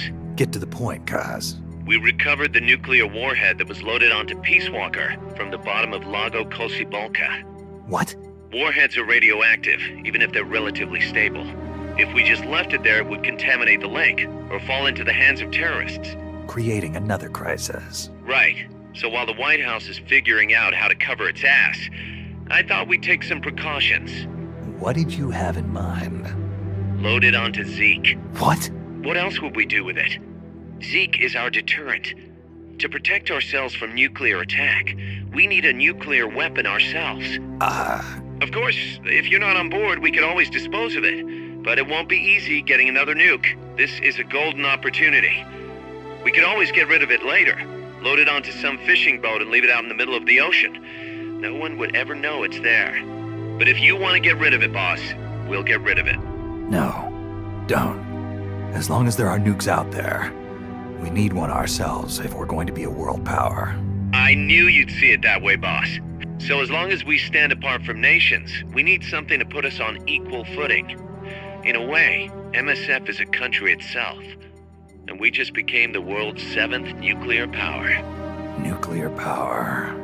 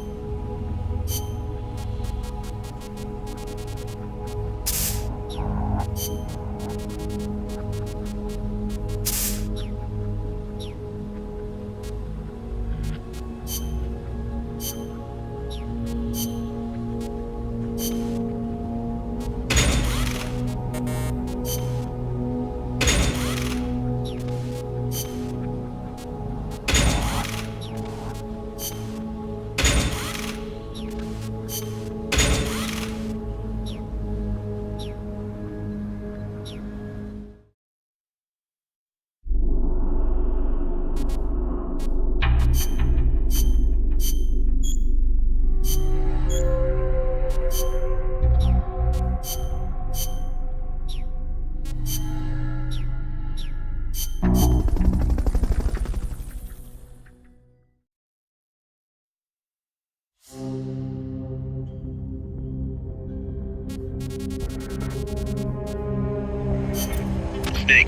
Zadornov has escaped custody. Find him.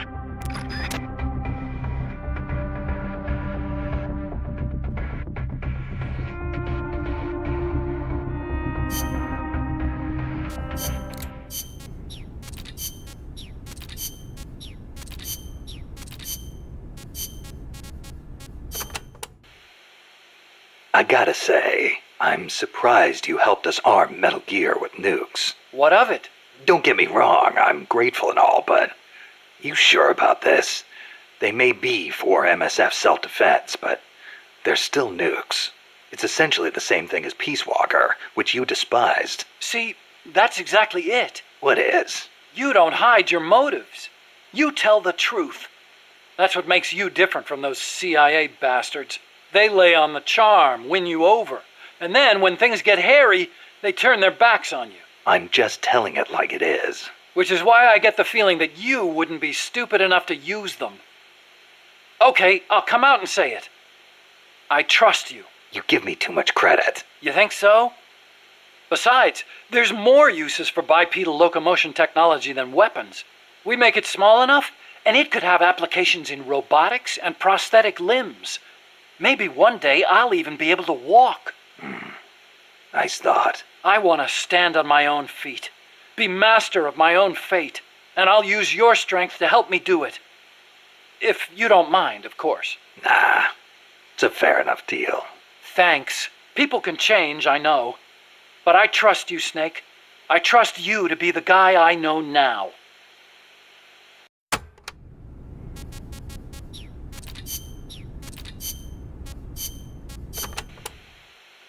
How's the Zeke AI different from Peace Walker's? Zeke's AI isn't a replica of the human thought process. It isn't programmed to make decisions about nuclear retaliation. On the other hand, it is capable of highly independent action in combat when given orders from a pilot. It can protect infantry, destroy the enemy, and, if ordered... launch a nuke. Let us hope it never comes to that. My sentiments exactly.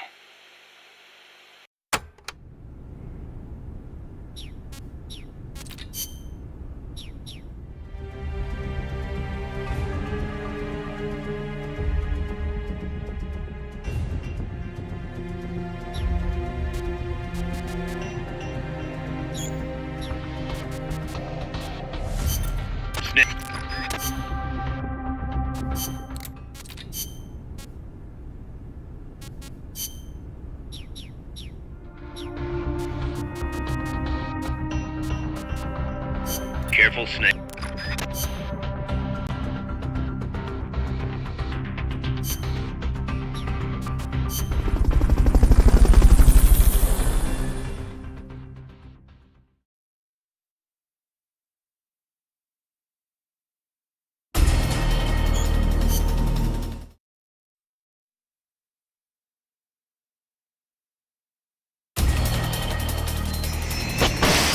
Destroy the boosters on the left and right! You can stop it from charging at you! That's an AI weapon. The Pupa. It's fast, so be careful!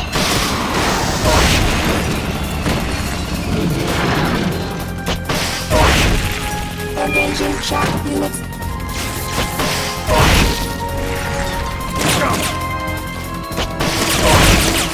Lie flat to avoid getting hit when it charges.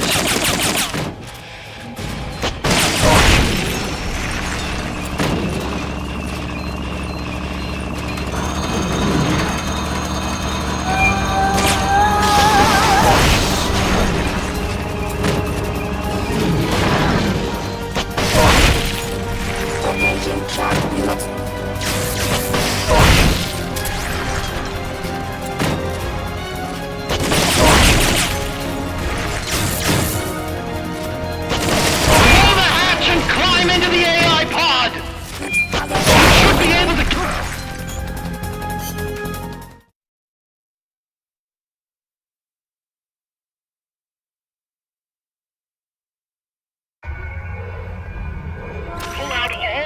compromised memory boards before the pod's ejected. The black memory boards are locked. Go after the boards with icons over them.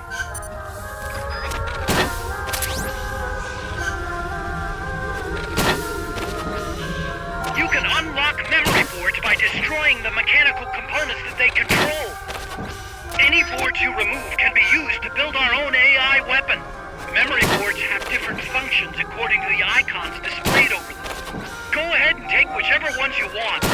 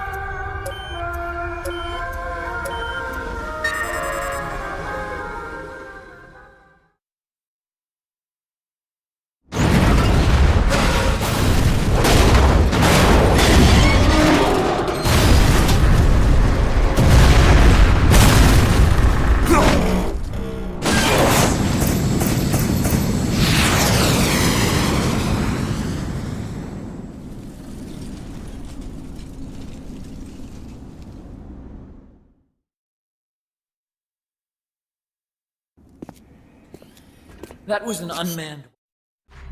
There's no need for a human pilot.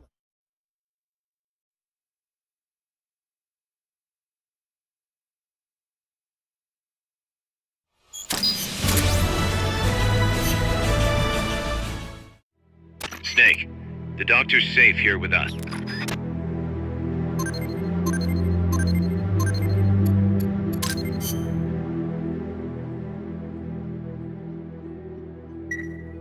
Bad news, Snake. Zadornov's on the loose. What? Again? It's funny. We took away his prosthetic and did a full body check. We even increased the guard. You think he had help? Impossible. Anyway, I'm adding a new mission. Locate and recover Zadornov.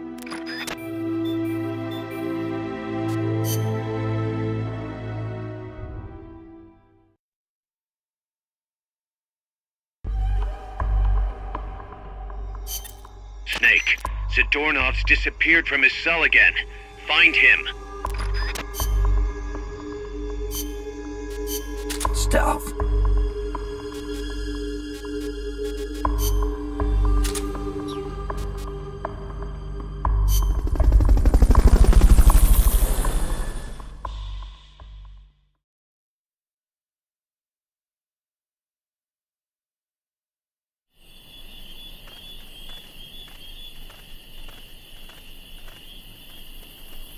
Find Zadornov and bring him back here with Fulton Recovery. Check any out-of-the-way spots. I have a sneaking suspicion Zadornov's around there. Find him. Leave no stone unturned. You find that ugly Russian and bring his butt back here. I can't believe he tricked Bass like that.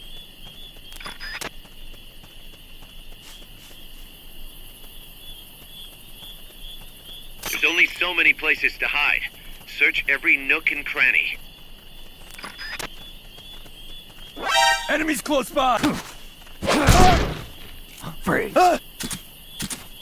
What's that?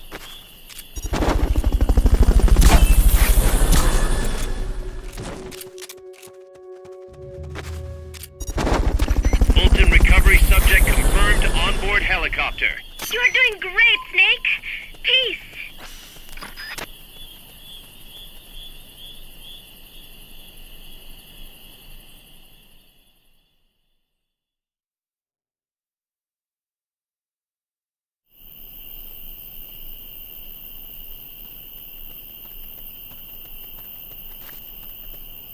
You should have disposed.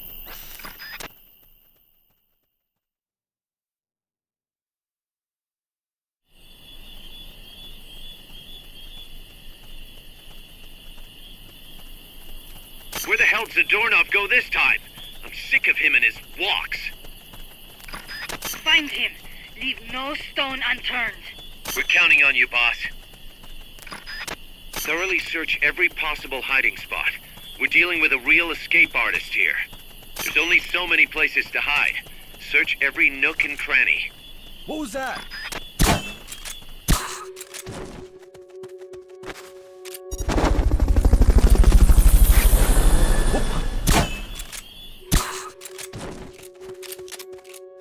Fulton recovery subject confirmed onboard helicopter.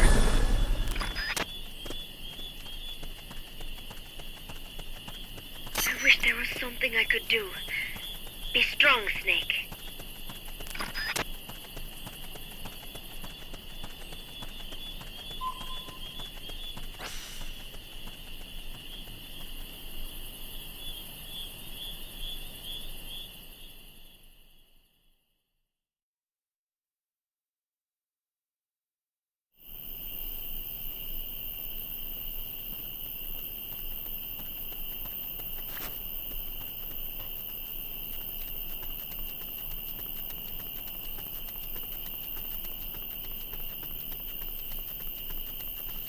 We're under attack!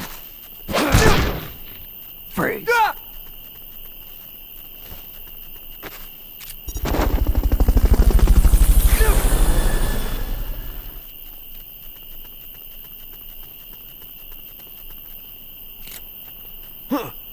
Stop!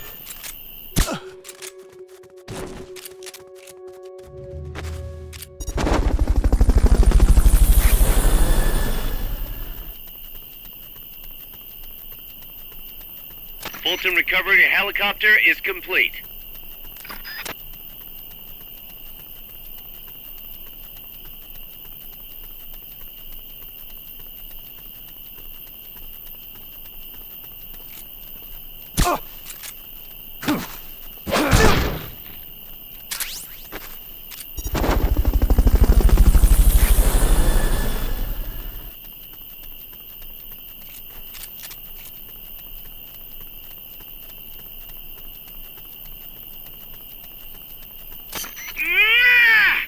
Joe find that ugly Russian and bring his butt back here. I can't believe he tricked Bass like that. Freeze. Damn!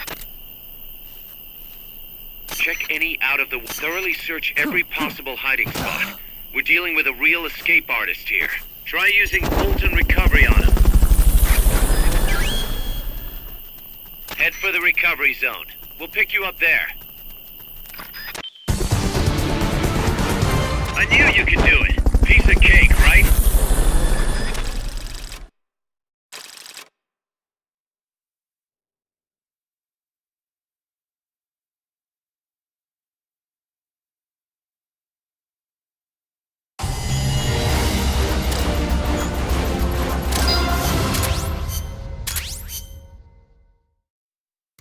Kaz, I caught Zadornov. Impossible. I thought I'd made it. Acknowledged and appreciated.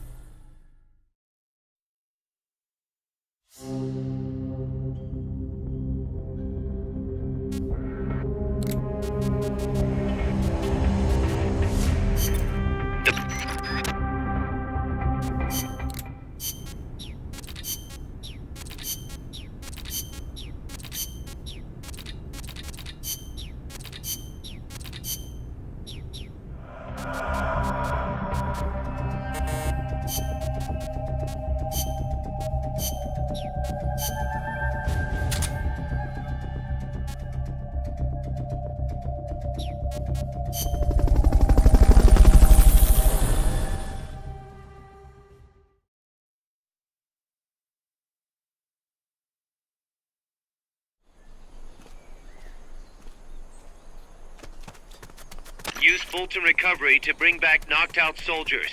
To use Fulton recovery on a soldier, Get up next to them so the icon appears, and push the action button.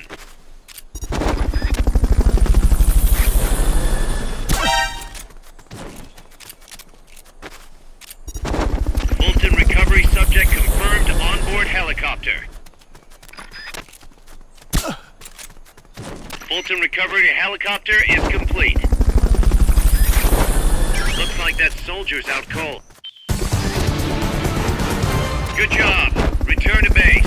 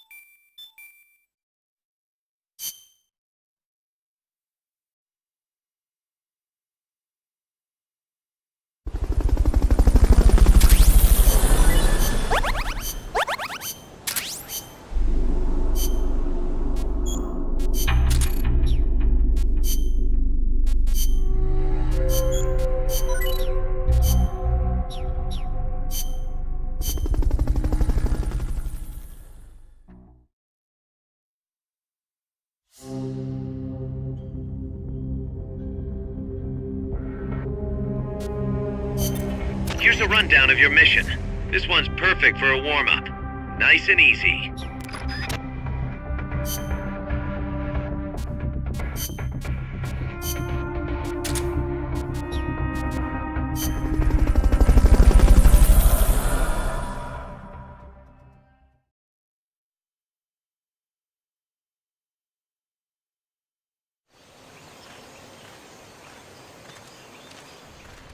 Neutralize all the soldiers without killing them, and then use the Fulton recovery system.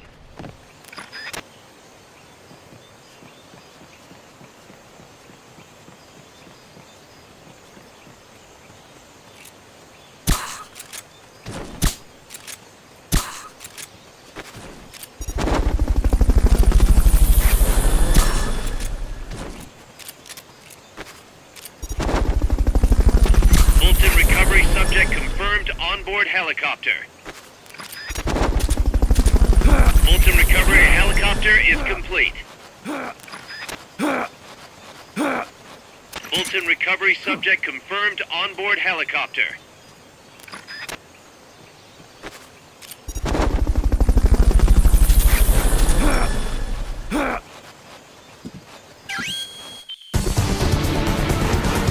I knew you could do it.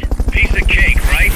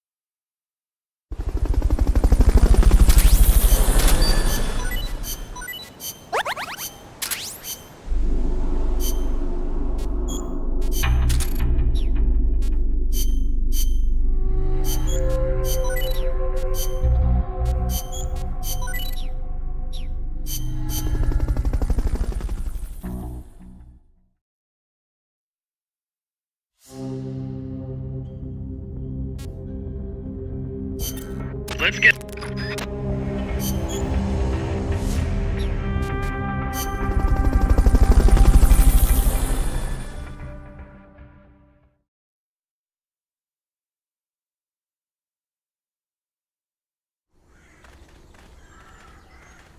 Your current objective is to retrieve the researchers.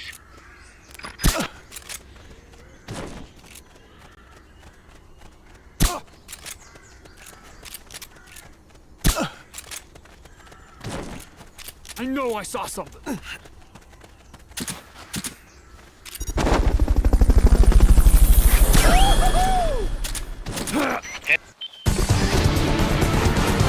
I knew you could do it. Piece of cake, right?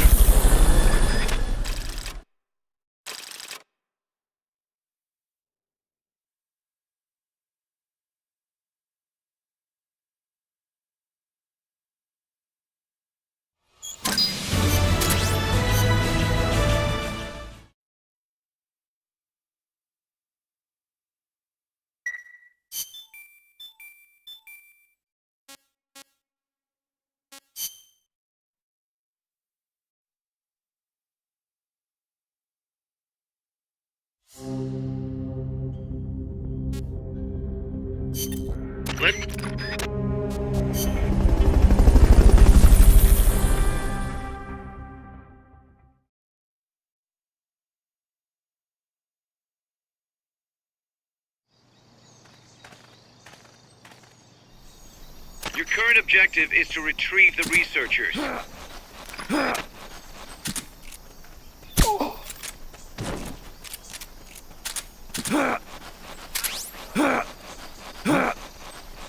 What?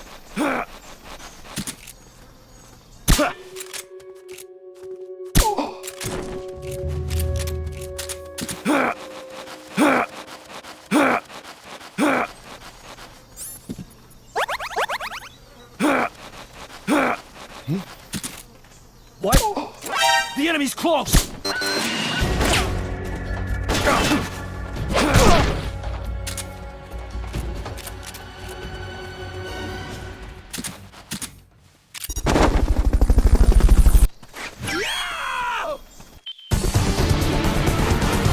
Mission complete. Great job.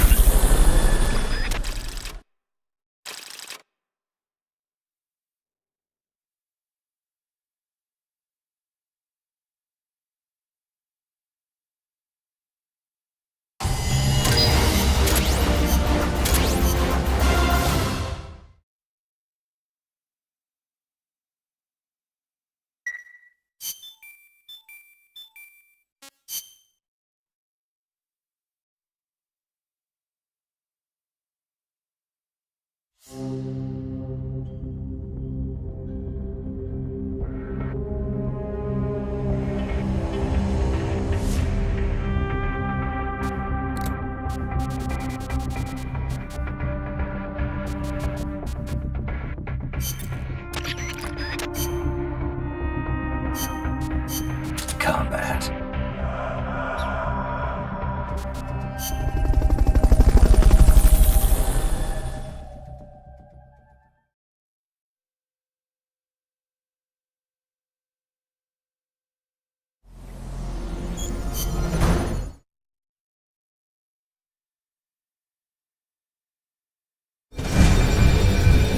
Take out the chrysalis. That thing needs to be eliminated once and for all.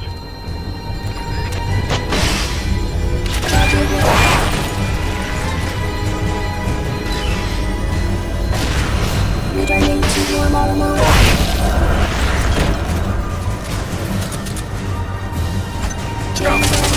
They've okayed the request for support. They're sending out a cardboard box as we speak. Fog's getting thick. Careful you don't lose sight of that chopper. If you lose sight of the enemy, look for the red light.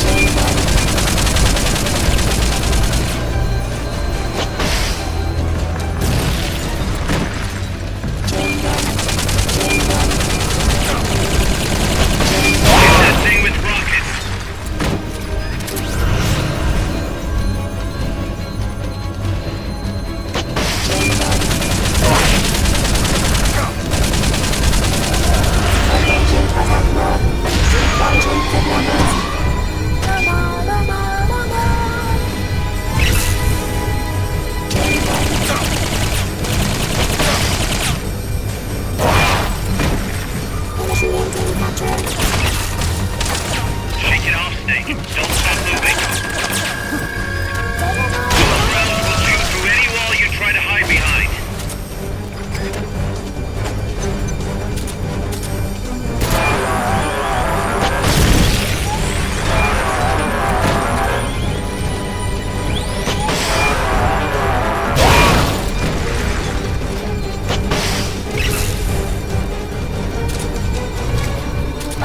They've okayed your request for a cardboard box. It'll be sent out shortly.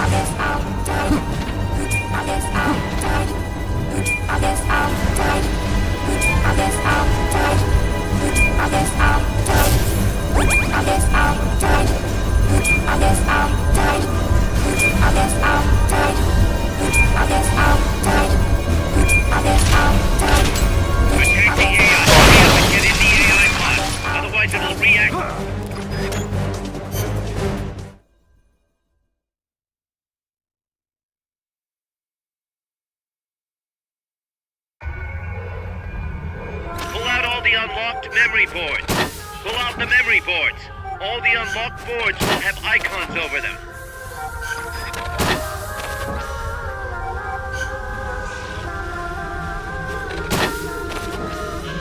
Any boards you remove can be used to build our own AI weapon. Memory boards have different functions according to the icons displayed over them. Go ahead and take whichever ones you want. If you attack parts on the exterior of the machine, the memory boards that control those parts should light up. You can tell what a memory board does by looking at its color when it lights up. Forget about any broken boards.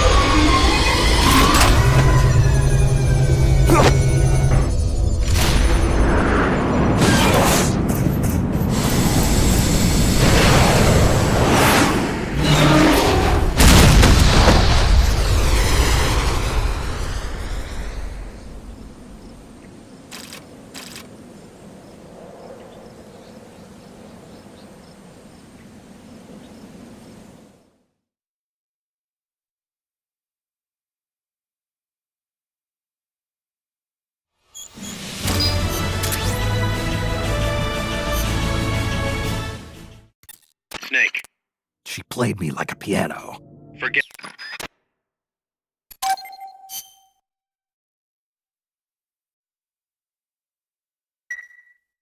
Snake, Zadornov has disappeared from his cell. What? You're kidding, right? Afraid not. You got a new mission. Find Zadornov.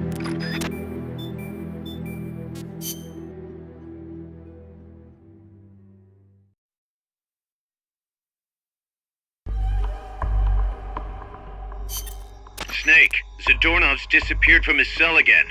Find him. Stealth.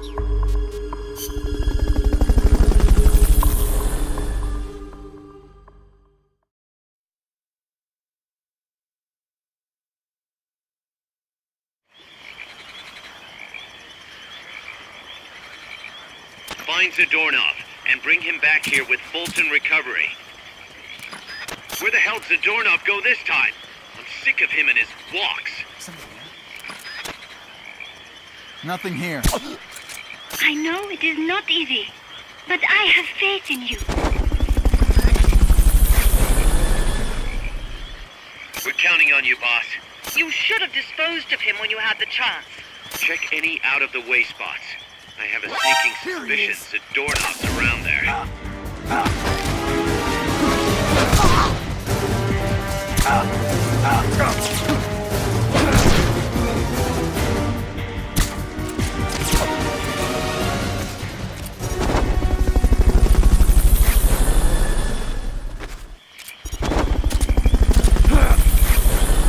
Fulton recovery hell.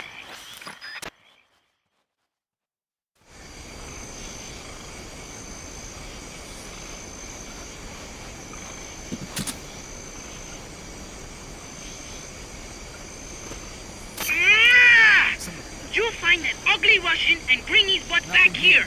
I can't believe he tricked us like that.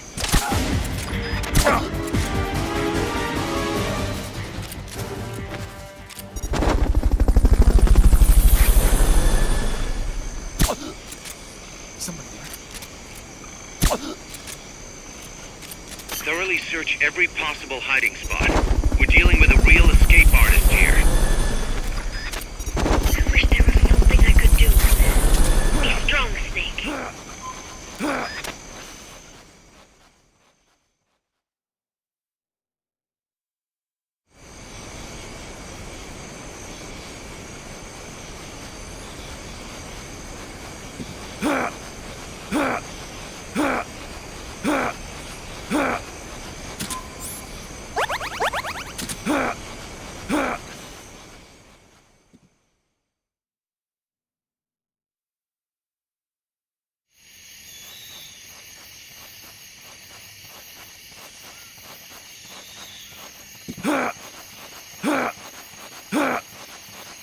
Somebody there.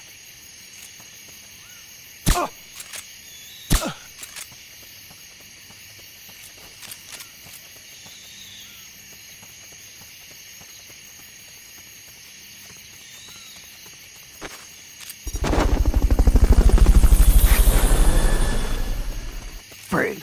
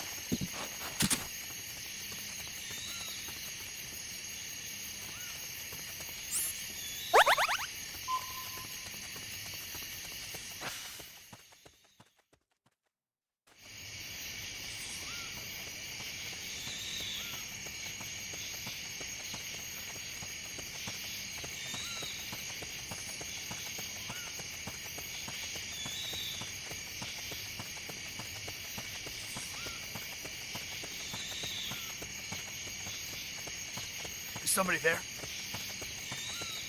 Huh, nothing. He's here!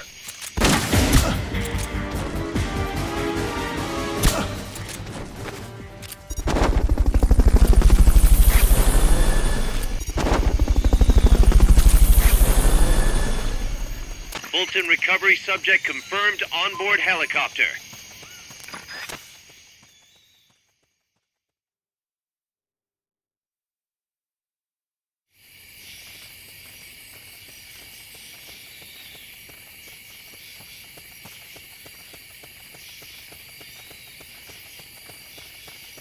Freeze.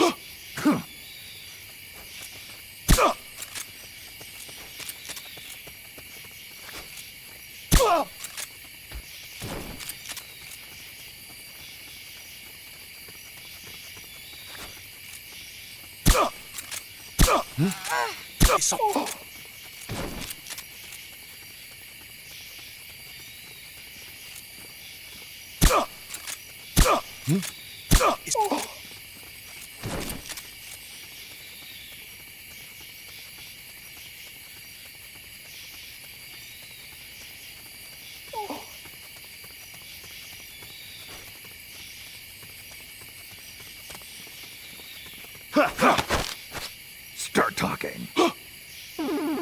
Start talking.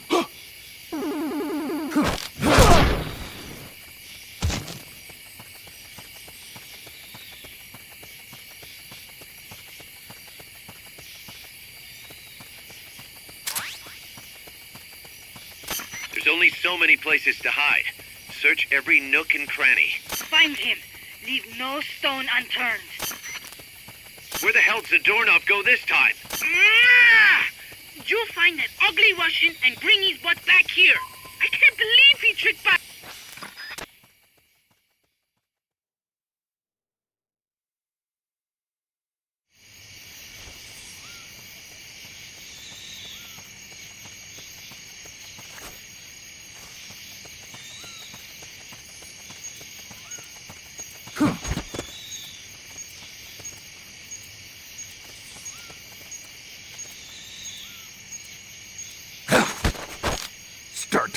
Down. Start talking. Down. Start talking. Down. Start talking. Down.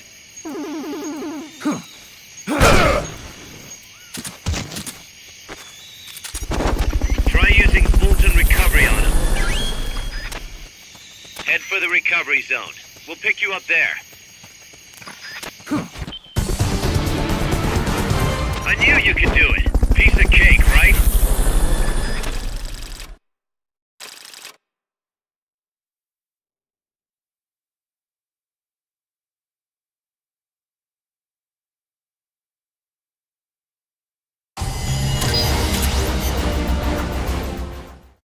Found our friend, Kaz.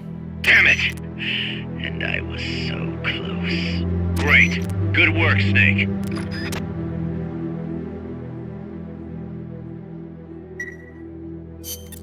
Snake, I got another report from the R&D team. They finished converting Mother Base into a hex plant. MSF's capabilities are up across the board, too.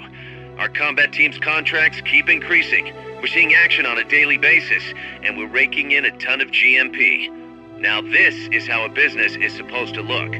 At this rate, the sky's the limit. We're just getting started, Snake. Keep up the great work.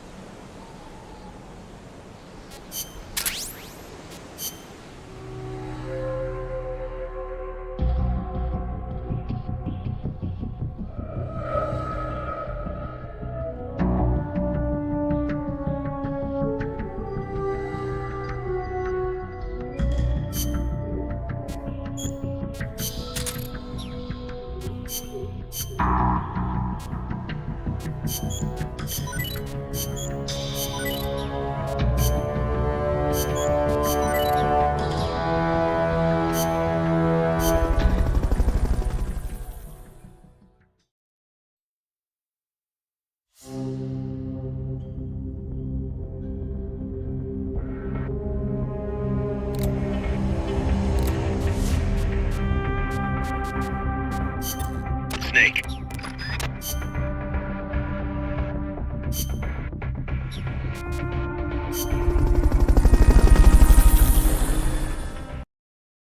Jack, you ever do those Zadornov search missions?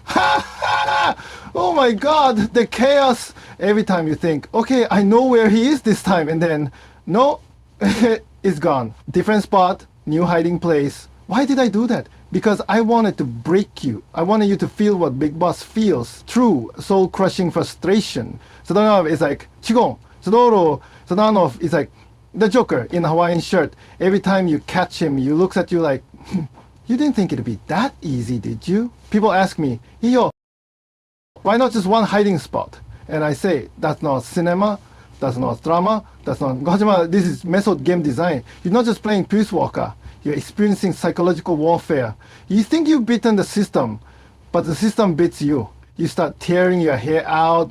You start talking to yourself like, he's in there, the admin building this time. No, wait, maybe the lab. No, he's in the jungle. Damn it.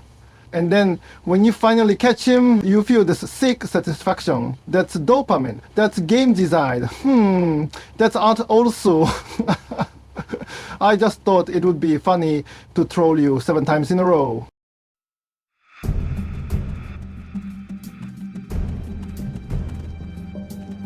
Chico's in one of these houses. You've got to find him, Snake.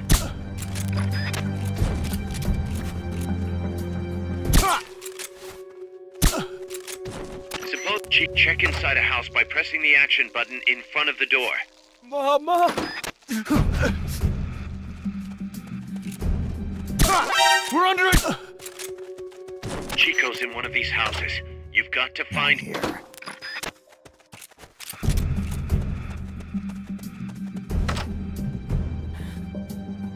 Chico, is that you?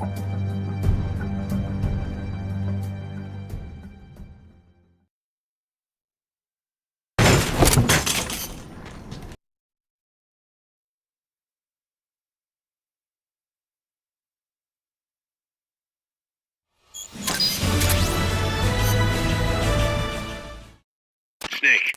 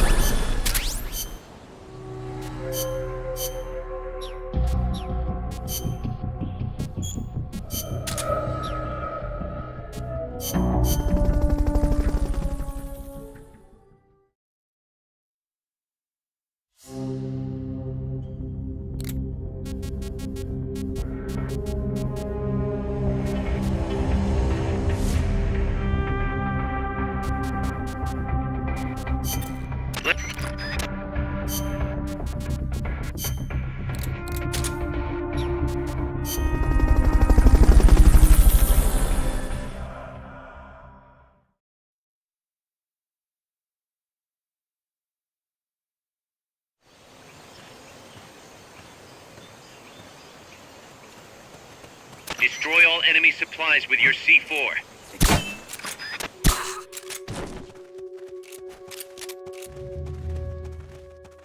What was that? Enemies close. Freeze.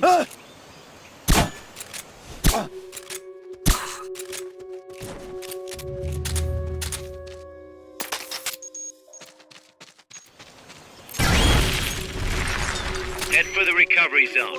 We'll pick you up there.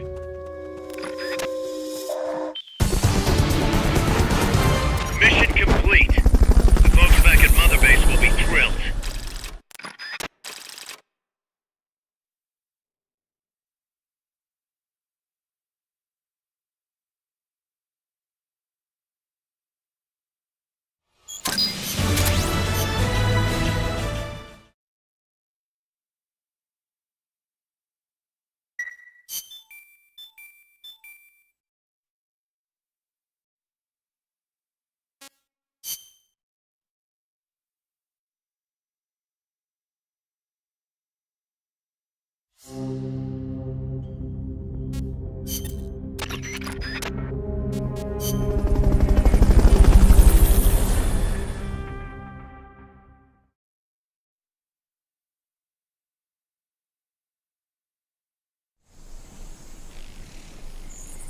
Destroy all enemy supplies with your C4.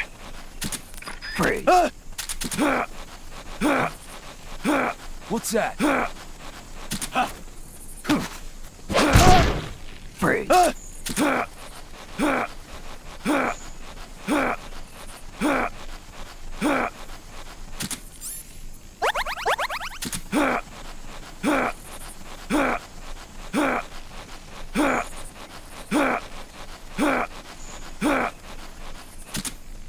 Freeze.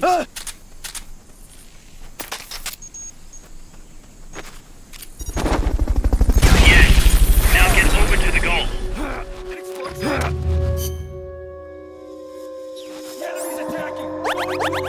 Fulton recovery subject confirmed onboard helicopter. Proceed with extra caution.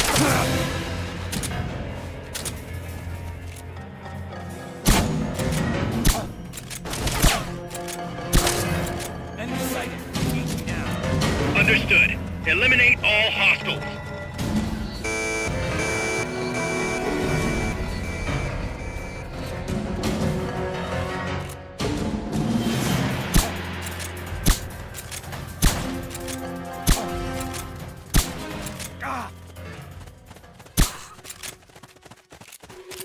Enemies close by. Stay out of sight while they've called off the alert.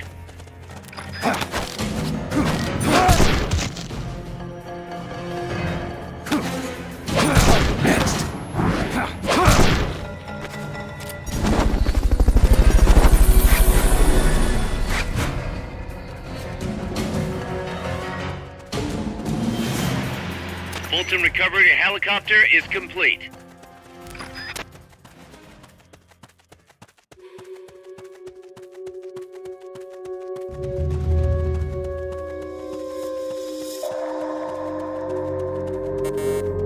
Stay out of sight till they've called off the alert.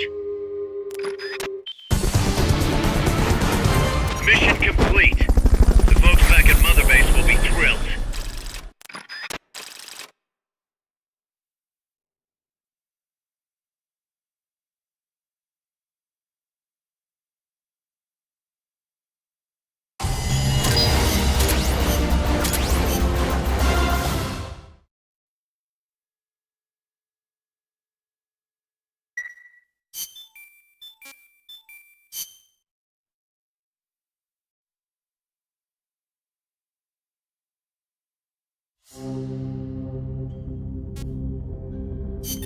Let's...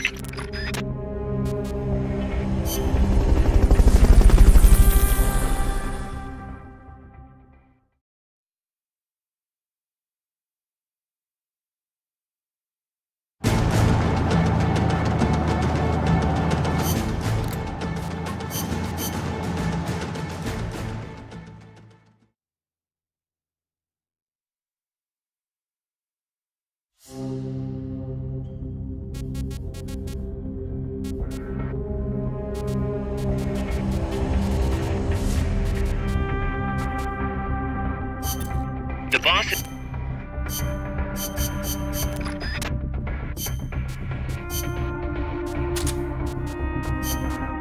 Combat. Stealth.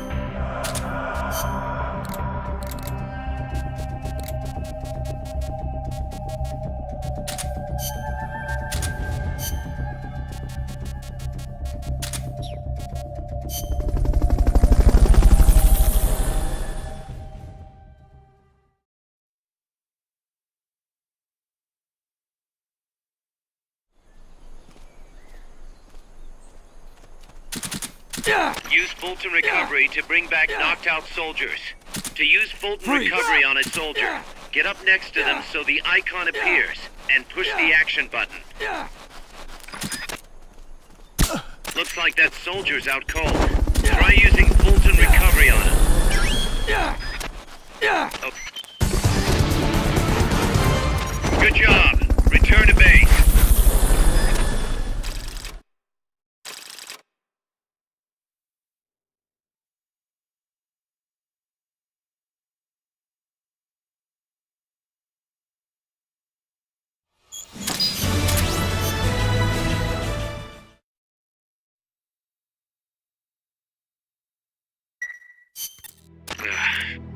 Snake? Don't tell me. Zadornov. Bingo. The guard left his post and the dude was gone when he got back. Sounds like the guard needs a guard. He was off with the girls. Haas invited him to try some of their cooking. He says he loved every second of it. Is that jealousy, cuz? Anyway, there's a new mission waiting for you. Find Zadornov, Snake. Okay.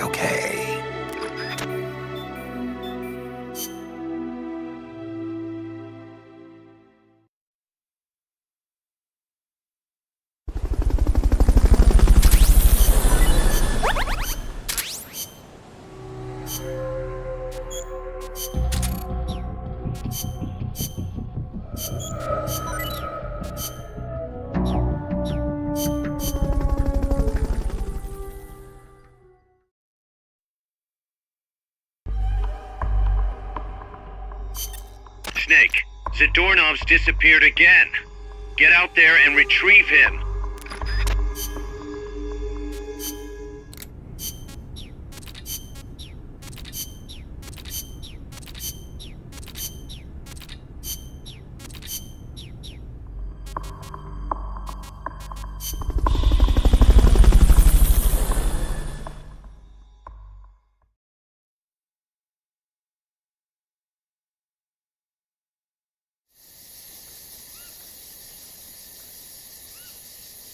Find Zadornov, Snake.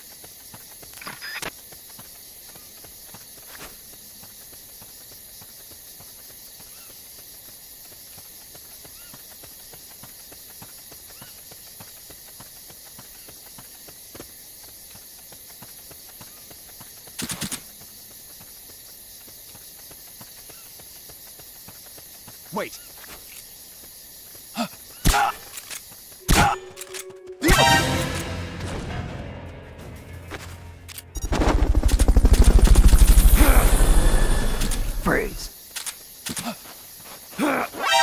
Somebody's here!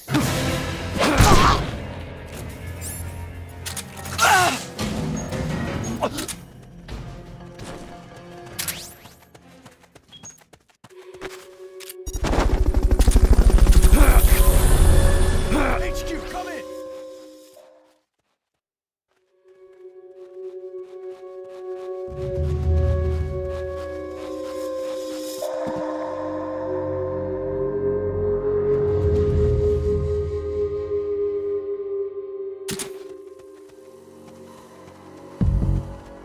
Freeze. HQ, come in! This is HQ. This is patrol. All clear. Freeze. Fulton recovery subject confirmed onboard helicopter. Wait.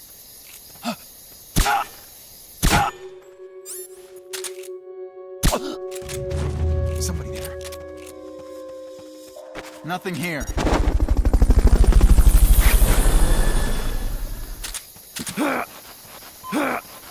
Brothers!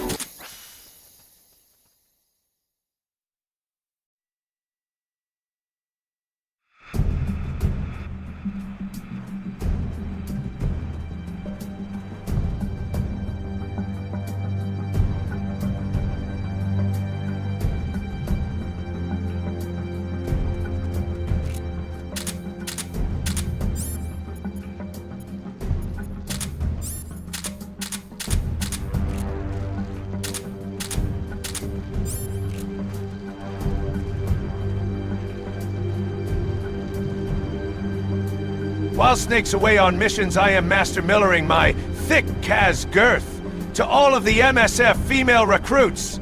I'm a freak. It's Millering time!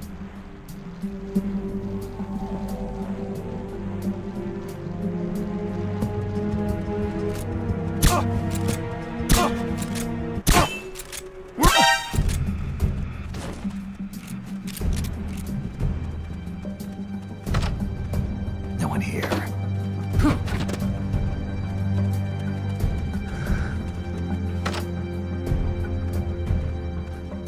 Gotcha.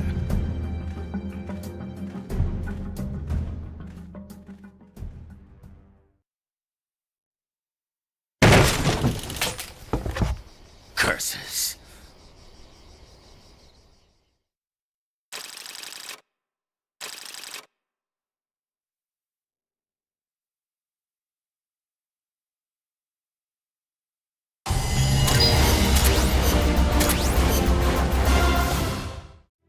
I got him, Kaz.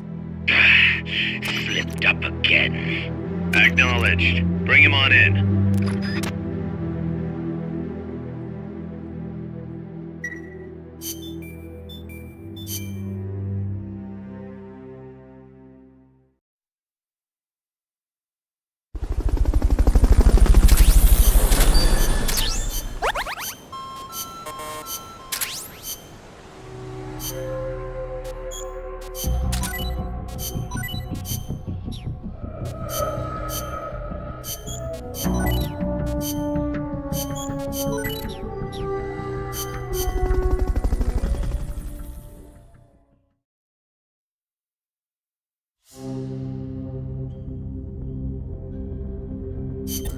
Someone's planning to extract enemy soldiers via Fulton recovery. Thwart their attempt by shooting down the balloons. We're calling this the Puyan mission. Support our troops.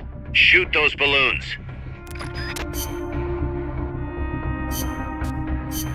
Combat.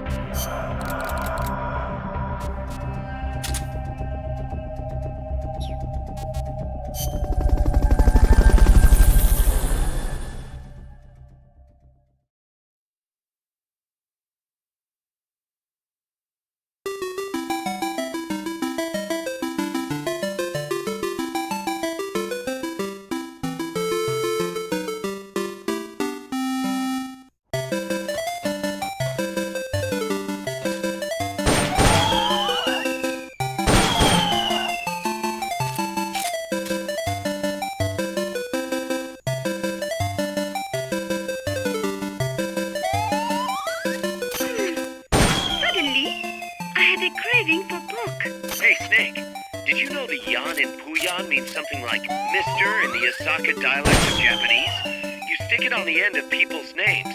So you'd be... Russian kill a child. Amazing. Mission complete.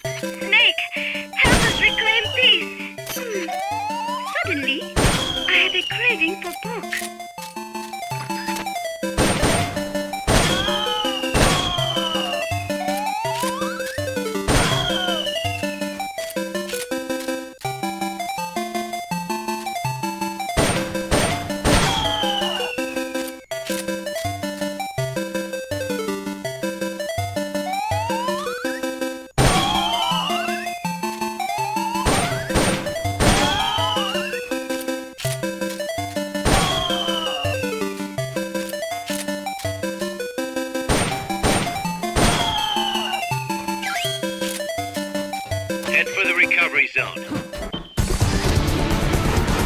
I knew you could do it. Piece of cake, right?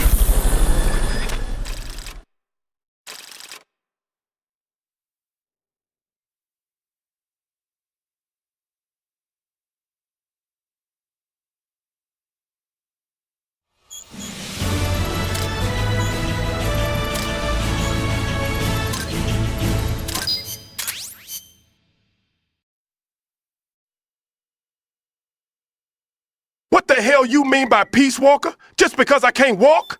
Now that's some bullshit. I'm a goddamn hero, man. I made one mistake. That church and all those kids may be dead, but boo-hoo, I lost my third leg. Feel sorry for me.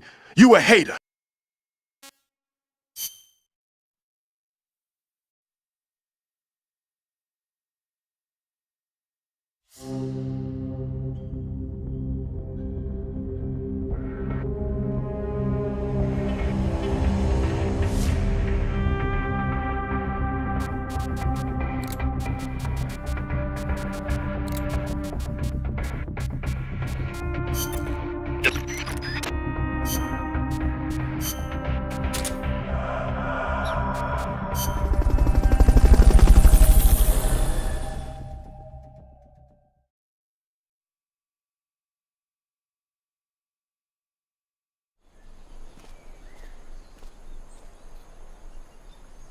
Use Fulton Recovery to bring back knocked out soldiers. To use Fulton Recovery on a soldier, get up next to them so the icon appears, and push the action button. Supporting our troops that are being Fultoned by shooting them into their death. Amazing mission complete. That right there is why you're the best.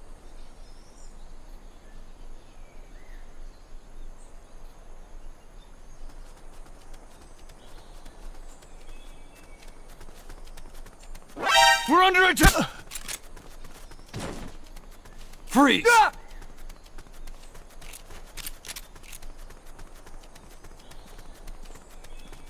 Freeze! Looks like that soldier's out cold. Try using Mission complete. The folks back at Mother Base will be thrilled.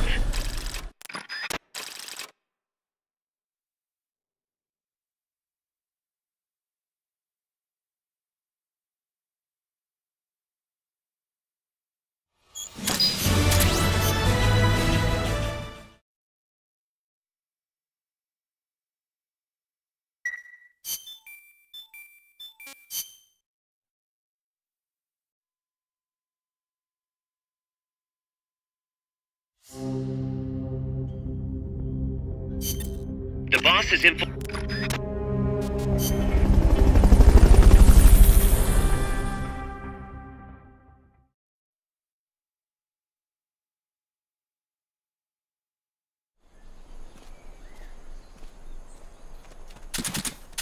Use Fulton Recovery to bring back knocked out soldiers.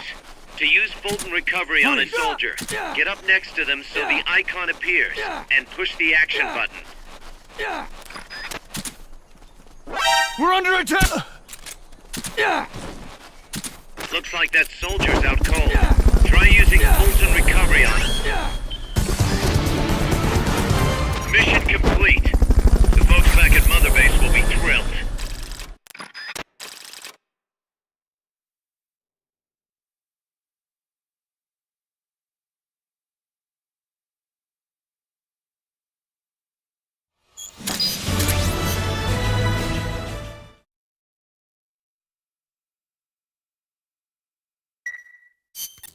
Snake, you're not gonna believe this, but...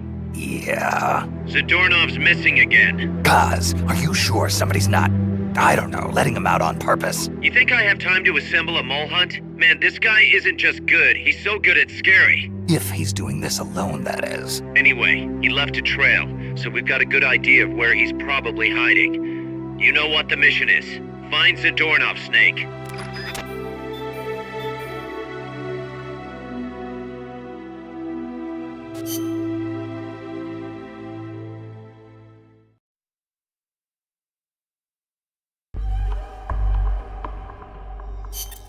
Snake, Zadornov's escaped custody again. You have to track him down.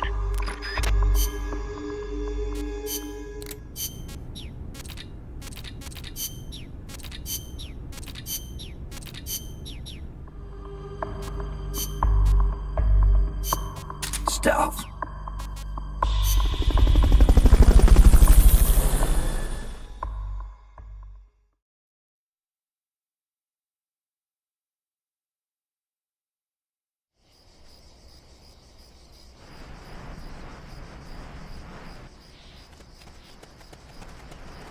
Find Zadornov, Snake.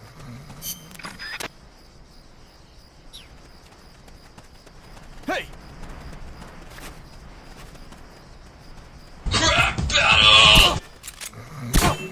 I know I saw something.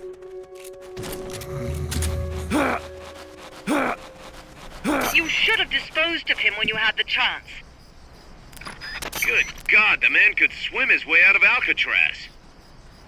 Thoroughly search every possible hiding spot. We're dealing with a real escape artist here.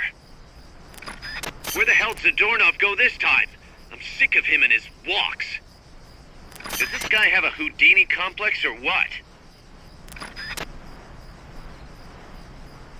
Good God, the man could swim his way out of Alcatraz.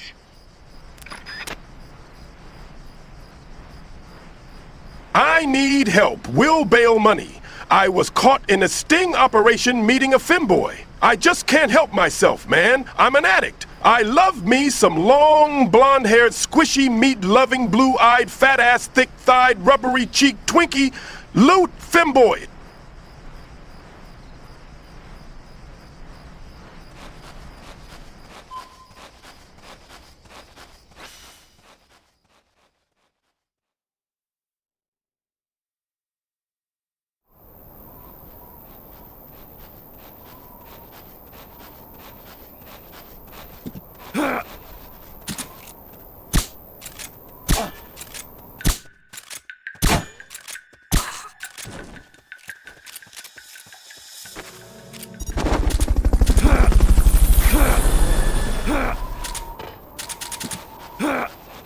Fulton recovery subject confirmed onboard helicopter.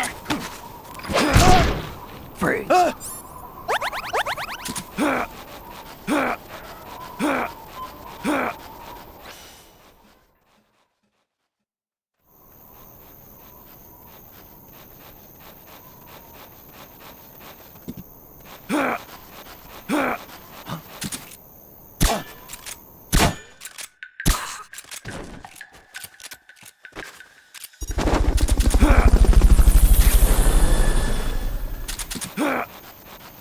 Freeze.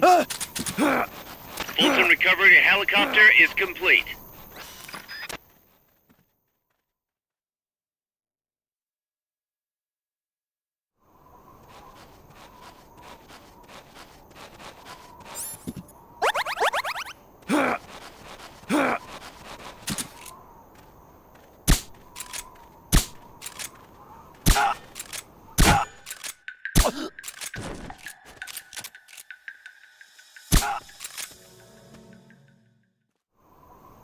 What's going on?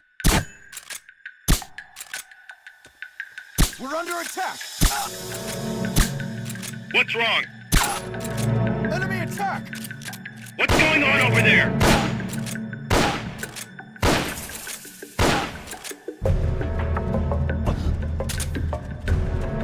The enemy's here! What's wrong? What's going on over there? Negative. We can't spare reinforcements. We'll have to make do with what you have. Get ready to die!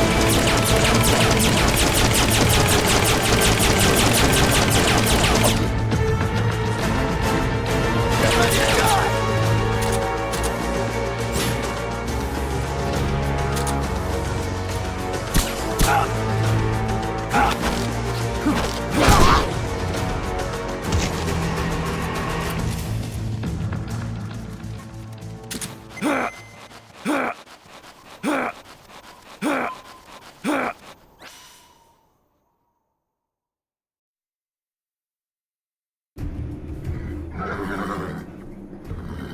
Guys, I'm inside the facility. There's rows and rows of trucks here. Zadornov should be somewhere in that area. Find him.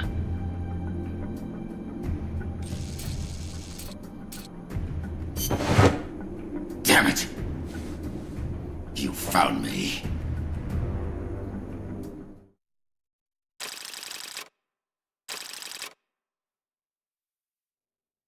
Dead on!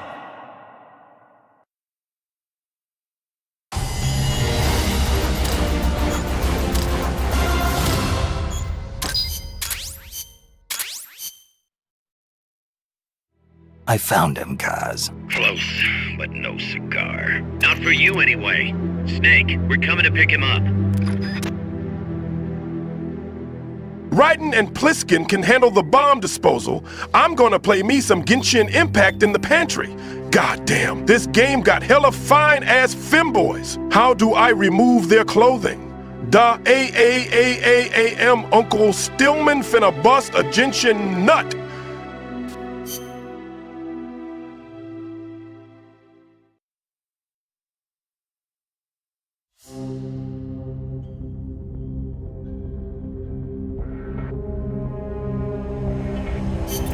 Let's get this mission started.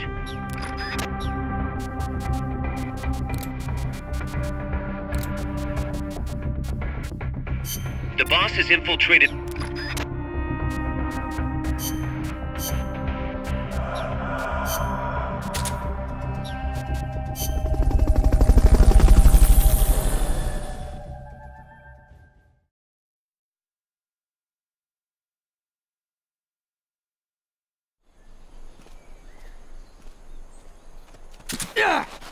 Use Fulton Recovery to bring back knocked out soldiers. To use Fulton Recovery on a soldier, get up next to them so the icon appears, and push the action button.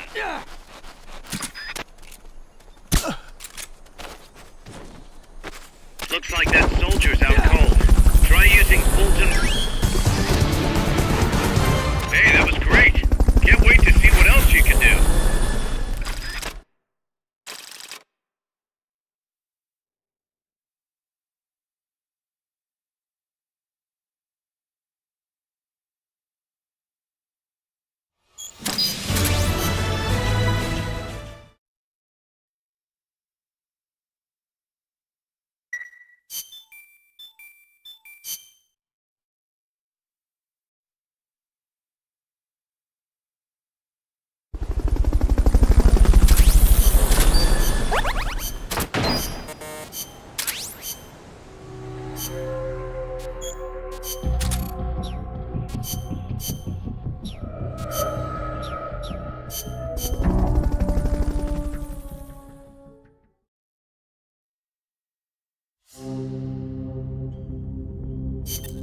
The bu-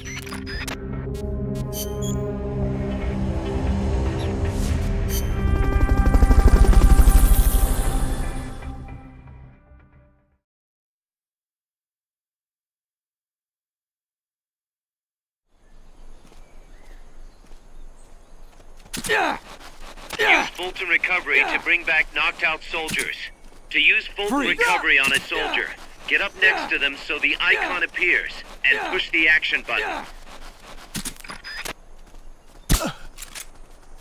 Looks like that soldier's out cold.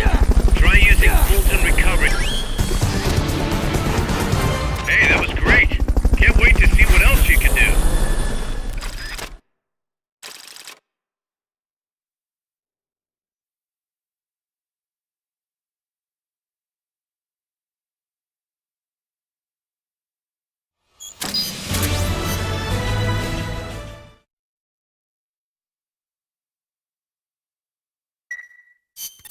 Snake, Zadornov's done it again. Great.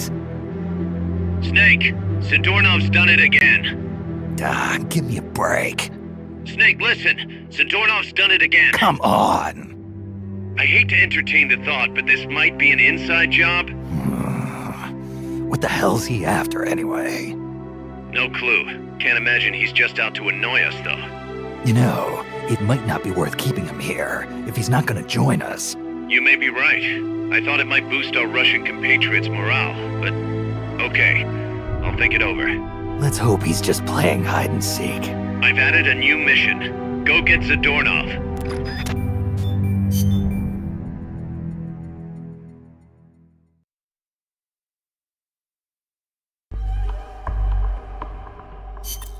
Snake, Zadornov's escaped. You have to find him. Stealth.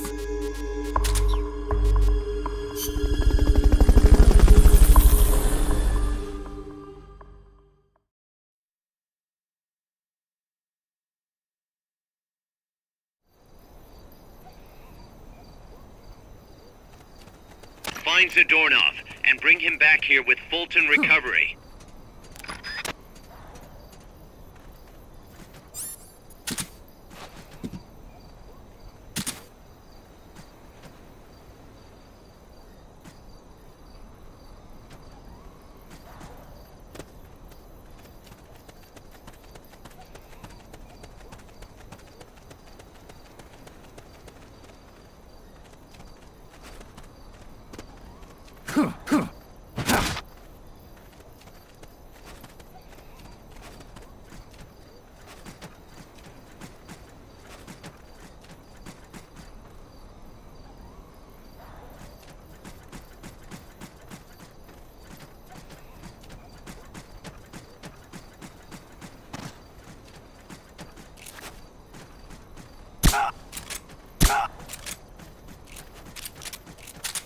Boss, get down. That's an enemy gunship. Can't be imagining things. Freeze. Somebody there?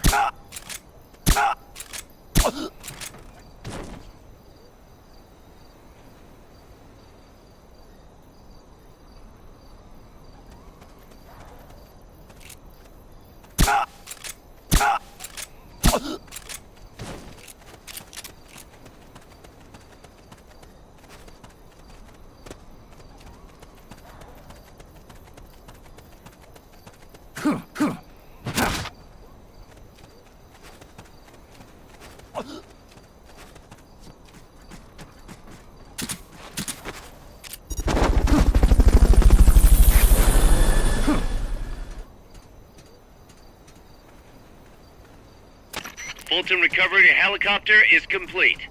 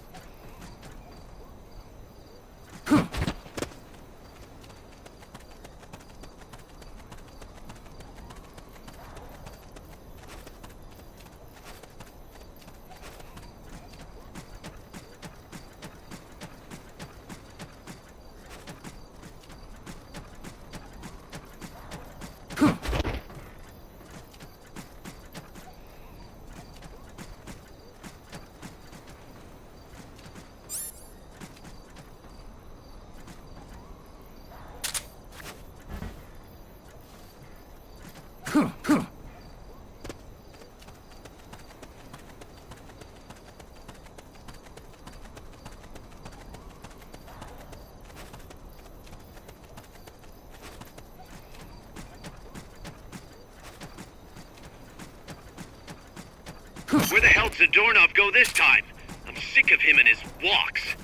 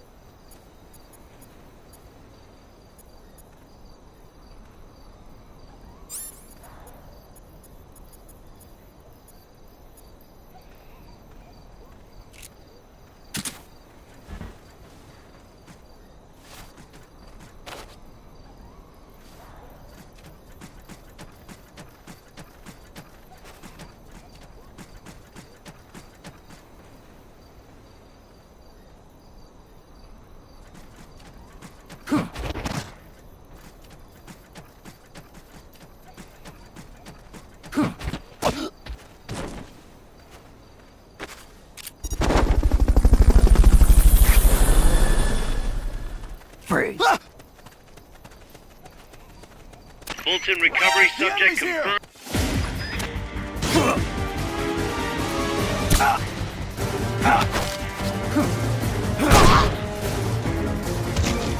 Enemy sighted. Commencing attack. Understood. Eliminate all hostiles.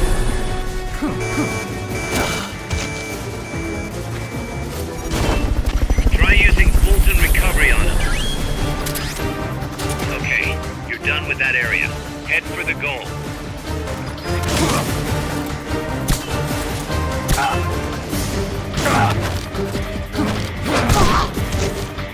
Stay out of sight till they've called off the alert.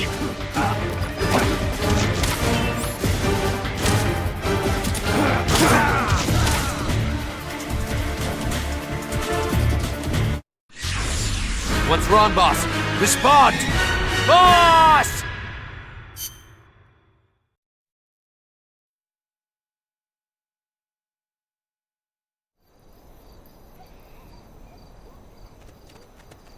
Find Zadornov and bring him back here with Fulton recovery.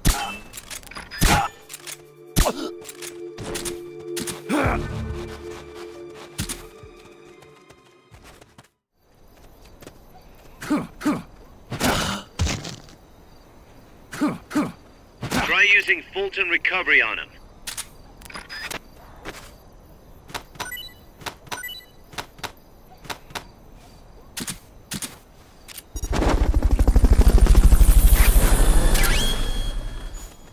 Okay, you're done with that area. Head for the... You did it! Keep it up!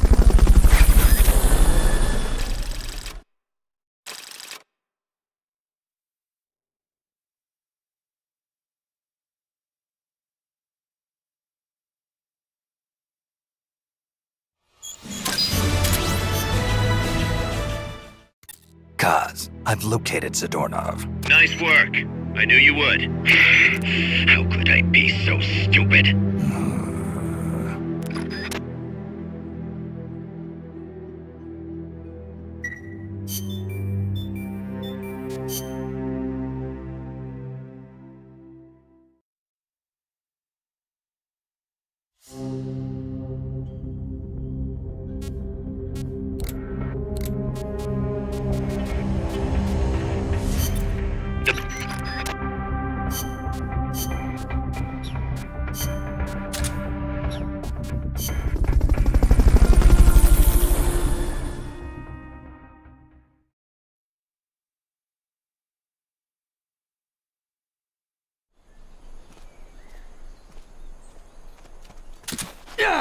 Fulton Recovery to bring back knocked out soldiers. To use Fulton Recovery on a soldier, get up next to them so the icon appears, and push the action button. Freeze! Looks like that soldier's out cold. Try using Fulton Mission complete. The folks back at Mother Base will extract him. thrilled.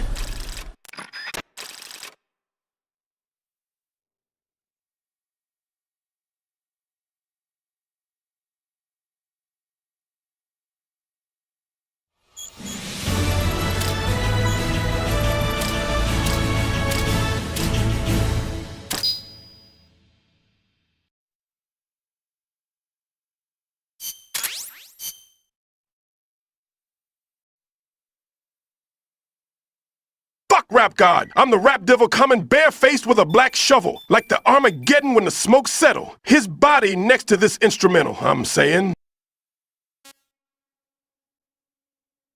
This Zadornov guy escapes more than the blonde twink femboy I had handcuffed to the radiator in my basement. I mean, shit, why did I say that? Uncle Stillman ain't trying to end up back in the joint. Uncle Stillman finna turn his life around, you hear?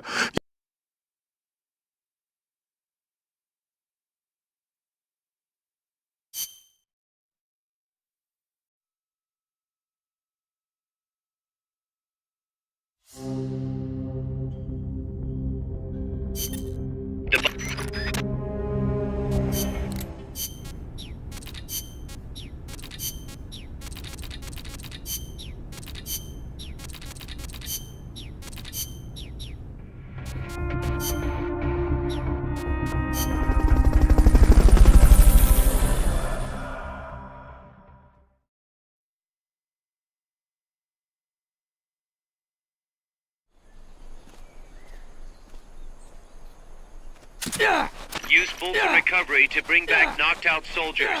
To use Fulton Recovery on a soldier, get up next to them so the icon appears, and push the action button. Hey! Looks like that soldier's out cold. Try using Fulton Recovery. Mission complete. The folks back at Mother Base will be thrilled.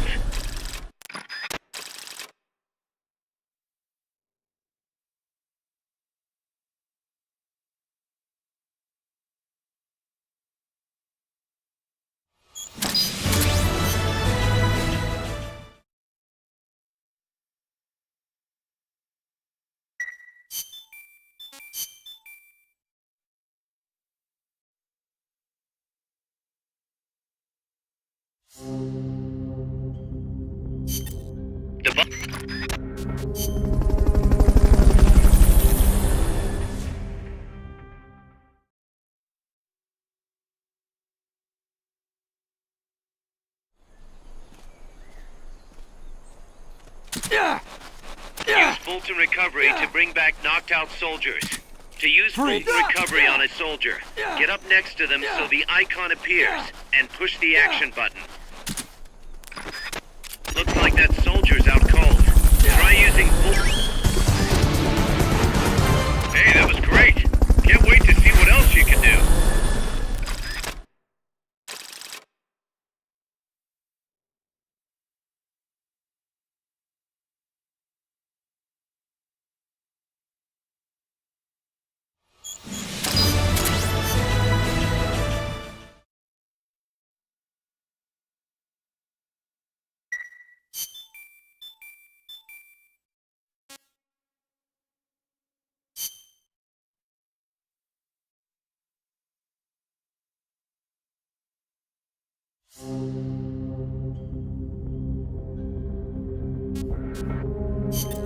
The boss...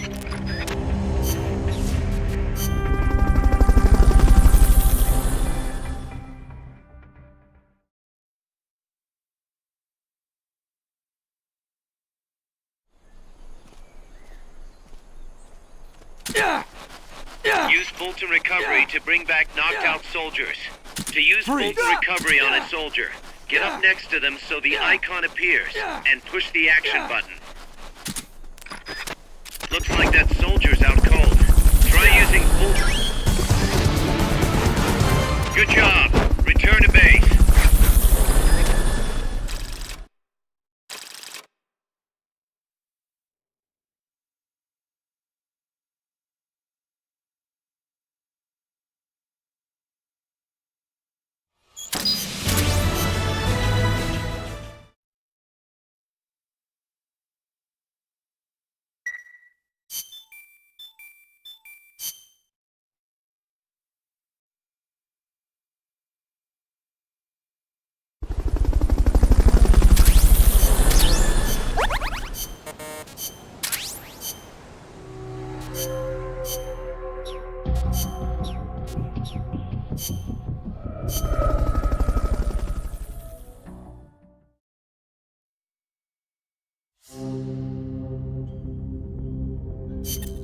The boss?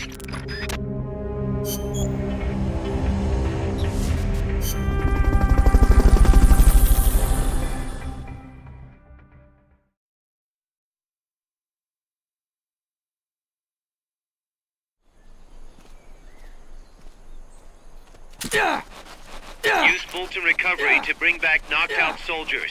To use Fulton Recovery on a soldier, get up next to them so the icon appears, and push the action button. Looks like that soldier's out cold. Try using Fulton...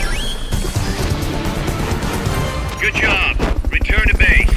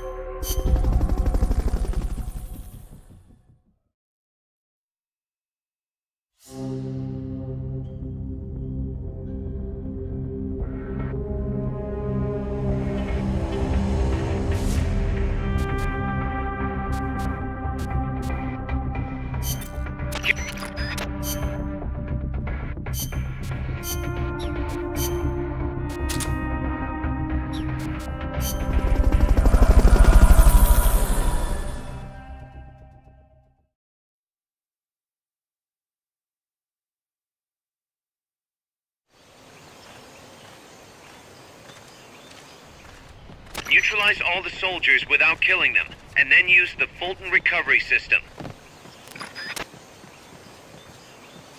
Enemies close by! Freeze.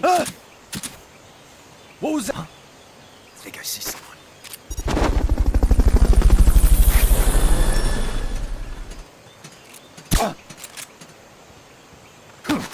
Fulton recovery helicopter is complete.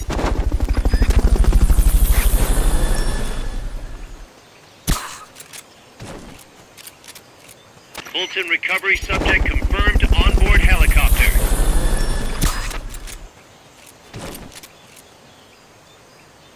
Fulton recovery helicopter is complete.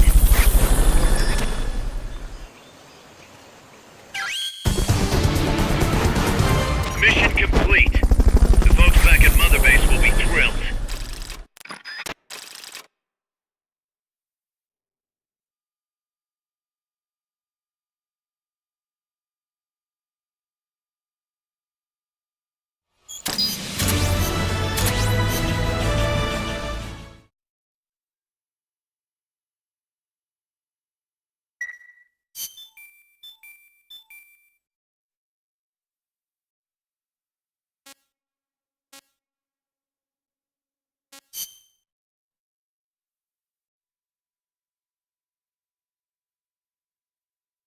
Commence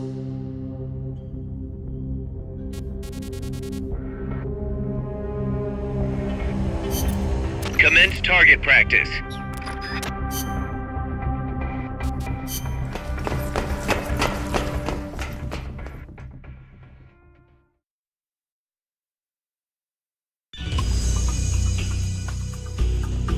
Welcome to the shooting range.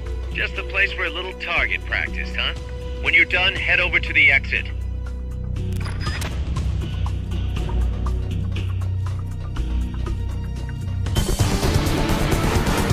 Training exercise complete.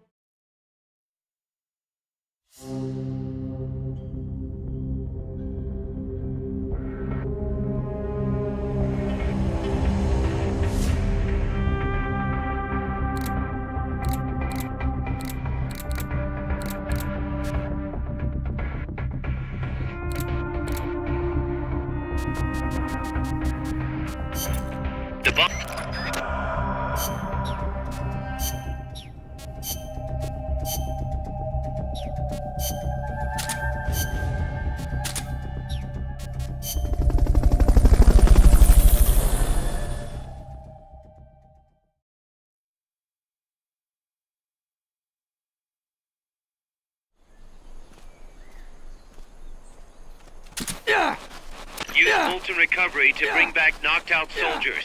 To use Fulton Recovery on a soldier, get up next to them so the icon appears, and push the action button. Looks like that soldier's out cold. Try using Fulton Recovery. Mission complete. The folks back at Mother Base will be thrilled.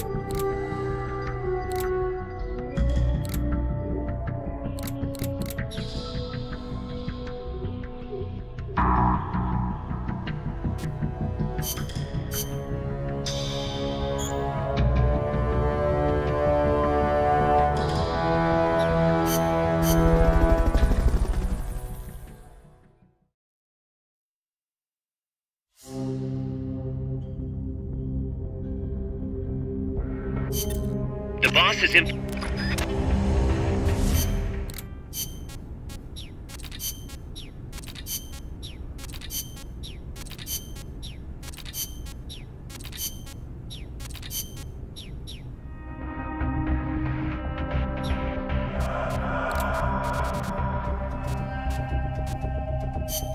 Careful.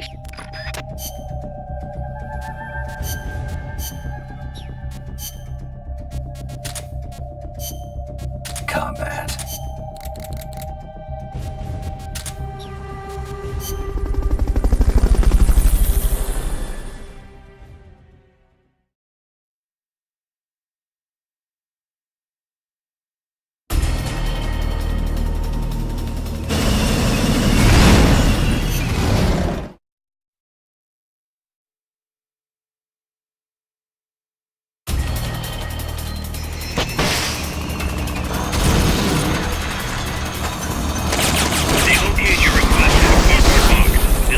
That's an AI weapon. The pupa. It's fast, so be careful.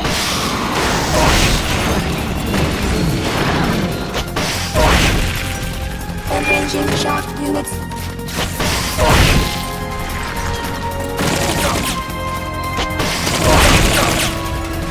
Lie flat to avoid getting hit when it charges.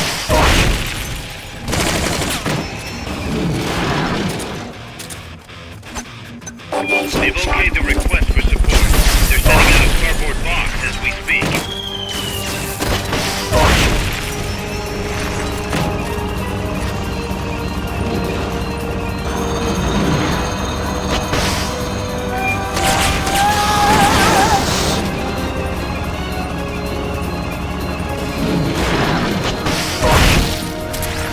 Engaging shock units.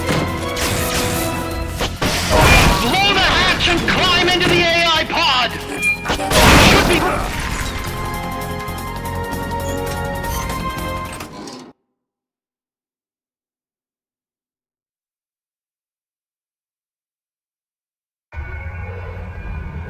Pull out all the AI's memory boards before the pod's ejected. The black memory boards are locked. Go after the boards with icons over them.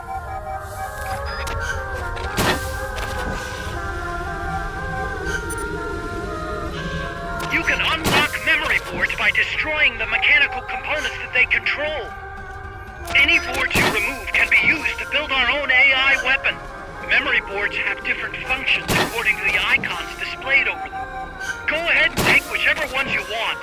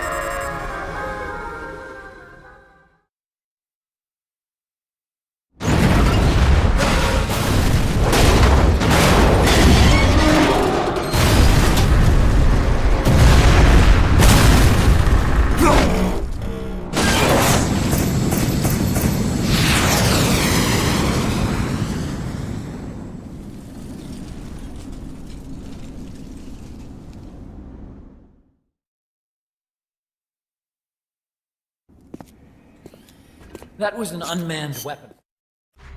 There's no need for a human pilot. They can only follow simple commands, though.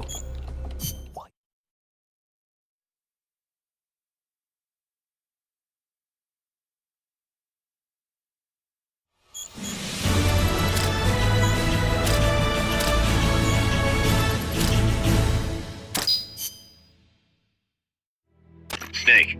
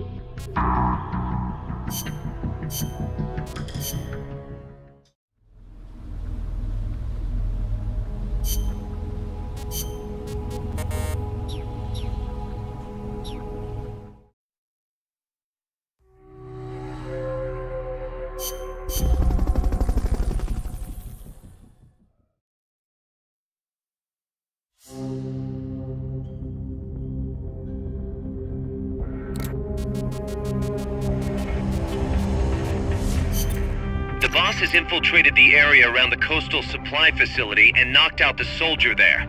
But we can't just leave him there to be found. I need you to get in there and capture the...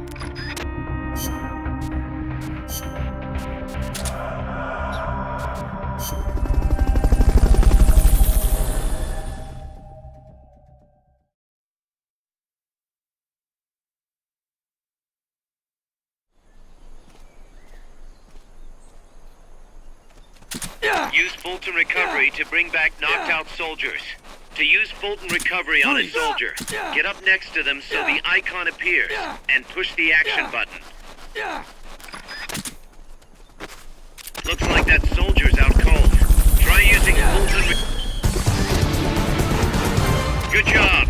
Return to base.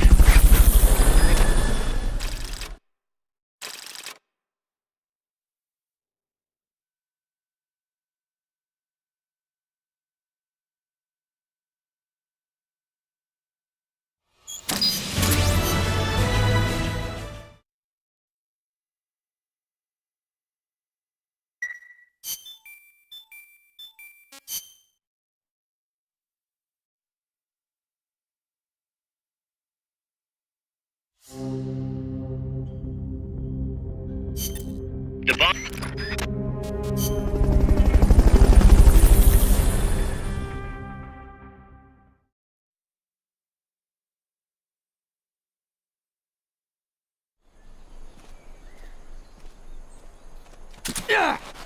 Use Fulton Recovery to bring back knocked out soldiers. To use Fulton Recovery on a soldier, get up next to them so the icon appears, and push the action button. Looks like that soldier's out cold. Try using Fulton... Good job. Return to base.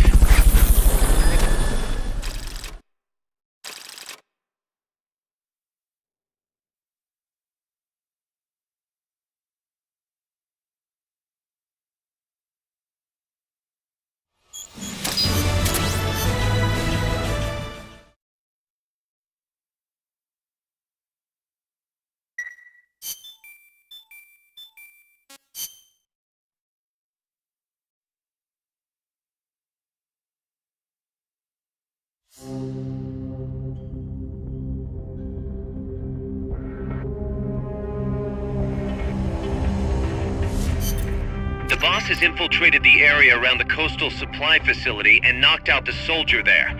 But we can't just leave him there to be found. I need you to get in there and capture the unconscious soldier using the Fulton Recovery...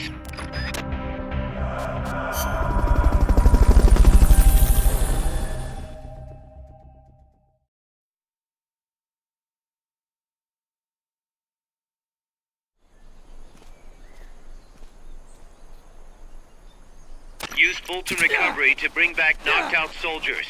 To use Fulton Recovery on a soldier, get up next to them so the icon appears, and push the action button.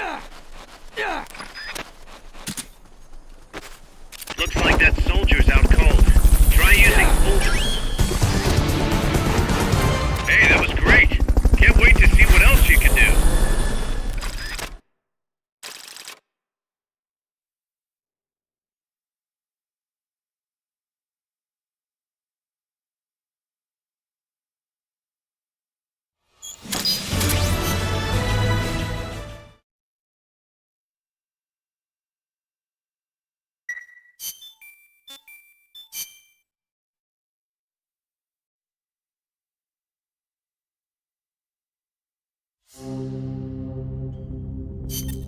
The bomb...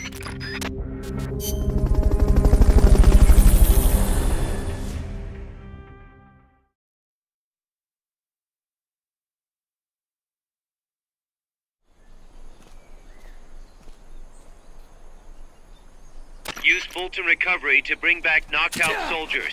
To use Fulton recovery on a soldier, get up next to them so the icon appears, and push the action button.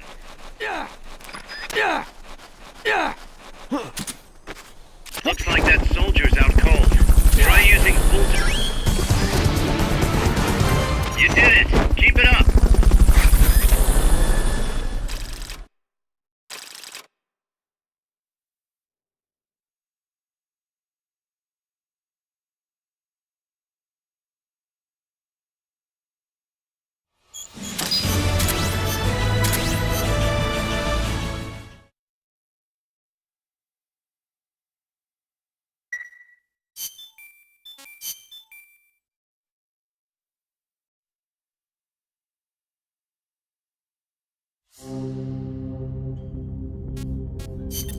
The bomb?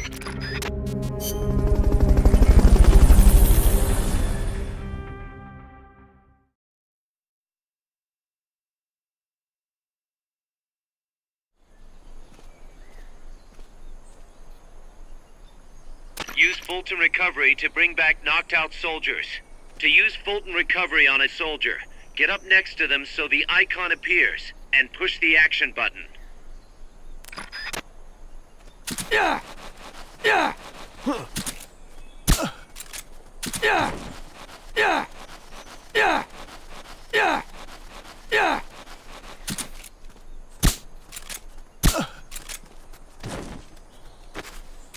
Looks like that soldier's out cold. Try using Fulton.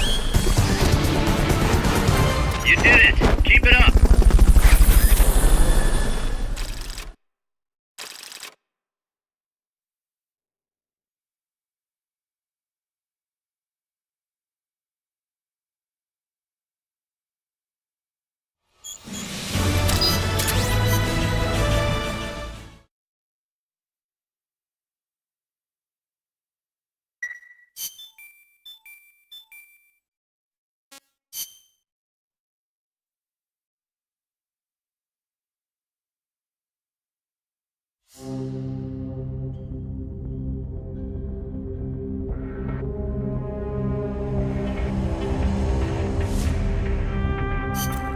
The boss is infiltrated.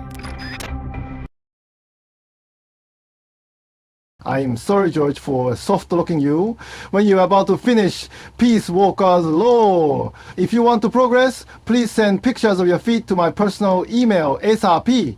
Arigato and have a nice day.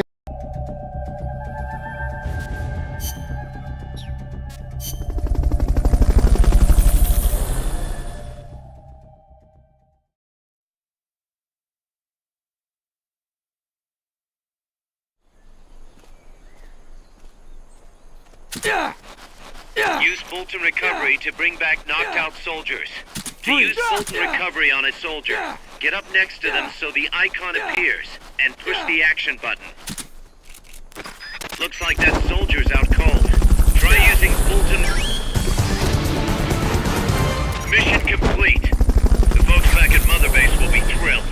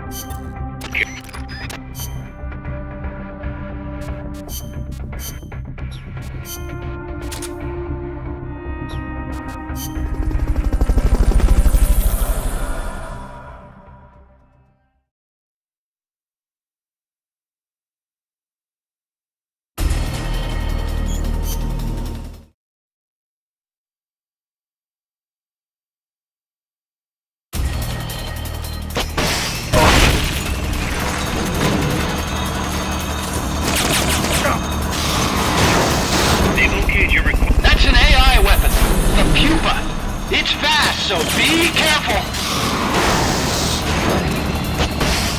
If you destroy the boosters on the left and right, you can stop it from charging at you!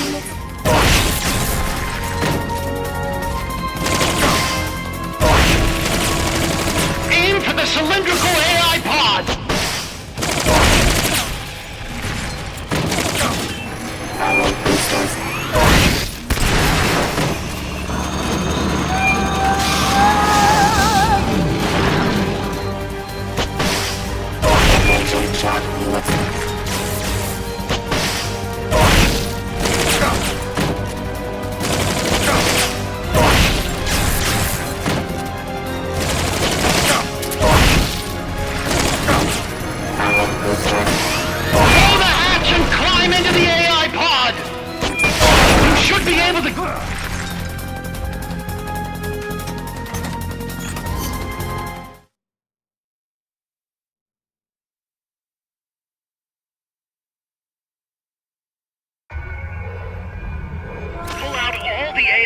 memory boards before the pod's ejected.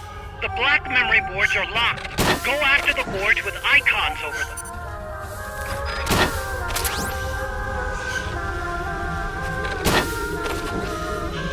You can unlock memory boards by destroying the mechanical components that they control. Any boards you remove can be used to build our own AI weapon. Memory boards have different functions according to the icons displayed over them. Go ahead and take whichever ones you want.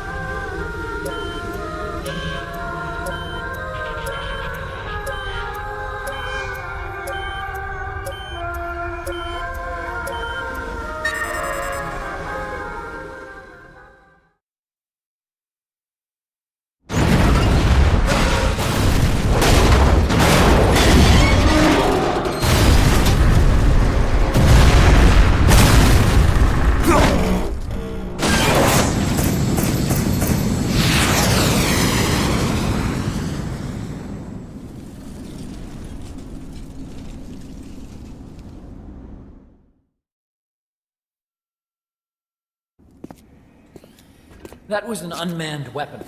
A prototype. I made it myself. Who are you? I work here. Well, used to, anyway. Name's Huey.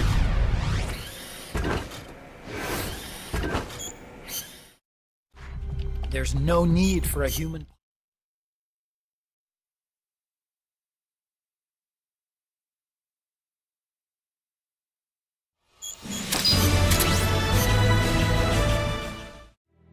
Snake.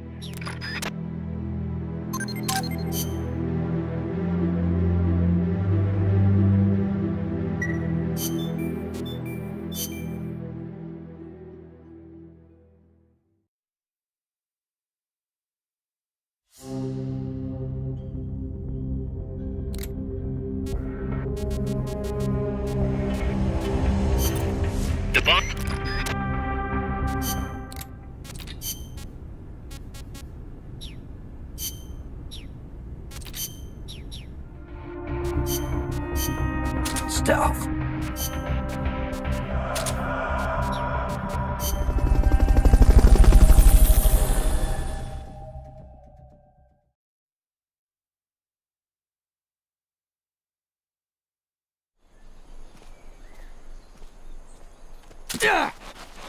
Use Fulton Recovery to bring back knocked out soldiers. To use Fulton Recovery on a soldier, get up next to them so the icon appears, and push the action button. Looks like that soldier's out cold. Try using Fulton... Mission complete. The folks back at Mother Base will be thrilled.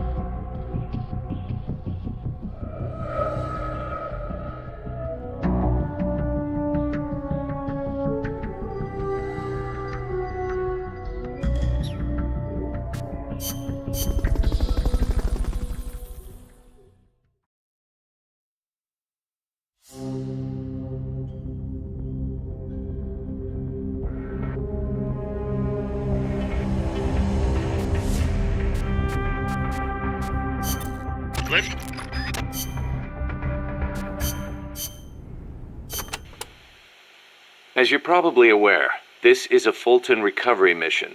Be careful you don't shoot and kill any prisoners by accident, and don't forget to take the recovery kit with you. I'd suggest arming yourself with a tranquilizer gun just to be safe, so you don't kill any prisoners.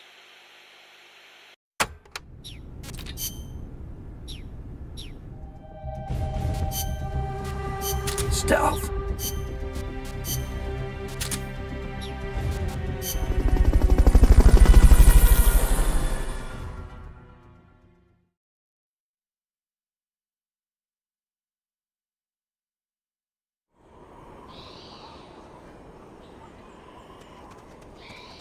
Your current objective is to retrieve the prisoners.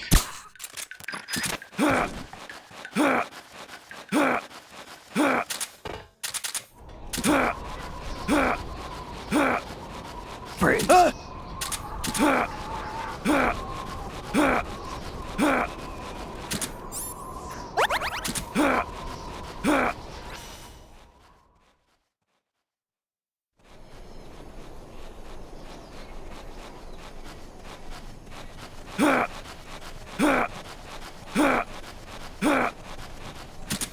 Freeze. Freeze. Freeze.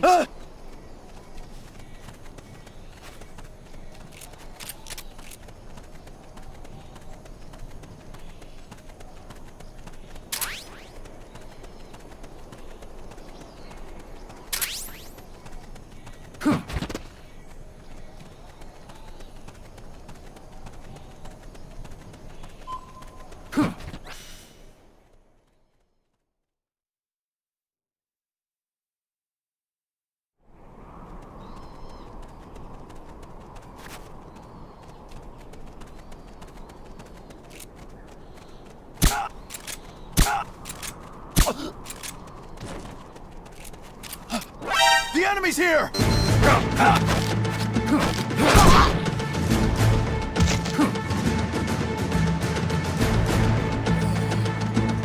Watch it. There might be bombs planted next to those prisoners. Dispatching reinforcements now. Stay out of sight till they've called off the alert.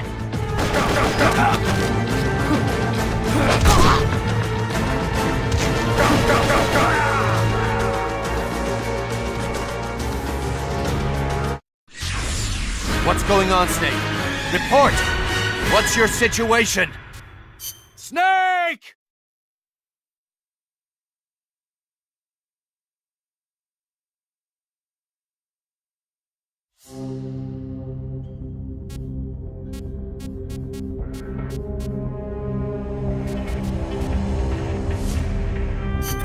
Let's...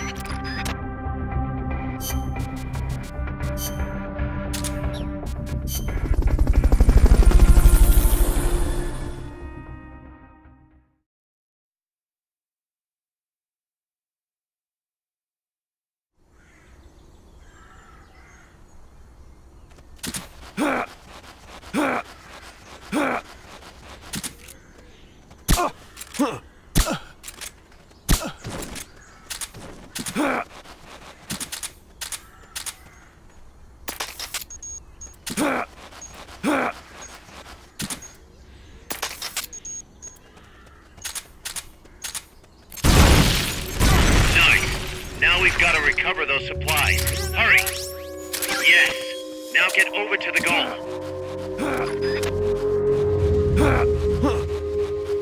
What the? Being shot at! To alert status! Understood. Dispatching reinforcements. Proceed with extra caution.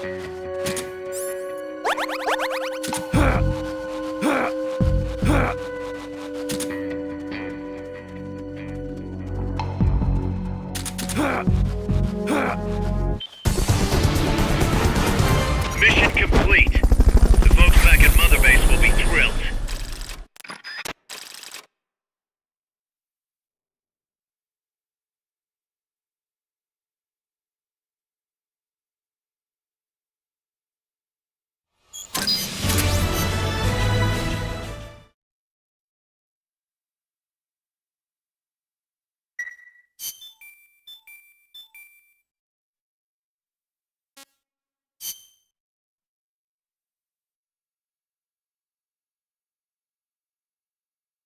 The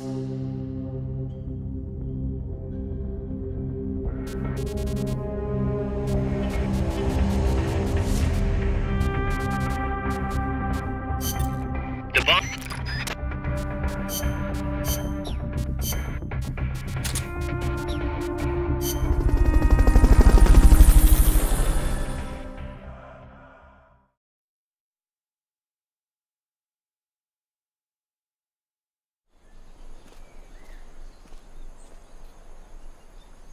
Use Fulton Recovery to bring back knocked out soldiers.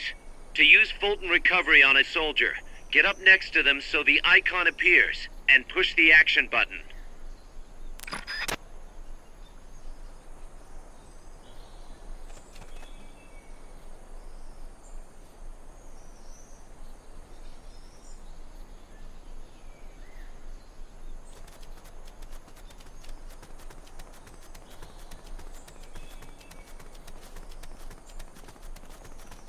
Freeze!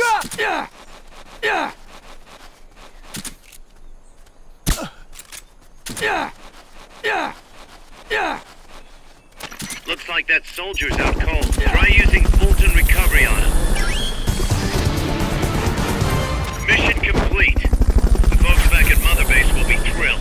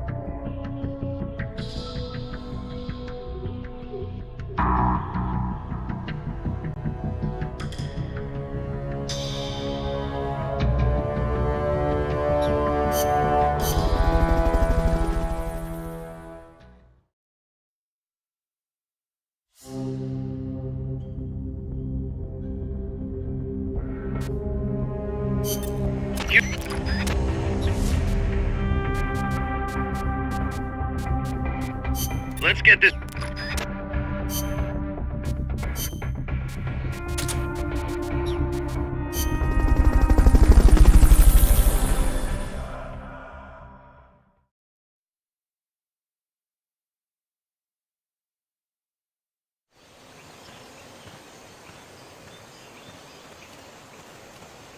Destroy all enemy supplies with your C4. Enemies close by.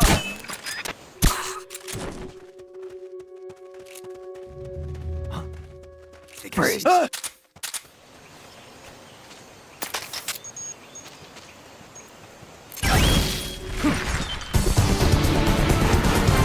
knew you could do it. Piece of cake, right?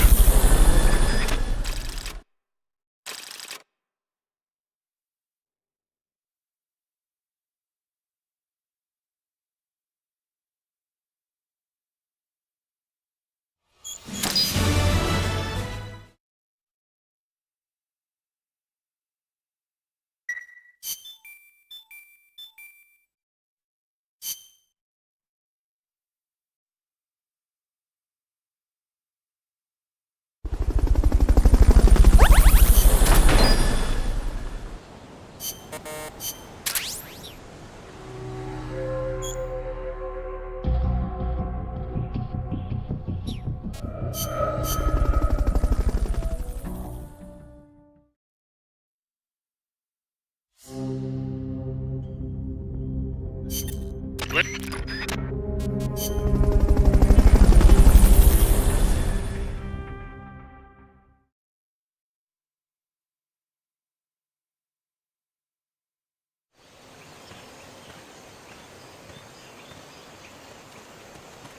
Destroy all enemy supplies with your C4.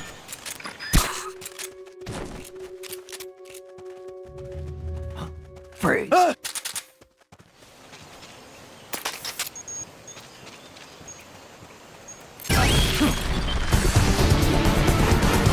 Mission complete. Great job.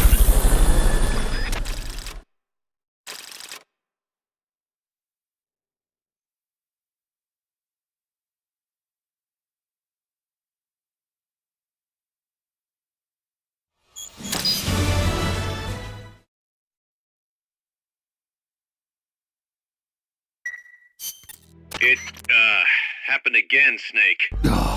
Zadornov? What's he got, an escape fetish? He clearly has friends on the inside, but we've got no way of knowing who. Persistent bastard, I'll give him that. Where is he this time? That's the thing. He must have found and gotten rid of the transmitter. We've got no idea where he is. Snake, think you can find him? We can't just let him run around. Makes us look bad. I'll say. Since we can't locate him, I'm afraid I can't add a new mission. You know what to do, Snake.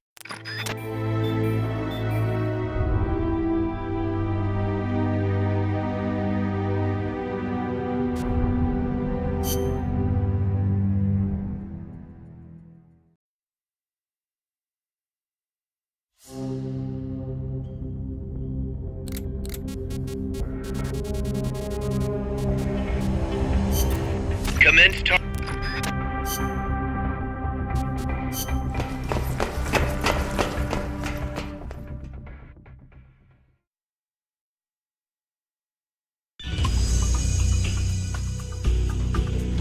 Welcome to the shooting range. Just the place for a little target practice, huh? When you're done, head over to the exit. Where's Zadornov? Snake, help us Zadornov should be somewhere in that area. Find him. Zadornov is there.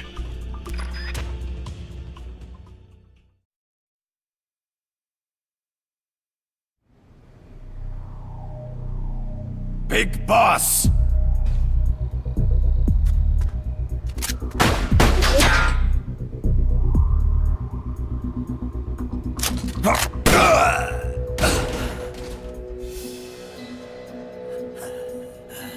My work is done. What are you talking about? V for victory! Rocket! Peace!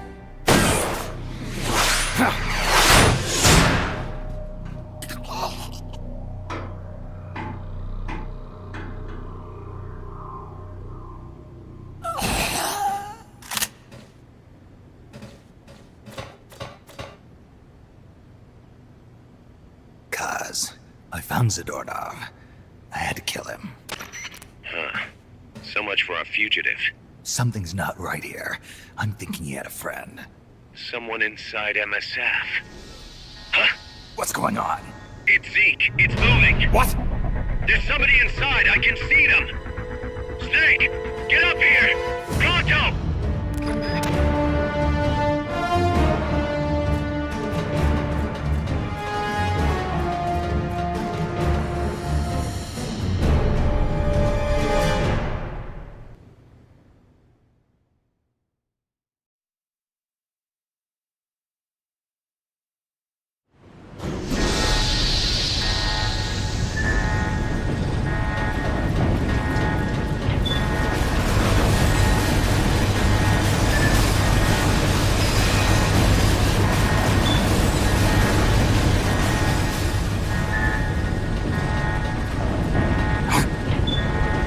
long enough, big boss. Boss. Get down from there before you hurt somebody. Maybe I want to hurt somebody. What's going on? She's not herself. Oh, I am myself, all right. My true self.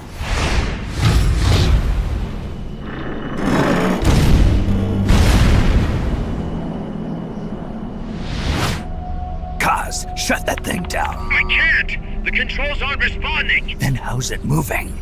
I made some modifications. This machine was meant to have a human pilot. Modifications? Paz, what are you... Never thought I'd be into machines, huh? Then Zadornov's escape was a diversion. Paz, what are you doing? I'm taking it back. Taking it back? Where? To our leaders. To Cypher. Cypher? This weapon is Cypher's creation. Paz, get down from there! Do not call me that. I am Pacifico Ocean.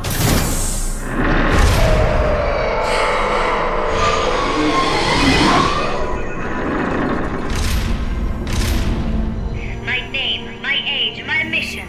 Cypher gave them all to me. My entire life has but one purpose. To carry out Cypher's plan. The nasty tobacco. The angel of peace crap. The whole teen with a dream routine. I am through with all of it. Paz, you can't. I told him not to call me that. It makes me want to puke. Everything is going exactly as we planned. Now the Real Peace Walker project is finally about to reach its goal. The real project?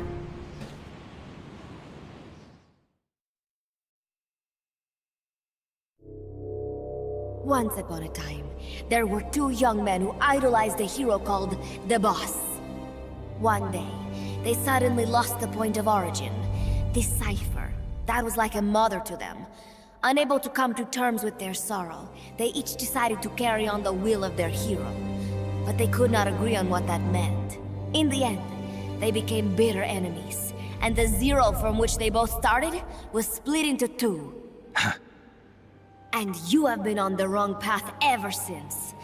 There is no happily ever after waiting for you in the end, unless you obey the will of Cypher. Where does an army without borders call home? A state without borders, of course. A world without borders. A world without borders. The Cold War order is about to collapse. The age of electronic intelligence is about to begin. The NSA, CSS, NRO, DIA, etc., etc. The intelligence community that is long bickered amongst itself will be united in a world governed by electrons. Cypher will gather all information, watching over the world and guiding the will of its people, all while they remain blissfully unaware. There will be no one to oppose them. For the first time, the world will be ruled by a single will. Until the new order is in place, you and your army will be the force that protects it. You will be Cypher's deterrent, pulling the wool over the eyes of the old order with your charisma and military prowess. Accept our offer, and we will allow you to retain control of MSF and Zeke. That's an offer. The boss threw down her gun, and with it, her life's calling. You, her disciple, have never been able to do that. You are too afraid to let go. I was made to fight. I am a gun. Is that so? Then what do you call this? Is it a gun too? You are a lousy liar. Admit it. This thing is a monstrosity. A product of your own fear. But not Cypher. Cypher thought of something different. Cypher's going to control guns. Control guns? That is right. Not deter. Control. It is the ultimate approach to the illusion of peace. Control power. You're gonna be disappointed. Then we are done. Thank you for playing. Better luck next time. The offer is rescinded. And now the ultimatum. Zeke is already in nuclear strike mode. What? I'm taking the weapon you built and using it to launch a nuclear strike on the east coast of the United States. You're insane. What are you after? But wait. Here is your consolation prize.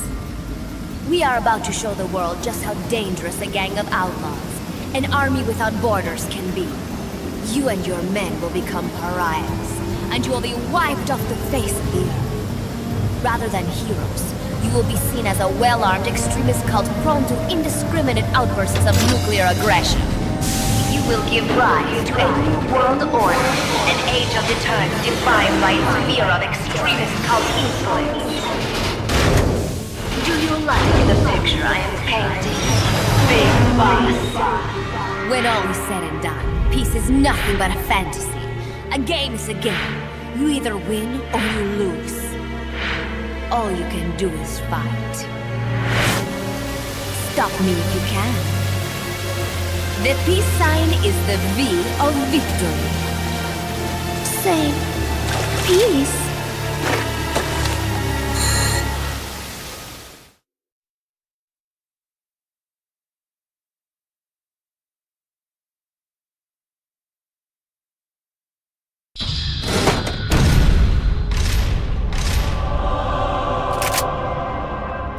She's gonna launch a nuke. Snake, we've got to stop her. Whatever it takes. Awaiting your orders. Stop me if you can.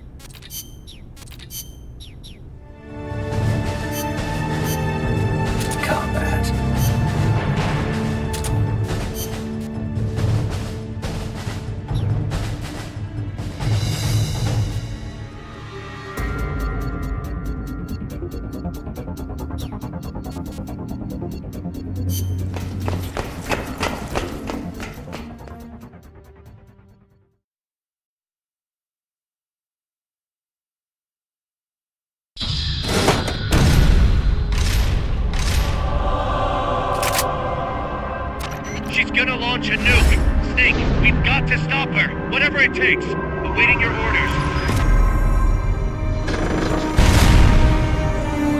Stop me if you can.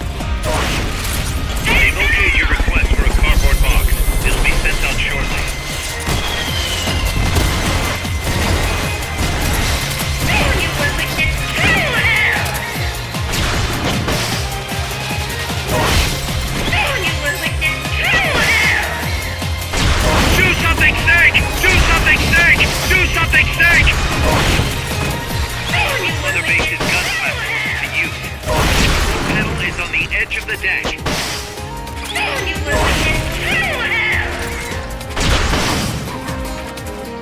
You will witness true hell!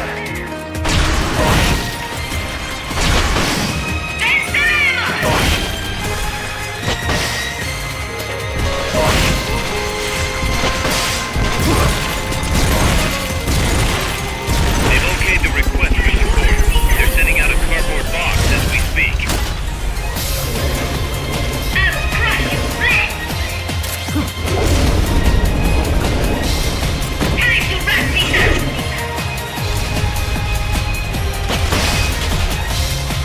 Just 'cause no one to blame but yourself.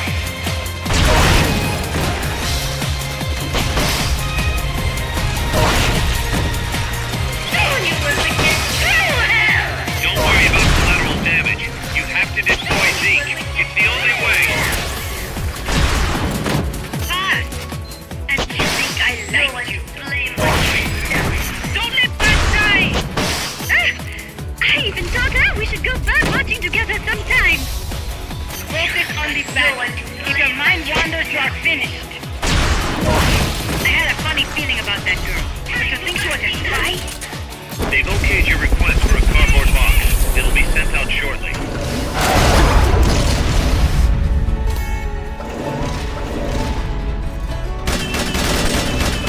I will crush you flat!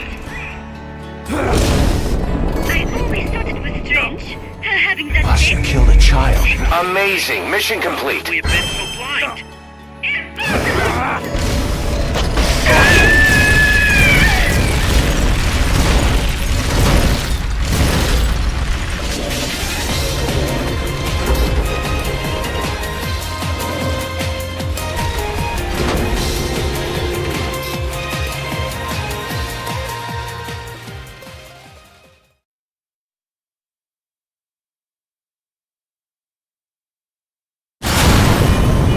It is no use. Zeke is out of my control. This is where it ends. Listen to me, Big Boss. As long as your army is needed, the world will never know true peace. The peace you will know will be fleeting, elusive. They will use you, disgrace you, and then finally discard you like they would a cancer to society. This is the path you have chosen.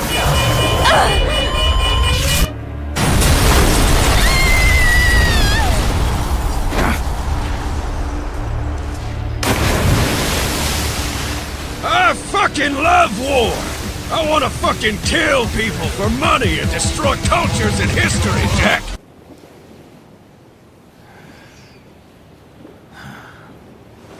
Pass.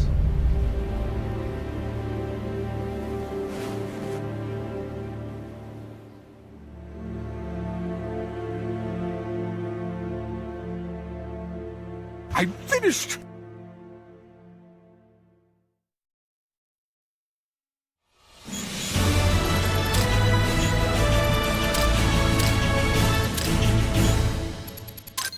Good God almighty! Somebody do something! That little blonde femboy has stolen Z-Khaki! It's all over for us! I ain't dying a virgin! I am hollow ass! Good luck! Who would have thought that little girl was working against us? Tell me about it.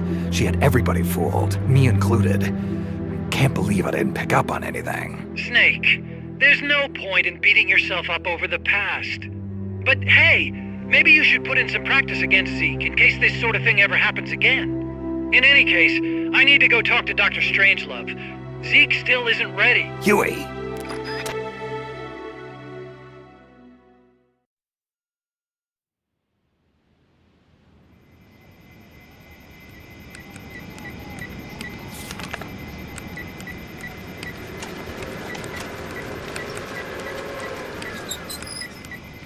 How's it going? How's Zeke look? The attitude control AI had a backup, so it should be able to walk. Really? That's good. Beyond that, it's up to the creator. Stop! Don't come any closer, Doctor. There's something I've been meaning to ask you. Do you despise me? Doctor, are you asking me out? No, not at all. No? Pity. Because I've just had my heart broken by someone else. What? I only like those who can stand on their own. If you fancy me, then come walk with me. Who knows what miracles might happen. Love is blind after all.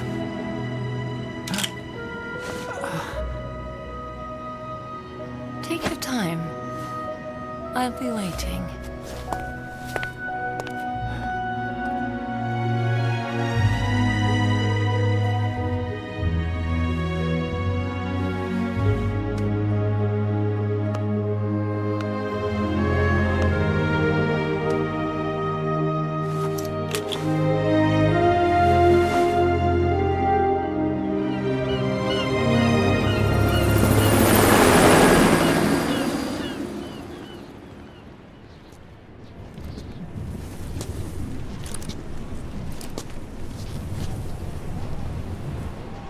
Snake!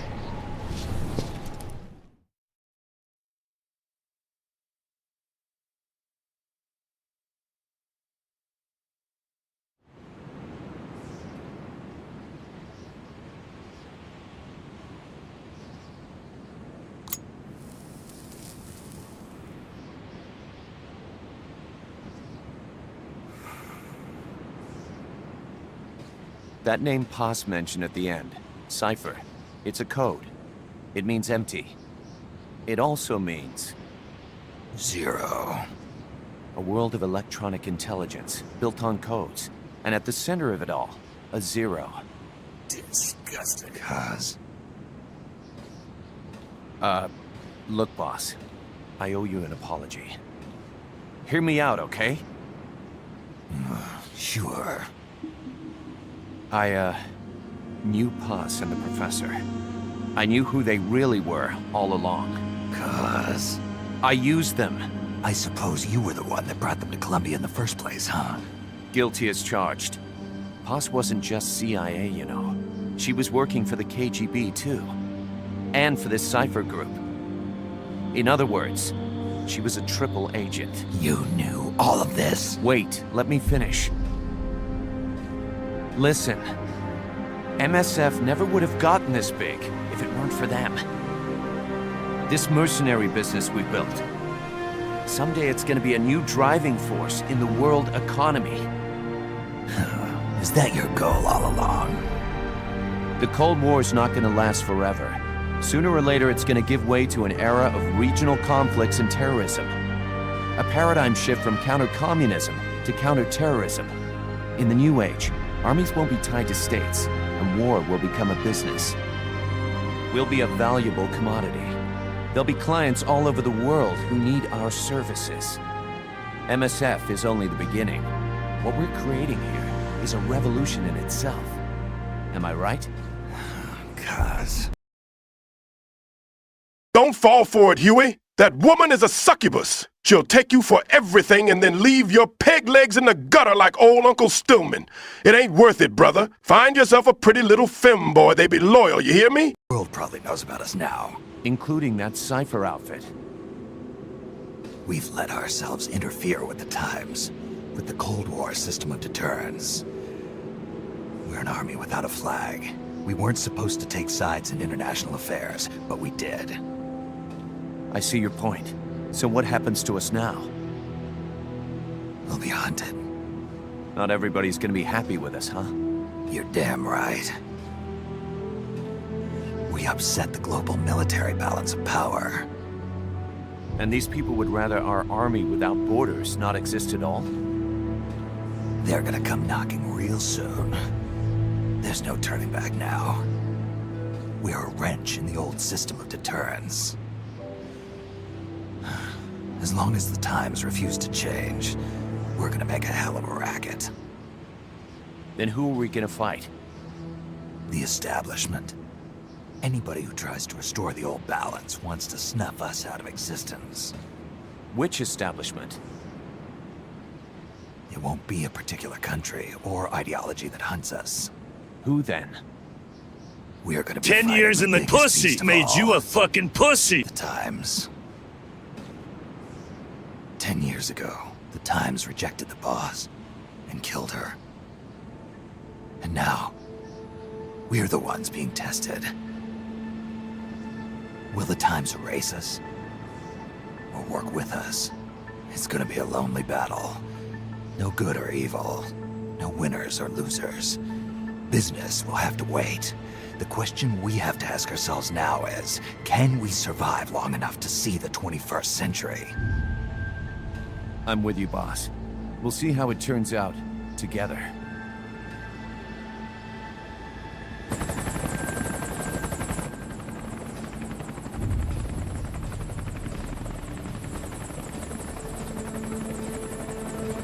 The hunt is on, Kaz. And the whole world's on our tail. Assemble the men.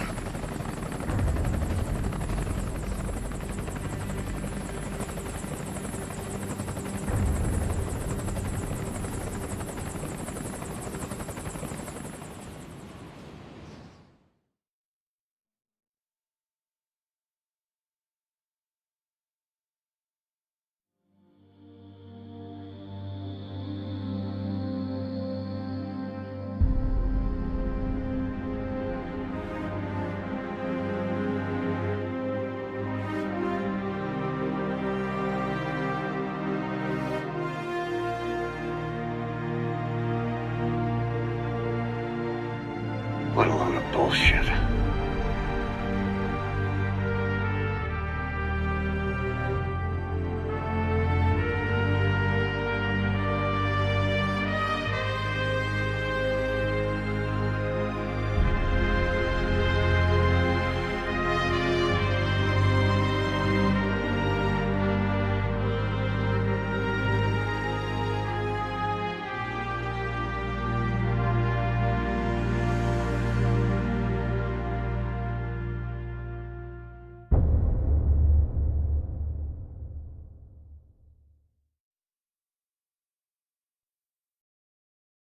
코디네이사 사구라 또 태워요 노코나또 카상아 노 시키지마 소이야 키미쇼 this you do very good job Kojime very proud please grind out some more of my Hideo Kojima handled game lots more fun to be had many fun you will enjoy show me feet do it now And all the hearts once new, owned and shattered now. Love can kill, love will die. Give me wings to fly. Fleeing this world so cold, I just wonder why. Cold as a dog, now my words are frosted with every breath. Still the hate burns wild, growing inside this heart. When the wind changes course, when the stars align, I will reach out to you and leave this all behind. When heavens divide.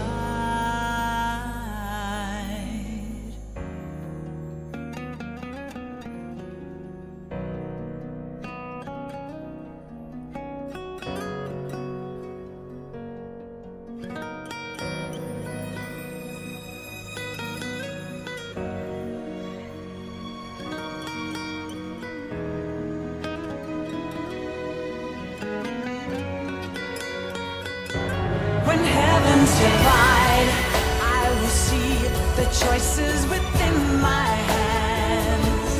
How can we ever protect and fight with our tiny souls? Let me shine like the sun through the doubts and fear. Do you feel the storm approach as the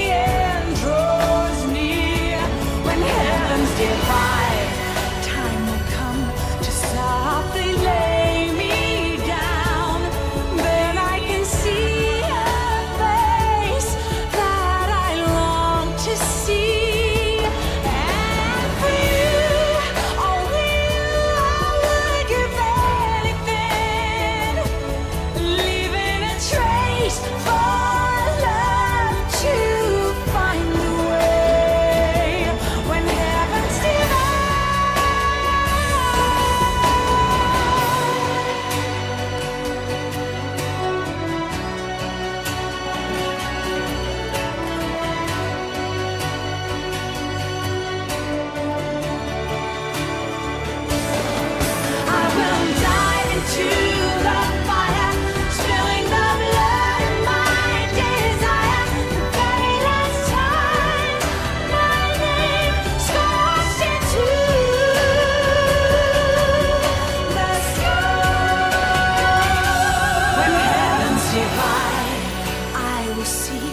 choices within my hands. How can we ever protect and fight with our tiny souls? Let me shine like the sun through the doubts and fear. Do you feel the storm approach as the end draws near? When heavens divide, time will come to softly lay me down. Then I can see a face that I long to see. And for you, only you, I would give anything, leaving a trace for love to find the way when heaven's divine.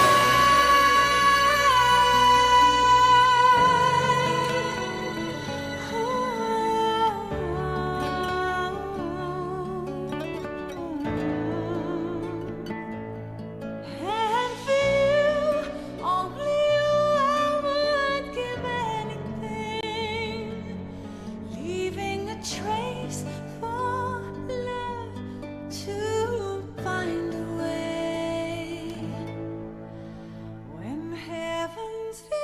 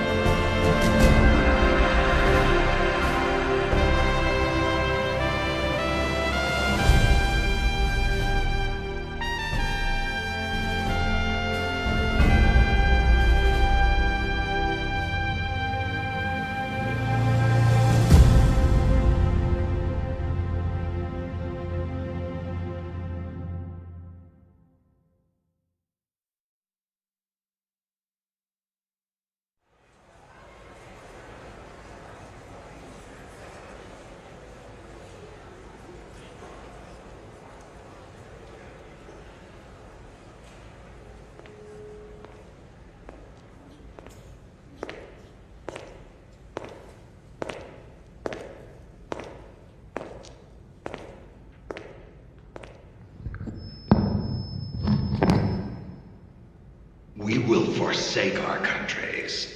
We will leave our motherlands behind us and become one with this earth.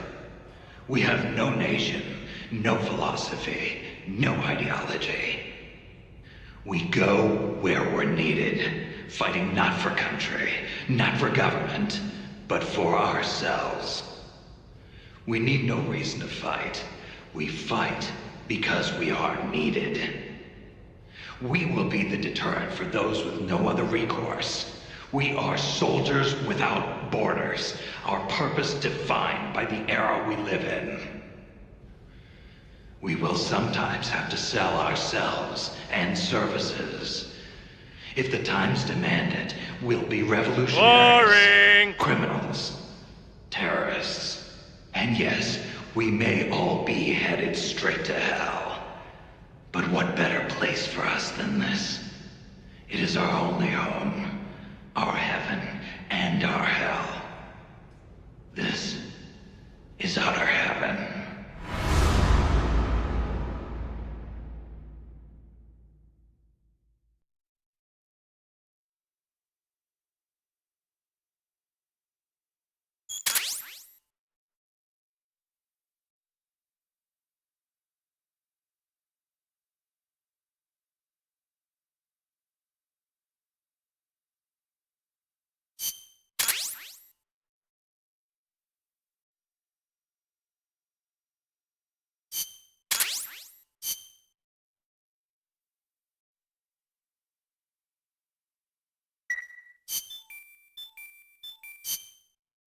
Timing.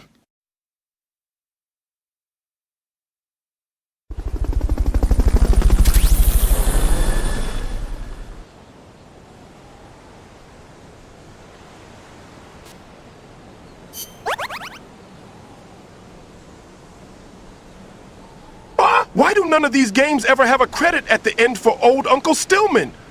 I be doing stuff too, but no, nothing. Is it because I lost my third leg? Come on, Kojimbo. Don't be hating a player like that. Damn, I need new some femboys.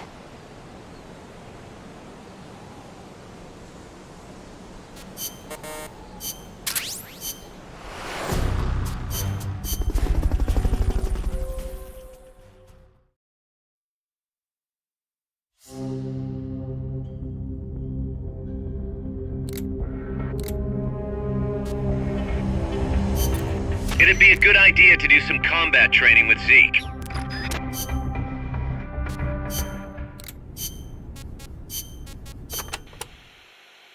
Remember that habit Paz had, Snake? How she always had her index finger on her upper lip like this? Yeah.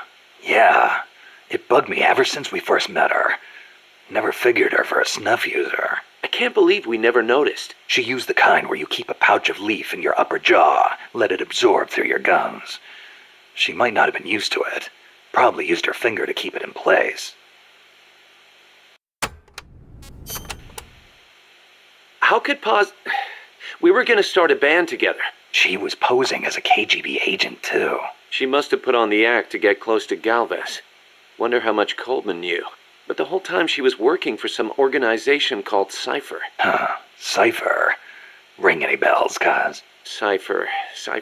It means code, or zero in Arabic numerals. Zero. Does that mean something to you? Not sure. You know, cipher and zero were basically the same word.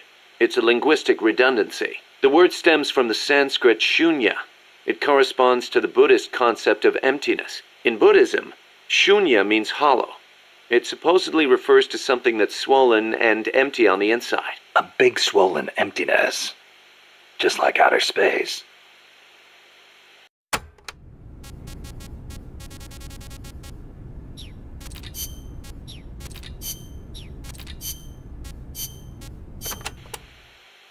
Chico, I heard you saw Paz trying to sabotage Zeke before she activated.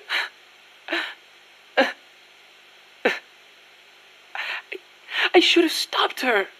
If only I hadn't run away. I could have captured her before she got inside. If I'd done that, she'd still be here. She was carrying a gun. Probably trained to use it too. Don't blame yourself. You couldn't have stopped her anyway. You were unarmed. I could have at least talked to her. If I'd promised not to tell anyone, Paz wouldn't have gone and done what she did. It's just I was so shocked. I panicked. Ran away. Chico, when you saw Paz, she was trying to sabotage it, right? Huh? Well, yeah. And right after that, she took control of it, tried to make me surrender. Something doesn't add up. Why would she sabotage Zeke when she was about to use it against me? What? Her actions were inconsistent. Even for a spy. If she wanted to destroy Zeke, she could have done it and run away. But if her goal was to steal Zeke, she'd have no motive to sabotage it. I don't know. Maybe your seeing her caused her to change her plan. I don't get it.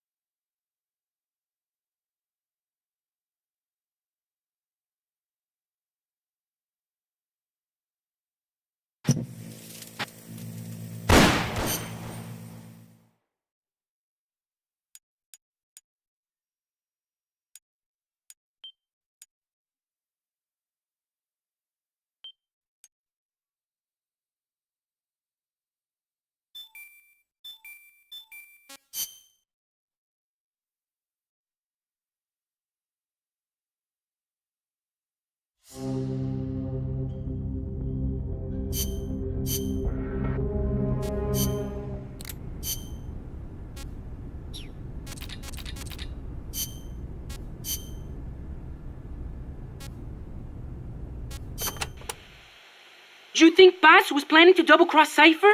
Without Zeke, she wouldn't have any way to threaten you. If that were the case, she could have told me all that from the beginning. She wouldn't have had to try and sabotage it.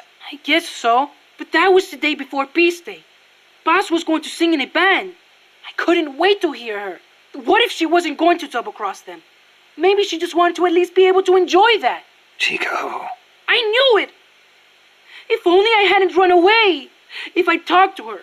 Promise I wouldn't tell anybody. Don't second-guess yourself. Think about who might have been hurt if you kept quiet. Yeah, but... Besides, we don't know for sure she's dead. She was ejected into the ocean, and she had scuba equipment with her. Yeah. Stop beating yourself up over the past, Chico. Put your hope in the future. The past is the past, but the future is up to you. Right, boss.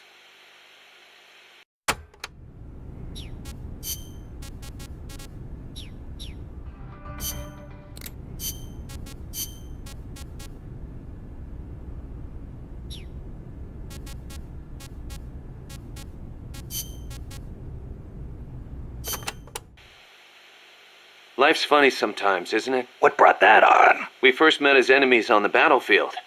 And now here we are fighting side by side. You mean Columbia? Yeah. After I quit the JSDF. I made my way there and got myself a position as a drill sergeant for a band of revolutionaries. Despite the fact that I'd never seen a day of combat. I see you had the gift for talking business in Spanish even back then. Oh, come on, stop it. You're making me blush.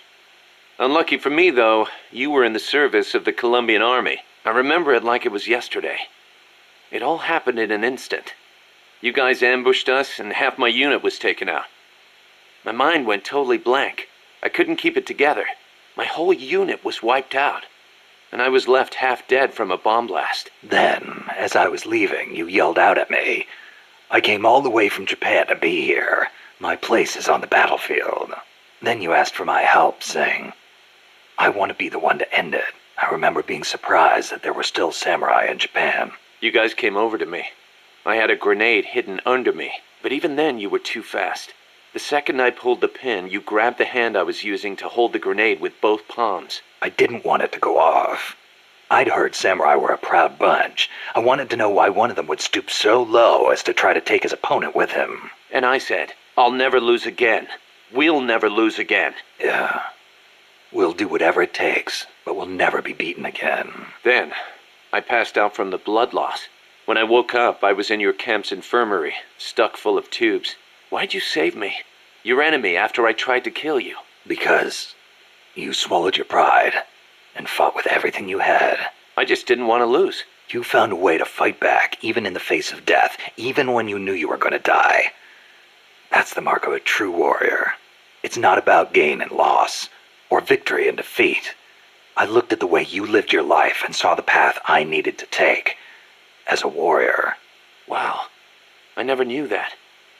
And that's why you... I realized then that the battlefield doesn't only divide people into allies and enemies. Sometimes it tells you more than just who's an ally or who's an enemy.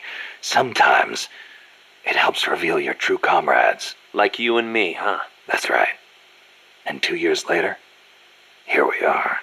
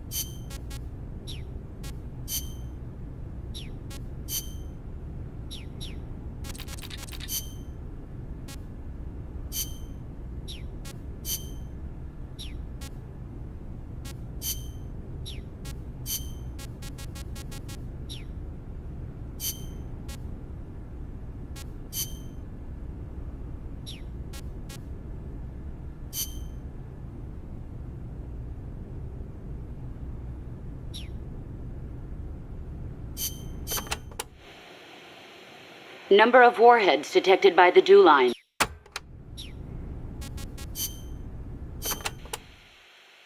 As of today, I will be living here at Mother Base. Now my real trial begins. Zadornov was paying my room, board, and tuition, but he has since been captured. I told the man that with no more money from the KGB, I could no longer afford school.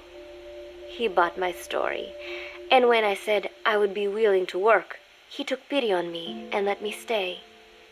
For some reason, Miller really pled my case. That was helpful, but the man is still a fool. His men are no better. They think their training makes them strong, but that kind of strength is nothing in the face of true power. And better yet, they wait on me hand and foot, believing I am just a schoolgirl. Shut the fuck Looks like I up! won't be working too hard after all. Just today, while scouting out the living quarters, I saw a group of them in the corner of the deck making a fuss. Going over for a look, I saw they were feeding a kitten. A bunch of grown hard men, and they're the ones acting like schoolgirls. Look, isn't he cute? What is wrong with them? Disgusted, I just nodded and smiled. I must stay in character after all. I indulged their chit-chat for a few moments. Then one of them asked me to give the thing a name. They had just taken it from its mother. I named it Nuke. I improvised some nonsense about how our compassion for living things can help prevent wars. The men gave me a little fish. I held it out in my palm and the kitten happily ate it up. What a pathetic, feeble creature. It sickens me.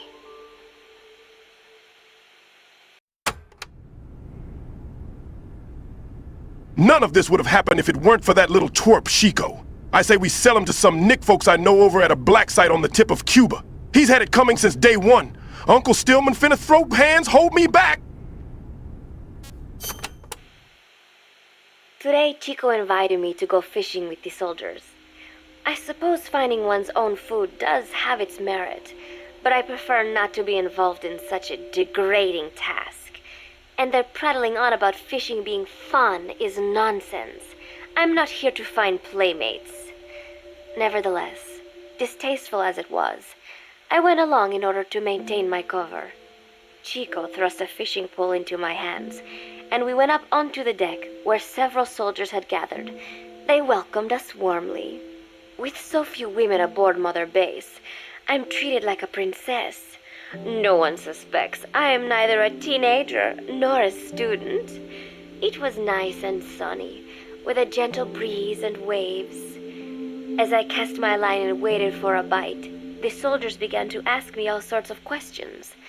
As always, I answered according to our predefined scenario, feigning a smile. As I sat there feeding them lies, the fish began to bite, and the soldiers began to focus on their prey. Chico had his bait stolen by a fish, and got so angry that he stood up and nearly fell into the sea. Everybody laughed. It almost made me want to join in too. At some point, I got a bite myself. The instant after I felt that first gentle tug, the fish yanked the line with astonishing strength, and I let out a cry of surprise. I thought he was going to be huge. It was my first time fishing, and I was a bit flustered, so the soldier beside me helped by supporting the pole from behind. "Reel it in," they shouted. I nodded, turning the handle as fast as I could. I wondered what kind of fish lived below the surface, and thought back to the deep sea dives I had to do as part of training.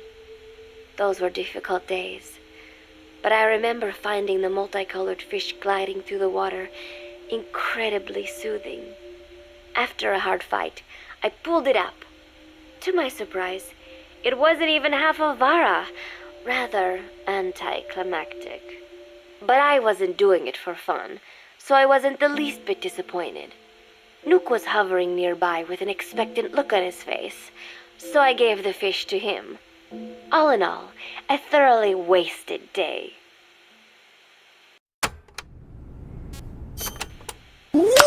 Preparations are coming along nicely. No one suspects me of being the one to let Zadornov out of his cell. Today, Amanda and I taught Cecile how to make gallo pinto. It is a simple home-cooked dish consisting of black frijoles mixed with arroz. It is well known throughout Central America, not just in Costa Rica, so it is no surprise that a Nica like Amanda would be good at making it. But I was raised in the States from a very young age, and could hardly even remember my mother's gallo pinto. Having to make chit-chat with that clueless bird lover and the so-called revolutionary was excruciating. And, clueless or not, I wanted to be especially careful around Cecile, the one who actually recorded that tape.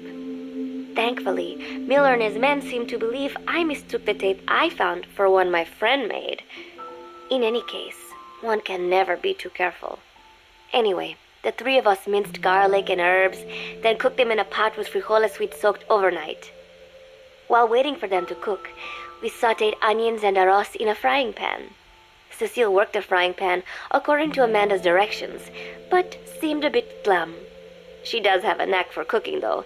She is French, after all. We added water to the pan and watched the arroz begin to steam. While we waited, Amanda shared memories of her mother with us. They had been separated because of Simosa, but the taste of her mother's cooking was still fresh in her mind. When the frijoles were ready, we drained the water, stir-frying them with the rest of the vegetables. Quite a complicated process for home cooking. Nonetheless, it kept them occupied. The longer we sat and talked, the greater the chance of my arousing their suspicions. With women, it is not enough to just bat your eyelashes and giggle. It takes a lot of effort to divert attention. When the arroz was done cooking, we folded it into the frijoles and added salsa, stirring the mixture as it simmered. At this point, for some reason, the conversation turned to romance. Why does it have to be that way whenever women get together and chat? Cecile fancies herself to be well versed in such matters, and gave Amanda all sorts of advice. It was harmless enough, until, to my irritation, she began pestering me whether there was anybody I liked. Not right now, I said, trying to dodge the question. But she pressed on. It's Snake, isn't it? I gritted my teeth and played it coy. Maybe. Cecile nodded and giggled. He is pretty sexy, isn't he? What a ditz. It's all I can manage to just survive. The thought of romance has never once crossed my mind. I have no interest in that kind of man. Nobody cares. Let's go. A rich aroma began to fill the room. The gallo pinto was ready. New came over and rubbed up against our legs, looking for a handout. Unfortunately, it was not the kind of food a cat would like. We let a few of the soldiers have a bite, and then headed off to the mess hall. The home-cooked flavor we'd achieved was a big hit with the men of MSF. Not that we are trying to impress them or anything. Even I could manage a dish like that. Snake enjoyed it too. Let me make this absolutely clear. I have no interest in that man. Like I said, Jack! Like I said, Jack! It's a crew! And I love miners!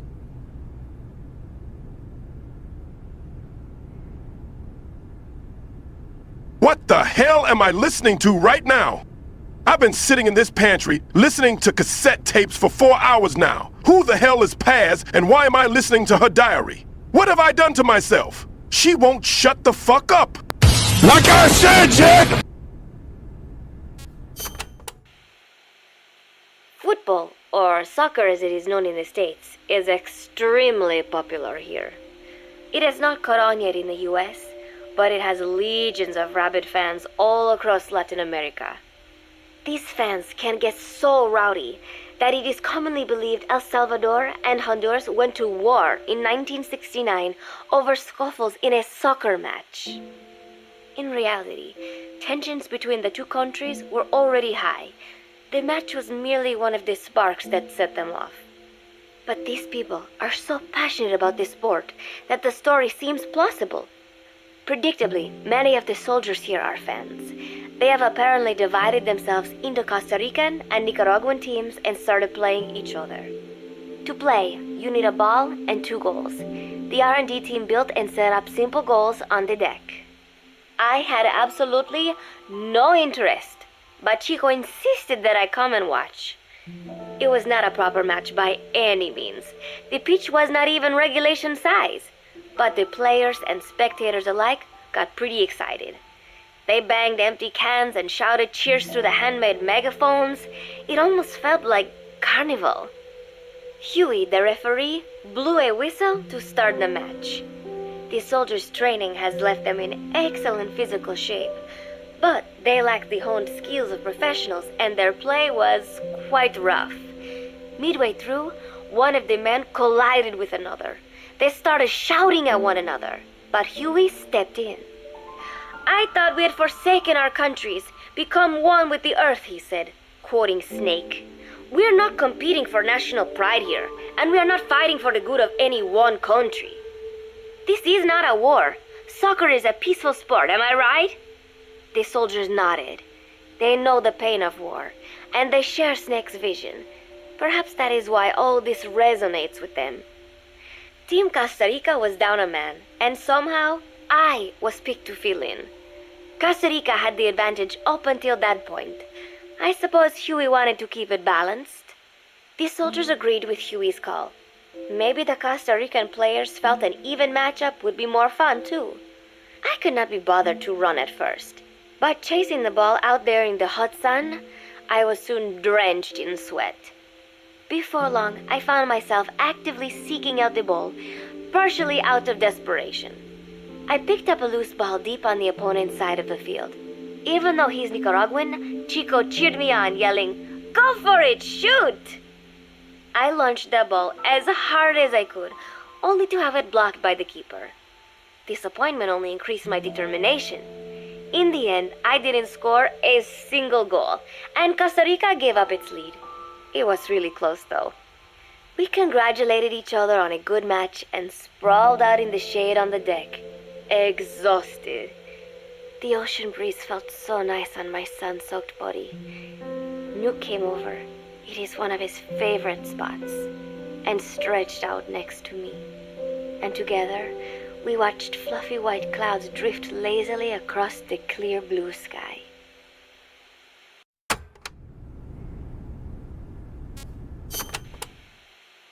It was lovely out today, so I decided to sun myself in a lounge chair up on the deck when Strangelove came up to me. Despite the heat, she was in her usual long sleeves and pants. I waved at her. She looked away and mumbled, "Hello there. Fancy meeting you here." I asked if she needed anything, feeling her eyes creeping up and down my body like she was savoring it. Finally, she swallowed and said, "You have such beautiful skin." Bewildered, I shook my head and said, "No, not at all. I had heard rumors that she was a lesbian, but she couldn't be after me, could she?" She continued to stare and said, "No, it is beautiful, but you must not let yourself get so tanned." And then she took my hand in hers. "What is wrong with a little sun?" I asked, trying to cut the conversation short. But she shook her head violently. "No, you mustn't. A young lady should take better care of her skin." She was acting strangely now, as if aroused. She lectured me on the perils of tanning, how it ages skin, causing wrinkles and spots, and in the worst cases, even skin cancer. I knew already that tanning could cause spots, but I thought only pale-skinned Anglo-Saxons had to deal with that. Having a scientist tell me it causes aging, though, that spooked me a little. If I am to keep playing the teenager, I will have to start paying more attention to my skin. Sensing my anxiety, she took a small tube from her pocket. She said it was the sunscreen she always used. She told me to keep it. I didn't know what to say. I was more than happy to take it, but exactly what were her intentions? Was she merely being nice? Or is she really into me?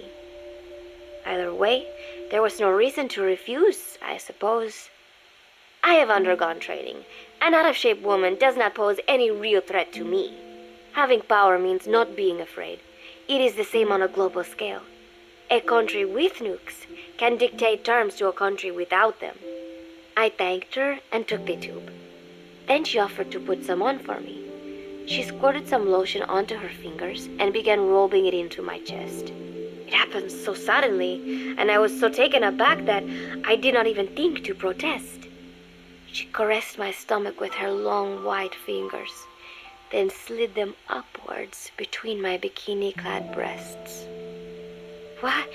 Wait, I sputtered as her moist eyes met mine. She was beautiful. Somehow, I found myself captivated by this woman more than 10 years my elder. Hold still, she whispered in my ear. I nodded silently, unable to refuse. My body went limp, motionless, as if in a trance. Gently, carefully, she rubbed the lotion all over my entire body. I shouldn't have enjoyed it, and yet I could not help myself. For a moment, I was spellbound. That woman is dangerous. I had better watch myself.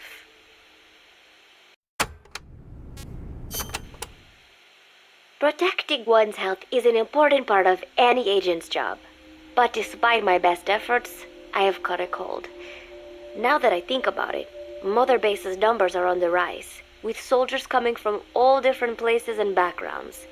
It is no wonder, then, that sooner or later someone would bring in a virus. That said, what I have got is just a common cold. The medical team said I'd need a few days rest, so I've been restricted to my room. What the and hell put is on bed this? rest. I thought I'd gotten used to not having anyone around to relate to, but at times like these, being alone is just miserable. All I could do is lay there and stroke Nuke's back, trying to take my mind off how bad I felt. Nuke just sat there, not making a sound. But I did have visitors. Amanda and Chico, Huey, Cecile, Miller, and a few of the soldiers I've become relatively close to. Amanda made me a soup with herbs she said were good for a cold. Miller told me to take it easy. I will sing you a lullaby, he said, then broke out a guitar and sang some incomprehensible song in Japanese. I did not need to understand the lyrics to know he is an awful singer. Then he said, "You know what is good for a cold? Suppositories. Here, I'll show you." He began to take off his pants, so I threw my tissue box at him to make him go away. Then Strangelove showed up, saying she had some miracle Indian cure. "It has got eucalyptus extract," she said. "It works best if you rub it into your chest." And then she tried to take off my nightshirt. I whacked her with my pillow, and I got rid of her. Chico brought me a little flower in a cup. It had been growing in a little bit of earth that probably found its way on board. Aha! Ain't no escaping the fiddler pads! "Here, you can have it." He tried to act nonchalant, but I am pretty sure he's got a crush on me. None of them understand. If they thought these little visits would cheer me up, they were wrong. Tonight, Snake himself came to my room. Like the rest, he believes I am just a schoolgirl and treats me as such. "Why did you abandon your country?" I asked him.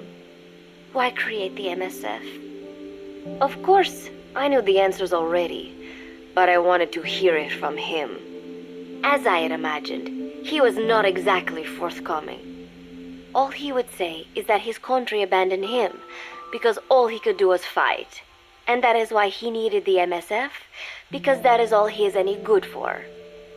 Then he said, "Fighting is the only thing I understand, but that does not mean I have got a grudge against those who believe in peace. I am not one of them, and I do not believe in peace. Conflict is in man's nature. We fight our enemies in order to survive. Maybe we are not so different after all, he and I. But that is exactly why I'm going to have to kill him, or else he will have to kill me. When I stop and think about this wretched existence, being killed by a man like that suddenly does not seem like such a bad thing.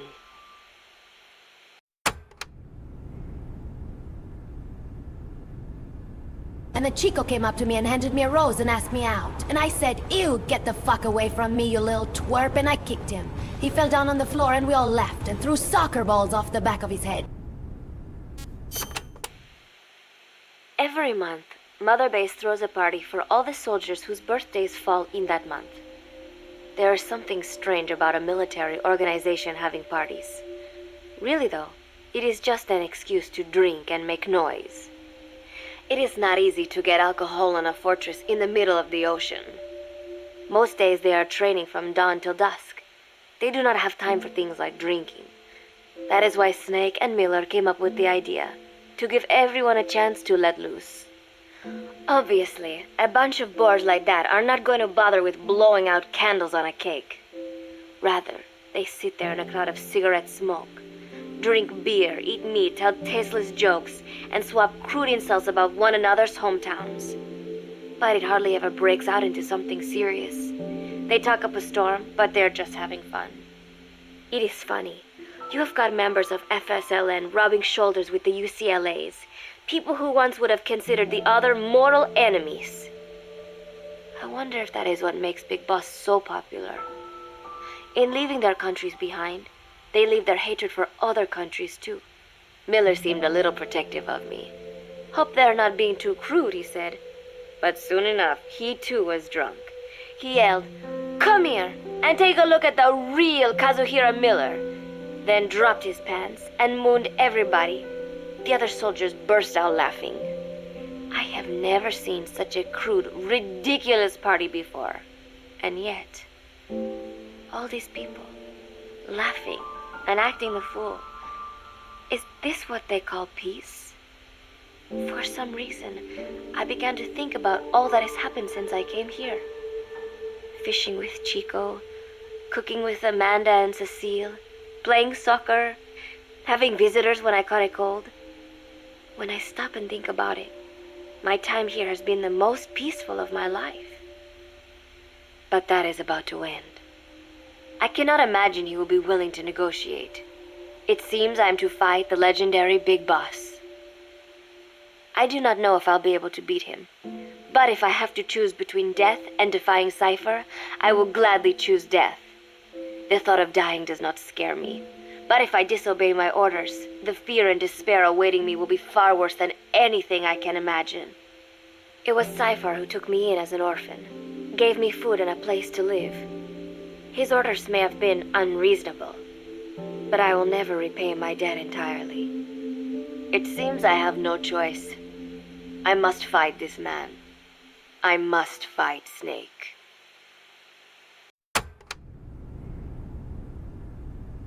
Yahoo! Get a load of this! Dick's out for Harambe!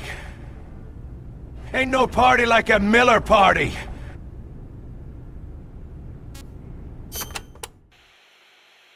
Do you know Miller, Snake's right-hand man? Apparently has got at least one serious weakness. He is an insatiable womanizer. He does not bother me, most likely because he considers teenagers off-limits. But he has hit on every single one of the few female soldiers here at Mother Base. They ought to be telling him where to stick it, but end up falling for it so easily. I think some of it stems from the fact that he is actually not that bad looking. Anyway, today, that nasty habit got him in trouble. He and Snake got into one of their rare fights, and I was there to see it. They burst out of the showers, completely naked, trading punches. I am no child. The sight of a naked man does not make me blush, but this was something else. "Maybe this'll teach you," Snake yelled as he slammed his fists into Miller's chest. I heard later that apparently he had been two-timing someone, and that same someone What the hell are you gone to talking Snake with about? troubles. As I see it, it is her own fault for letting herself be deceived like that. If she is too dumb to see through Miller's lies, then she got what she deserved. But this was not the first time it had happened, or the second, and Snake read Miller the riot act. Miller argued back, and what began as a shouting match turned into a fist fight. "You son of a bitch," Miller yelled as he swung. "Not bad," said Snake, smiling, "but not good enough." And then he was back on the offensive. They had already been at it pretty hard in the showers, and their bodies were covered with bruises. Both of these men had been trained for war, their bodies deadly weapons. They were each bleeding from a dozen places. All this from a fist fight. Even so, it was far less gruesome than if they had given it their all. It was obvious that one of them would be dead were they fighting for real. Miller took another swing, yelling, "Try this then!" Snake parried, then responded in kind, but I could tell he was not aiming for anything vital. "You are one tough bastard, boss," Miller muttered. A smile crept across his face as he caught his breath. And then they went right on fighting. Blood and sweat flew off their glistening bodies. It was combat without hatred or hostile intent. I had never seen violence like this before. And yet, it was more than just a friendly tussle. They were utilizing every technique they knew. It was not a sporting match. They were not playing by the rules. How could they keep this up? At last the two men tired themselves out, and the bizarre scene came to an end. They looked at each other's battered bodies, and then burst out laughing, embracing and congratulating each other on a good fight. It all seemed so idiotic. I still cannot fathom such behavior. But somehow, I got the sense that for all his womanizing, Miller really only trusted one person, and that was Snake. There was no way I could ever come between the two of them. And at that thought, I began to feel as if I had lost.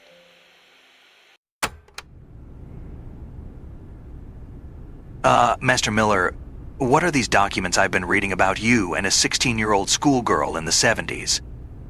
I don't think I feel comfortable working with you anymore. All of Mother Base is preparing for a festival. Since Snake and his soldiers spend so much time fighting, they are setting aside one day a year for peace and relaxation. I do not know all the details, but apparently that is what Snake and Miller decided. These soldiers love the idea, of course. There is so little fun to be had here that everybody looks forward to events like these. That is all well and good, but somehow I got roped into getting on stage. "Come on, we even both have peace in our names," said Miller. "And Zadornov, that old Ruski's name, has something to do with peace too, right? Hey, as long as we're having a day of peace, we ought to get an act together. The Three-Piece Band." I thought he was joking. He then proceeded to share his idea without bothering to check with me. And now, I am slated to sing. Apparently, he had heard me on the deck one day, and since then he's wanted to form a band. Everybody's looking forward to it, so there is no way for me to back out now. I've never done anything like this, but it does feel kind of nice to know that people are looking forward to it. I mean, it cannot be any worse than Miller's singing, but modifications to Zeke are already finalized, and I must complete my mission. Betray Cypher now, and I will face a fate far worse than death. Still, there's no need to put things in motion just yet. What difference would it make to just wait a little while longer? A whole day of peace. The mission can wait until after that. Can it not? I know I am only delaying the inevitable. When the day comes, one of us will have to die. Snake or me. But still, if I could just come up with some way to stall Cypher, at least until our day of peace. When did I start having thoughts like this?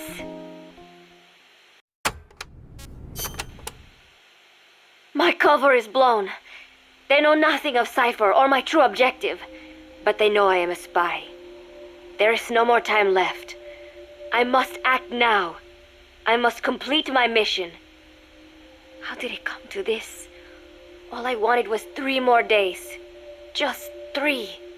Miller's already finished writing the song. It is called Love Deterrent. It is about a girl who cannot express her true feelings. I've been practicing. I am no pro, but I was pretty sure I would do a decent job. And now this. Cypher found out that Zeke was complete. He must have someone inside Mother Base besides me, spinning his tightly wound web of control, leaving no room for individual will. Typical. When they found out Zeke was complete, I was ordered to execute the operation immediately. If I was going to enjoy just one day of peace, I had to ensure the plan could not move forward. What are you talking about? I tried to sabotage Zeke. I thought by damaging the drive system, they would have no choice but to delay their plans. I waited until midnight, and then snuck into the hangar. There would be trouble if it looked like sabotage. I selected one of the drive system's load-bearing parts and carefully worked to warp its shape. The leg's drive system requires a high degree of precision to operate. Even the smallest deviation would have done it. Then, Chico walked in. Maybe it was one of those nights where he could not sleep. In any case, he saw me, panicked, and took off running. It would have been easy to kill him, but I could not. I know he likes me. It is not as if I would ever have an interest in a child like him, but I could not pull the trigger. Not at him. Not in the back. Like I said, Jack! It's a call! Or is there a chance he will keep it a secret? Protect me? No.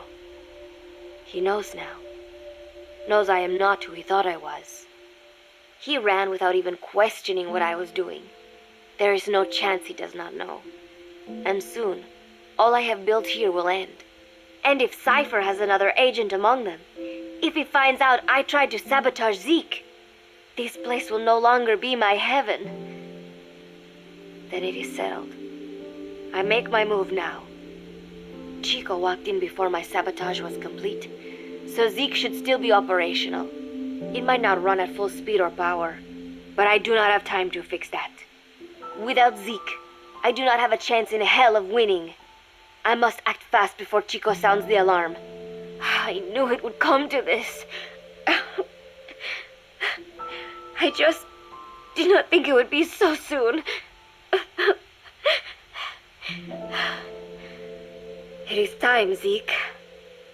Metal Gear Zeke. Activate. Everybody was invited to the party except for Chico. We all had a great time, and we could see Chico looking out the window sad, so we all pointed and laughed at his dumb, stupid face. Bullying that little idiot has been the most fun I've ever had.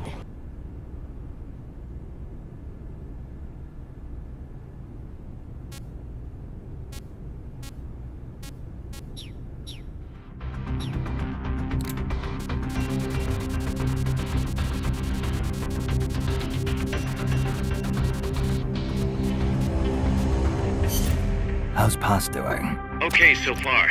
Still shocked about being lied to by Zadornov, but she's actually getting along great with the crew here at Mother Base. Really? That's good to hear. Still, it's gotta be depressing for a girl her age to be cooped up on an offshore plant all day, even if it is only temporary. I bet she'd love it if you took her out somewhere once in a while.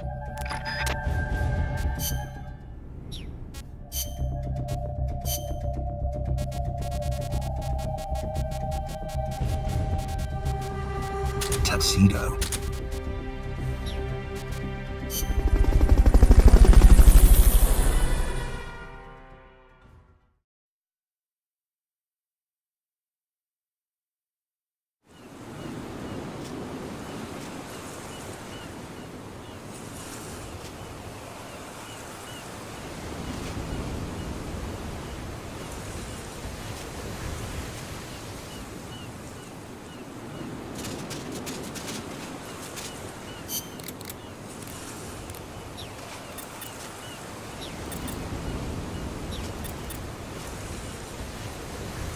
Here I am.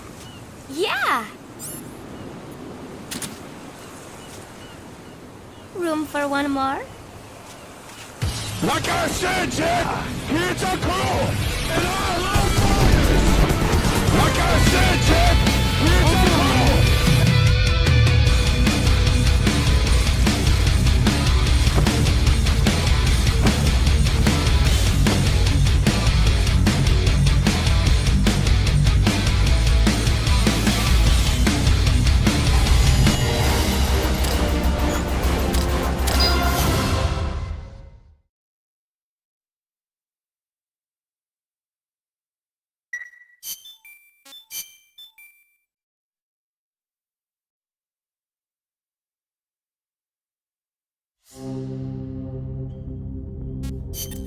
Snake, the sunsets are so pretty here. Are you feeling okay, Kaz? Yeah, I mean, I've got MSF business to think about and all. And sometimes, it's nice to just sit and watch the sunset, you know? Yeah. Snake, would you be up for going to the coast to watch the sunset? Just the two of us? I love the beach.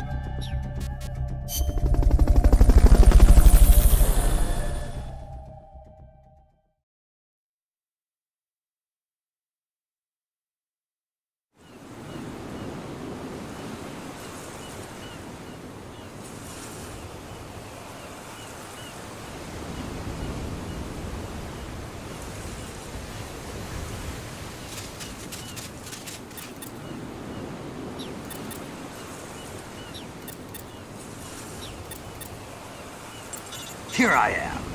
Right. I've been waiting for you. Briano, it is stranding on the beach. Hey, Snake, is there a reason why we call you Big Boss now? I don't know. It must be something to do with my penis. Your penis, Snake? Well, you're gonna have to let me look at that huge, humongous fucking thing. Yeah, God, you're fucking gross. Why would I show you my dick? Yeah, that's kinda gay, Miller. It's not gay, Snake. I want you to touch me with your dick. Yes. Ooh, Snake. Got room for two. Play me like a damn fiddle! Oh shit, Miller! Don't grab my dick! Yes, Snake. Keep fucking me in the ass. Settle Please. down, pal. Please. No, Miller! That's fucking gay! Stop forcing your dick inside my ass! Yeah, shit! Yeah, it's fucking gross! Yes. Please, Snake. I need you to complete the mission. Please, complete the mission. Oh god, Miller! This is so fucking gross! Yeah! Shit! Oh, yes. Snake. The boss would be proud.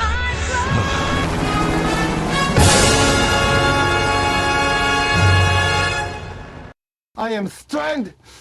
You are stranded. We are all homos. Homos.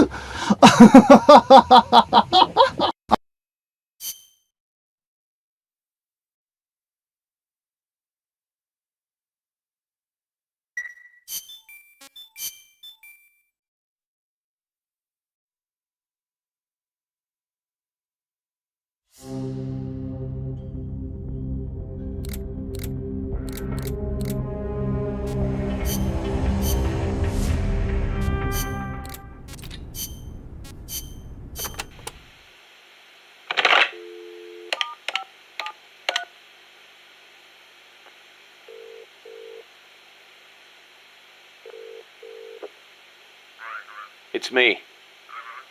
Smoothly? Naturally? No. Big Boss doesn't know the truth. No, Langley hasn't decided what to do yet. Their hands are full with their own mess. True. Lubyanka is in the same boat.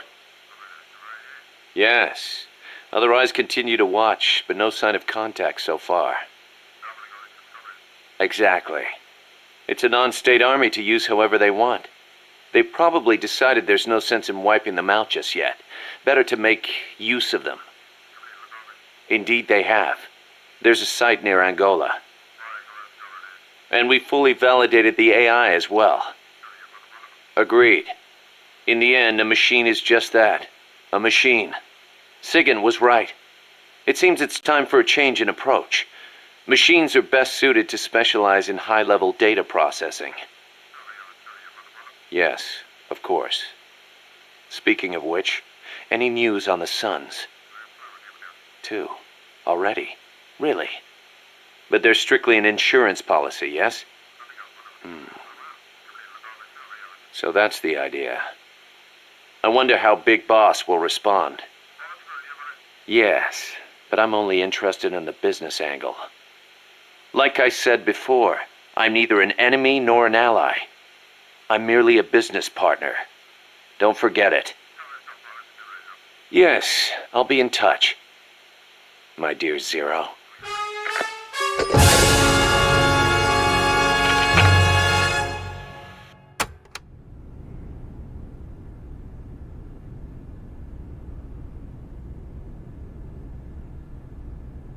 I am strand. You are strand. We are all homos. Homos.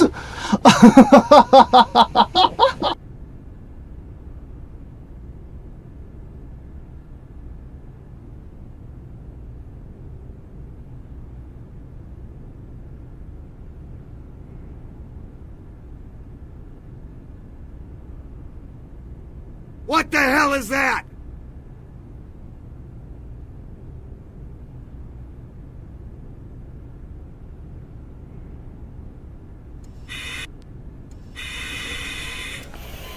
Please try to relax. There is plenty of time. I need to tell you something. You've been in a coma for quite some time.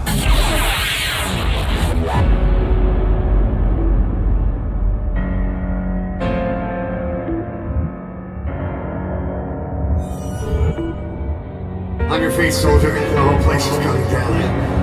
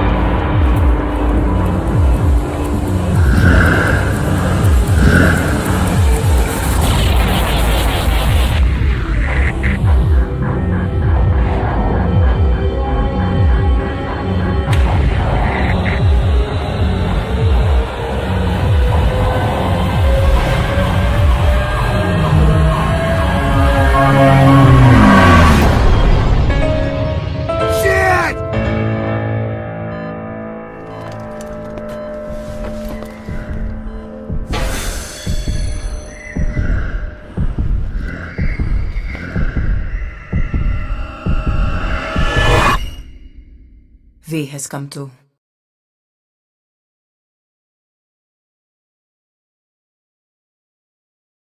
What the fuck? I haven't seen a twist like that since I twisted that little blonde femboy's hair whilst giving him back shots.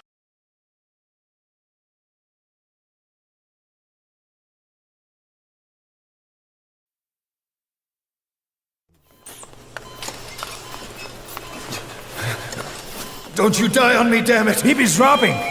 Intubate, now! Cardiac arrest, he's in V-fail! One after the other, the hawk drew near. My lord.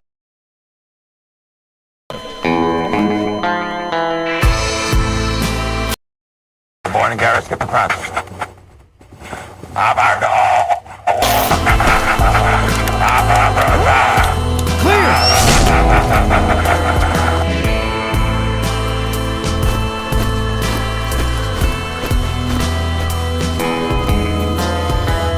No response, hit him again! Not your kind of people. Clear! You seem kind of phony. Everything's a lie. How's he doing? We are Well, he's stabilized. your kind but it took too long. He's in a coma. What about him?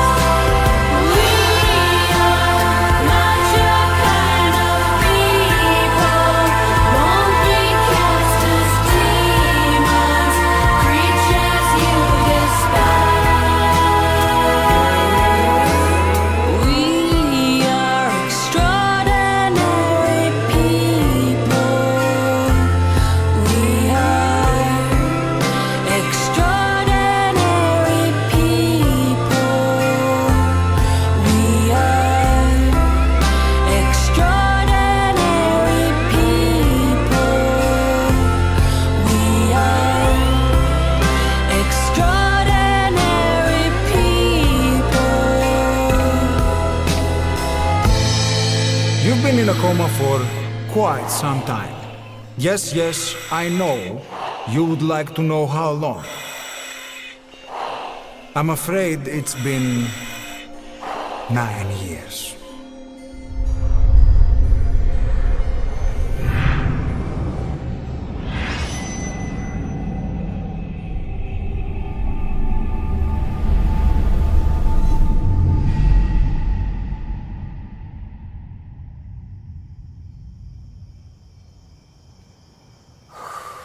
You see this?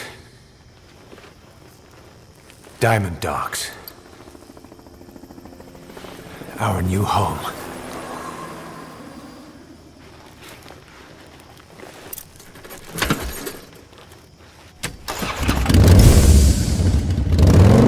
V has come too.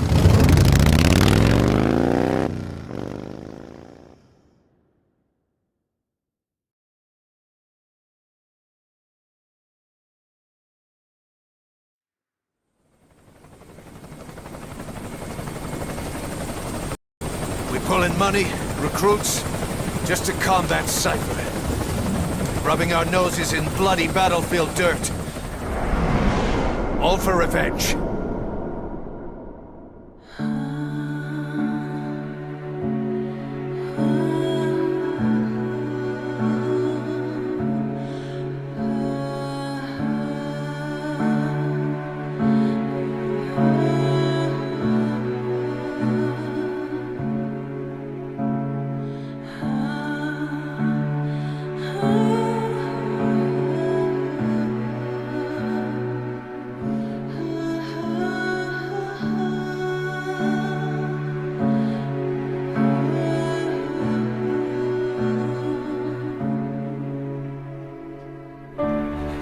Why are we still here?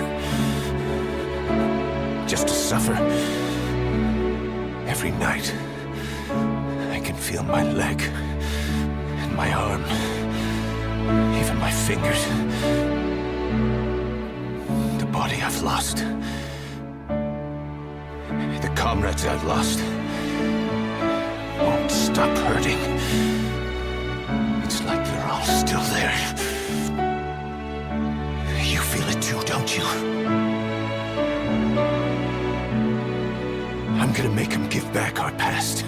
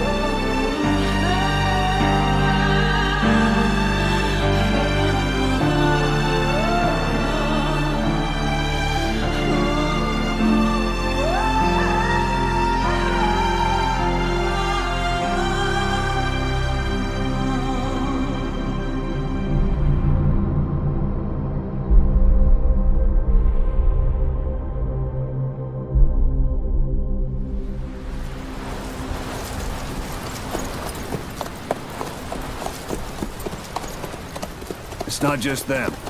The whole world wants you dead. You'll have to join up with Miller. Build that private army of yours one more time. First, we need to save Miller. He's in Afghanistan.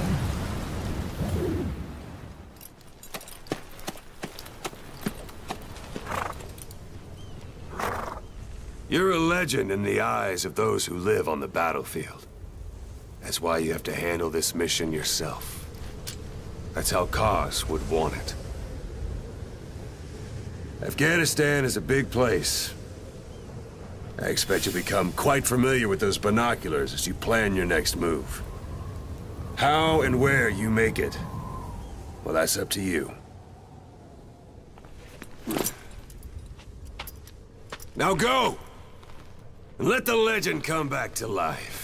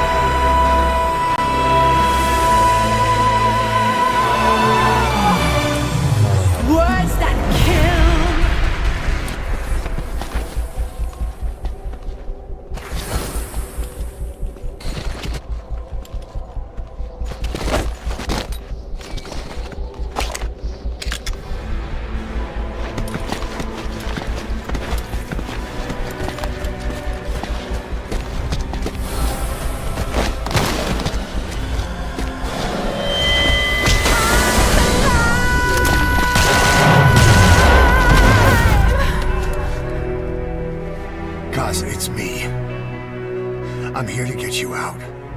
Snake.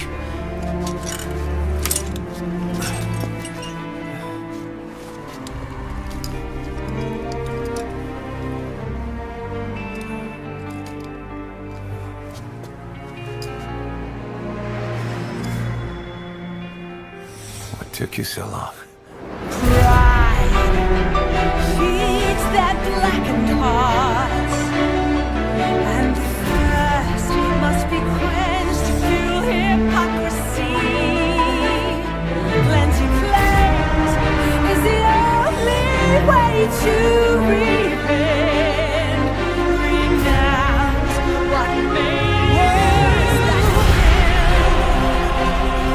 would you speak them to me with your prayer so still? It makes me believe the sins never die. Can't wash the blood off our hands. Let the world fill us all. It's just means to an end. Our salvation lies beyond the truth. Let me suffer now.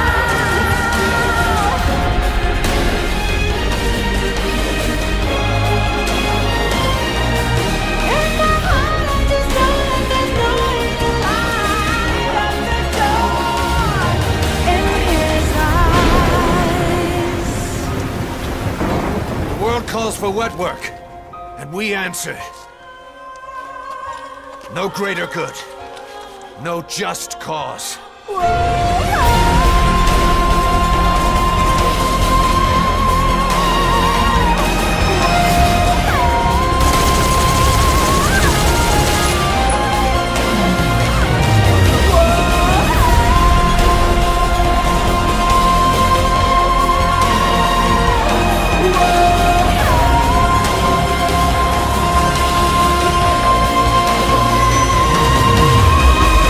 Cypher sent us to hell, but we're going even deeper. Take back everything that we've lost. Cause I'm already a demon.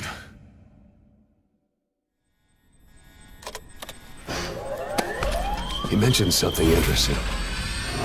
Cypher is pursuing new research. He claims that what they're doing in Africa is the missing piece. A weapon to surpass Metal Gear.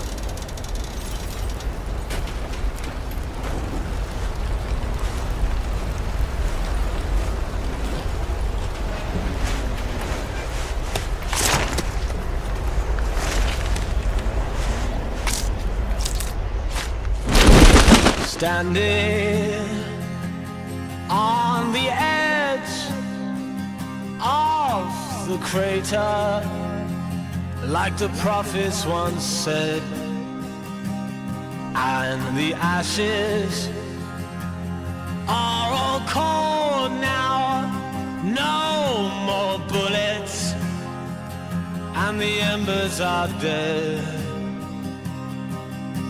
Whispers in the air tell the tales of the brothers gone. Desolation, devastation. What a mess we made when it all went wrong. Watching from the edge of the circus for the games to begin. Gladiators draw their swords, form their ranks for Armageddon. I'm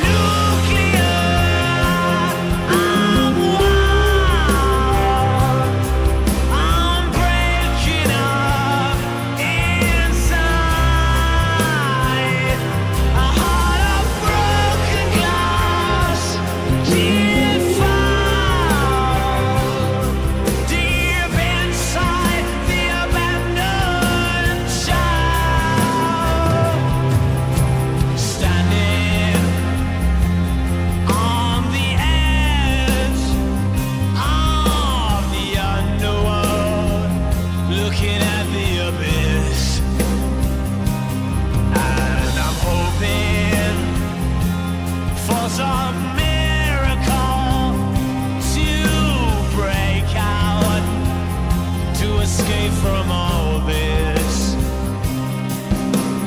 Whispers in the air tell the tale of a life that's gone. Desolation, devastation. What a mess we made when it all went wrong. I'm nuclear. I'm wild.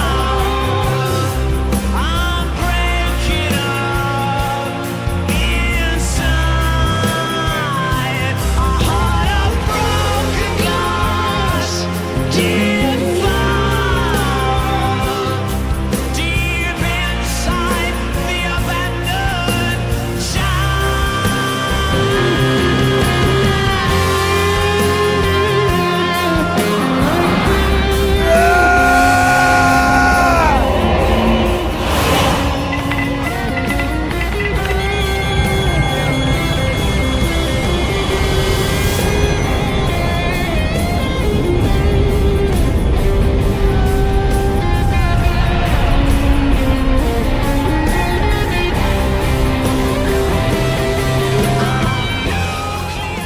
We're not burying them at sea. What then? We'll make diamonds from their ashes. Take them into battle with us. A shining light to our brothers in arms. Even in death.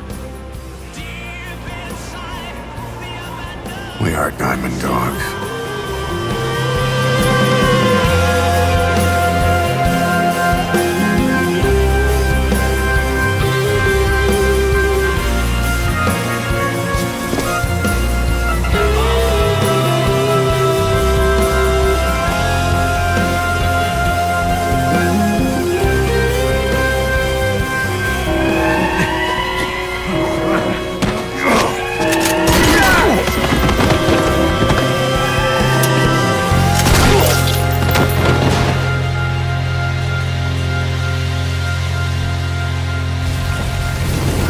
Scatter your sorrow to the heartless sea. I will always be with you.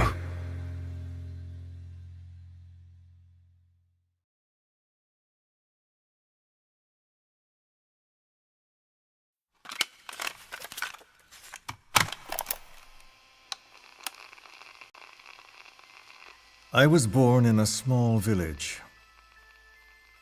I was still a child when we were raided by soldiers. Foreign soldiers. Torn from my elders, I was made to speak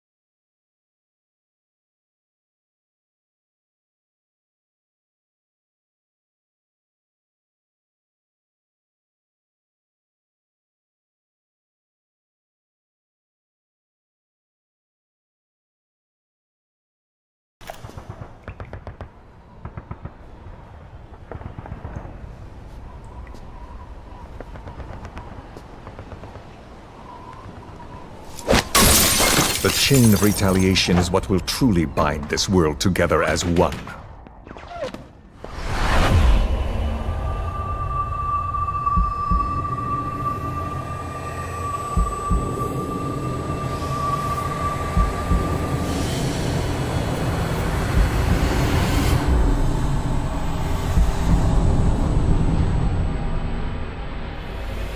Les enfants terribles, Zero called it.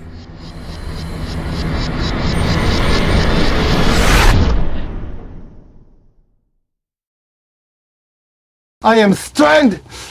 You are Strand. We are all homos! Homos!